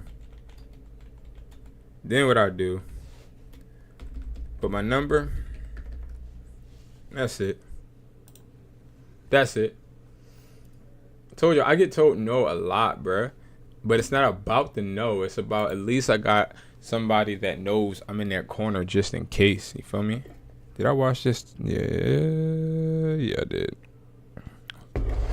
So yeah, that's the key. Okay, that's the key.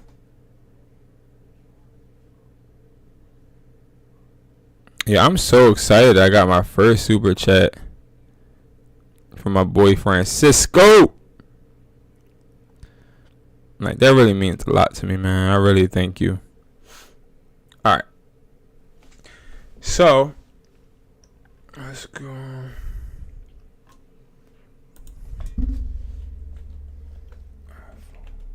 Another phone you want to get? The iPhone 14. Just the regular iPhone 14. Let's make some offers. Let's make like 2 more offers on here, and let's go to Facebook. Facebook is a bit different. You got older people on Facebook. I just want to hear about the trial. Like, is it over?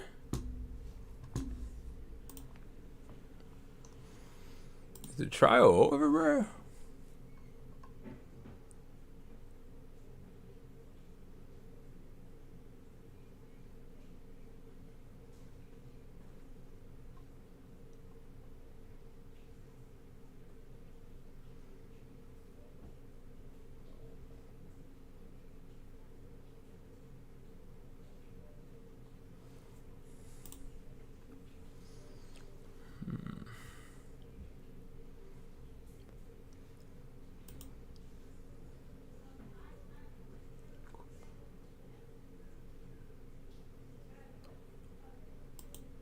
It must be over.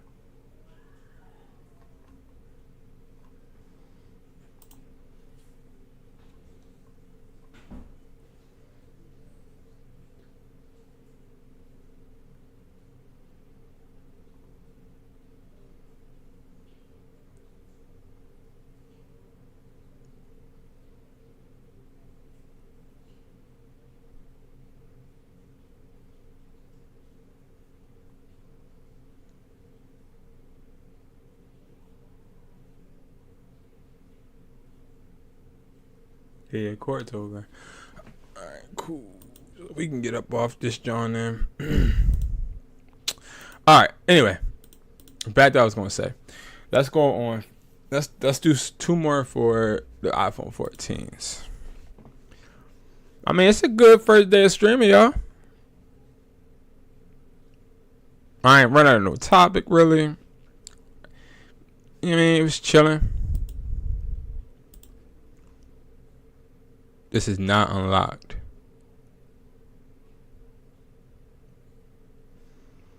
D seems like a trustworthy person. 14 Pro, AT&T.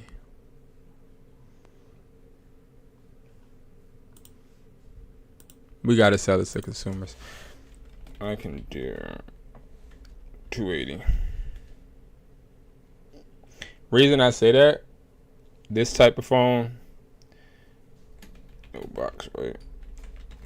No. Is it?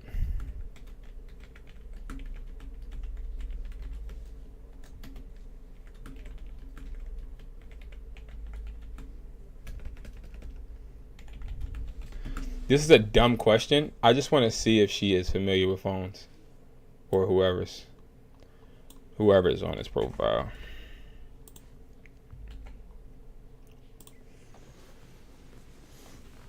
Let's see what she says. I think it's time for another energy drink. No, Kizzy. Your boy needs to get the energy up. What's up with y'all, man? How everybody doing? Y'all good? Is everybody Gucci? All right, let's do a little something else. All right. So Facebook. Facebook. Now, when you go on Facebook, it's just Facebook, bro. Like, what is this? What is it? Why? What type of picture is this? Like, are you selling the phone, bruh? Or are you selling the door? And it looked like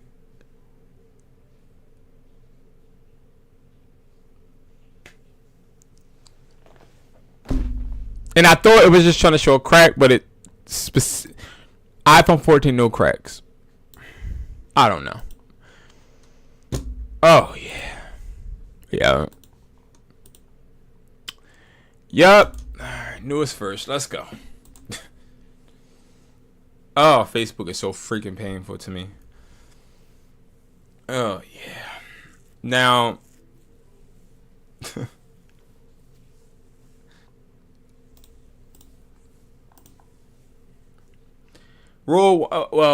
lesson 1 on why I do not list on Facebook. Like, bro,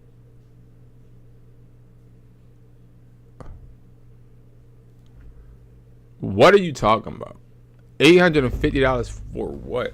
That's a year. Like, what the fuck? You know what? All right, iPhone 14. Just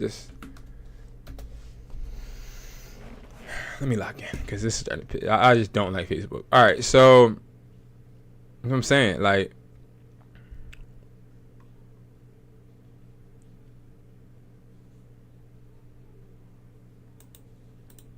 Wait.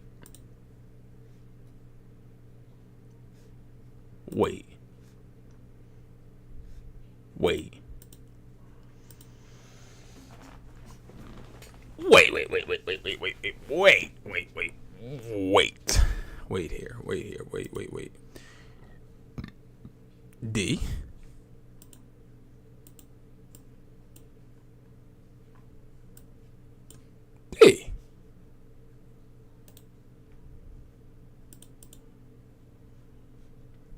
D.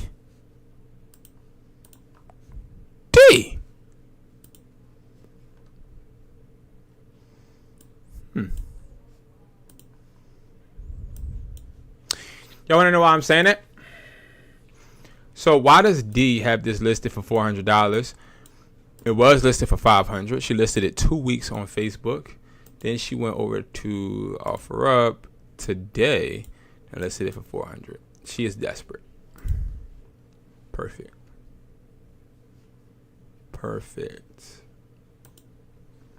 I'm not gonna double offer. Okay, let's see this one right here. iPhone. Mike! We know that we would have to sell this to a consumer. We don't say hello. Is this still available? Mike! I can do 280, Mike. What's up, man? No box.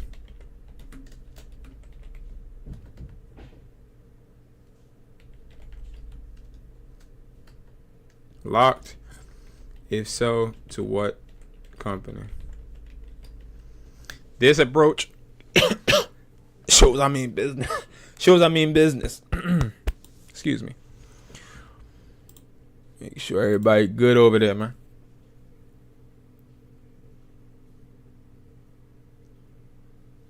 Bumba clock.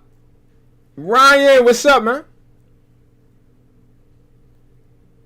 I'm sorry, bro. I didn't see. I'm sorry, Ryan. I apologize to you, broski. I was locked in on the offers. I apologize.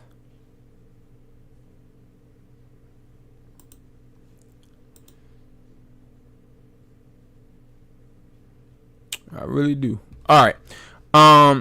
If you come back in, Ryan, let me know. Ryan. I'm gonna remember to look back. But if you still in here, Ryan, I got you. Just, you know what I mean, let your boy know. I'm actually gonna keep it right here so I can see if you comment. All right. I can, and that shows me a lot of. That's good. That's like the second person that actually I can tell follows me on YouTube. That's on TikTok. I like that. It makes me feel pretty good, man. I like that. All right. Look, he looked at it. So let's get up out of there and let him hopefully respond, bro. Like, we need people to respond, ski, bro. No kizzy. Now, I ain't offering nothing on for nobody or from nobody. Let me make sure this is a real person before I say what I'm about to say. Yeah. Yeah. Yeah, nah. Nah. Nah. Nah. No, I'm not dealing with it.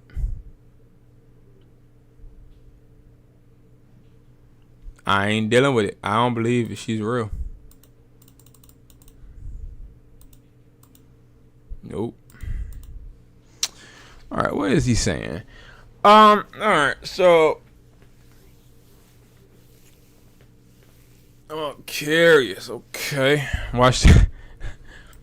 Whoa. Okay, cool. Okay, cool. That's what I thought. Okay.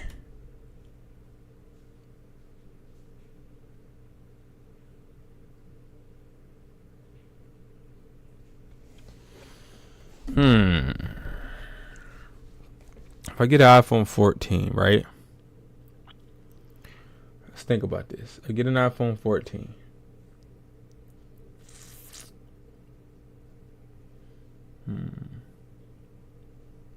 I'm just thinking. Ow. I'm thinking,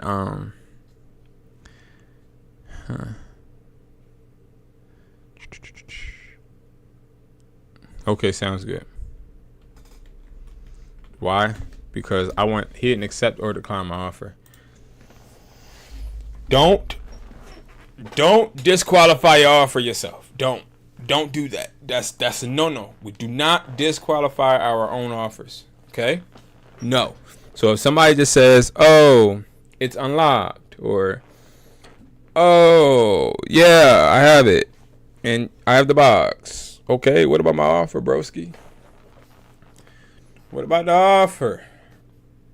I don't do no pickups, bro. Sharon Hill, that's a good place to buy phones. See, when it comes to like eBay, when it comes to Facebook, I lie to you not. It's like so much more in depth when you offer, because you got to make sure it's a real person. So you got to look at their profile.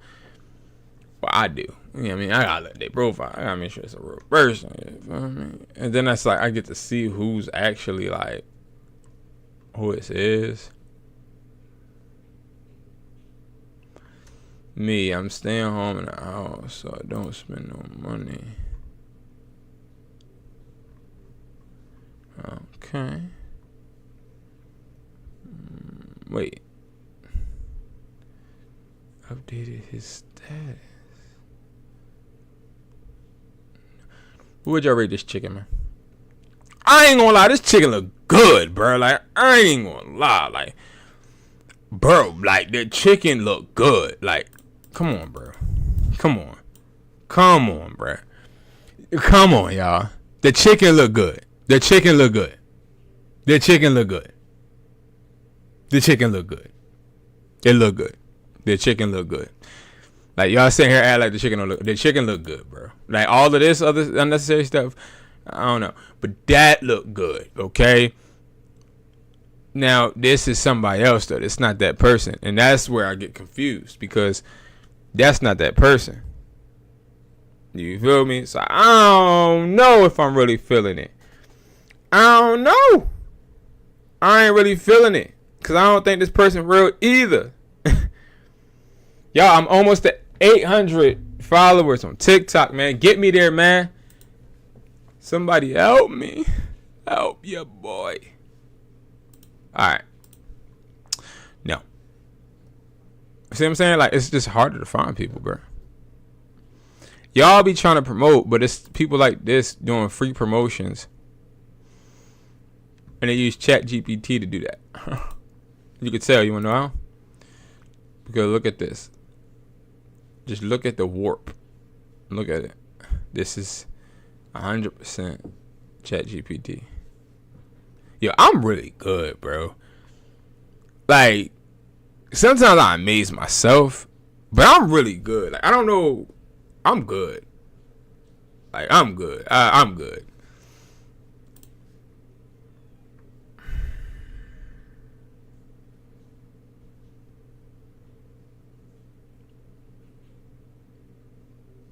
Like, what? Okay. And it's 200? But nah, boy got a middle finger up, bro. I don't feel safe meeting him. Damn, Gina. Beautiful daughter. Beautiful daughter.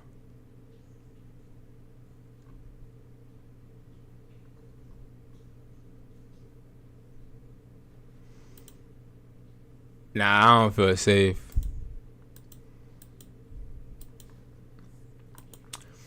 Is that like, is that a bad thing to say? No, I'm saying I don't feel safe because, like,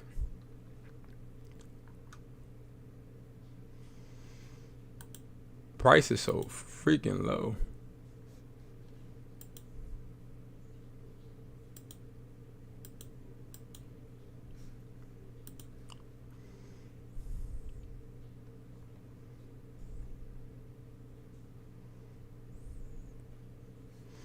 Bro, I don't know. Y'all. We found one person to really make a good offer to. I really don't like, and don't get it twisted. You could literally get good offers, but I'm trying to get people that's gonna offer right now, bro. Like, I don't know. I really don't feel like.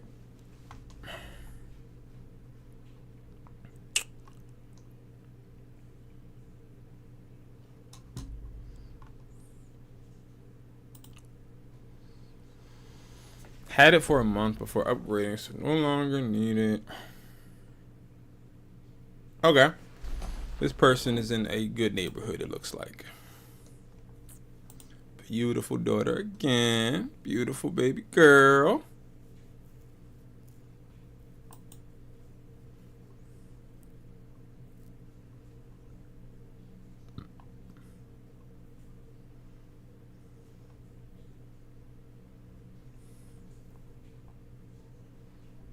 My kids is my world.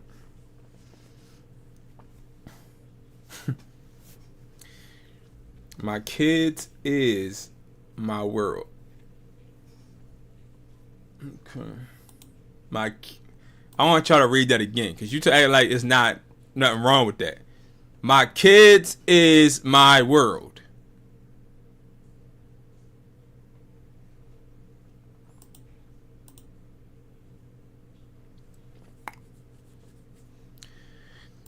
Oh, man. I can do 200. 230.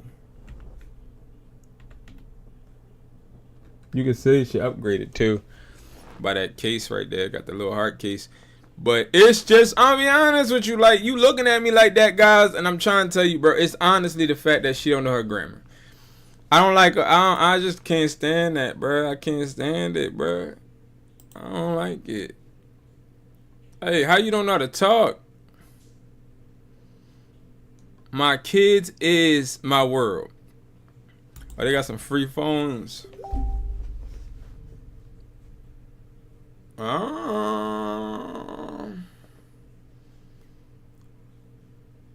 Look at what she just said, y'all. Today.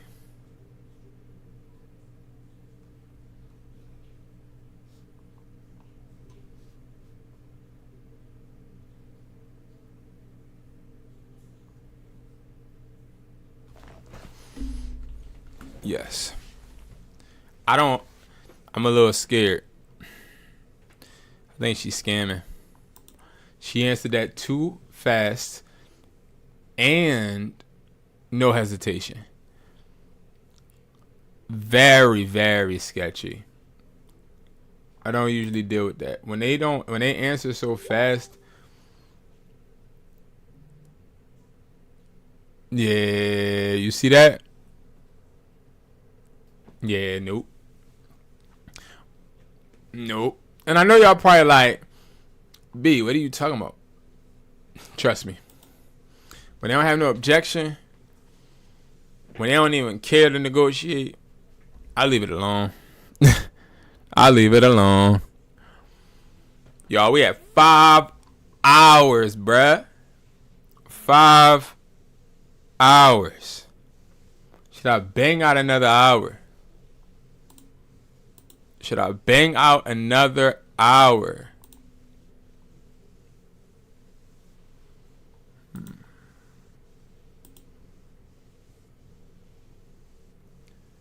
Should I bang out another hour, guys?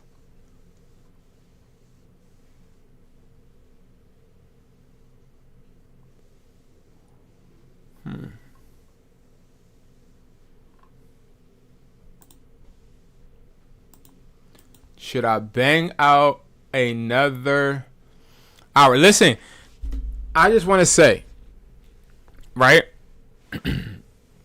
On TikTok, we almost at 800. I'm liking it. But I want to get there. You hear me? I want to get there. But yeah, y'all, I'm about to get off. I'm not going to bang out another hour. I'm actually going to get off real quick. Okay. Now, streaming has been a definite hurdle that has taken me a long time to try. I want to say my thoughts on it real quick because, you know, I like to build, grow, try new things, learn. I'm going to tell y'all something, man. This has scared me. Streaming has been something that I was afraid of. But I will say, like, I enjoy it. I think I'm going to do this more often. And I've heard, like, so at some points during this stream, I'm talking to myself. You feel me? And that's okay. I'm fine with that, bro. I'm really fine with that. Because one day, hopefully, I'm in front of 10 people. You know? So, I think it went good. I think it really did. I think it went good. All right, guys. I'm going to get off.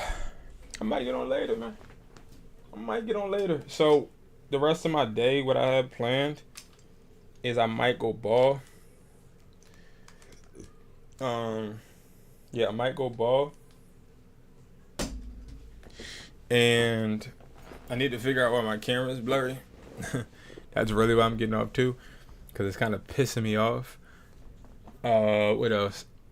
I think I'm going to use another type of method next time as a camera, because I just don't like the blurriness. Let me see. Am I blurry in real life? Let's see if I'm blurry. Yeah, like I just don't like the blurriness, y'all. It bothers me. Because it wasn't blurry when we first started. So I guess the camera like, damn, bro, you streaming for a long time. We used to just regular videos now. But I really appreciate everybody that taps in, everybody that watches this.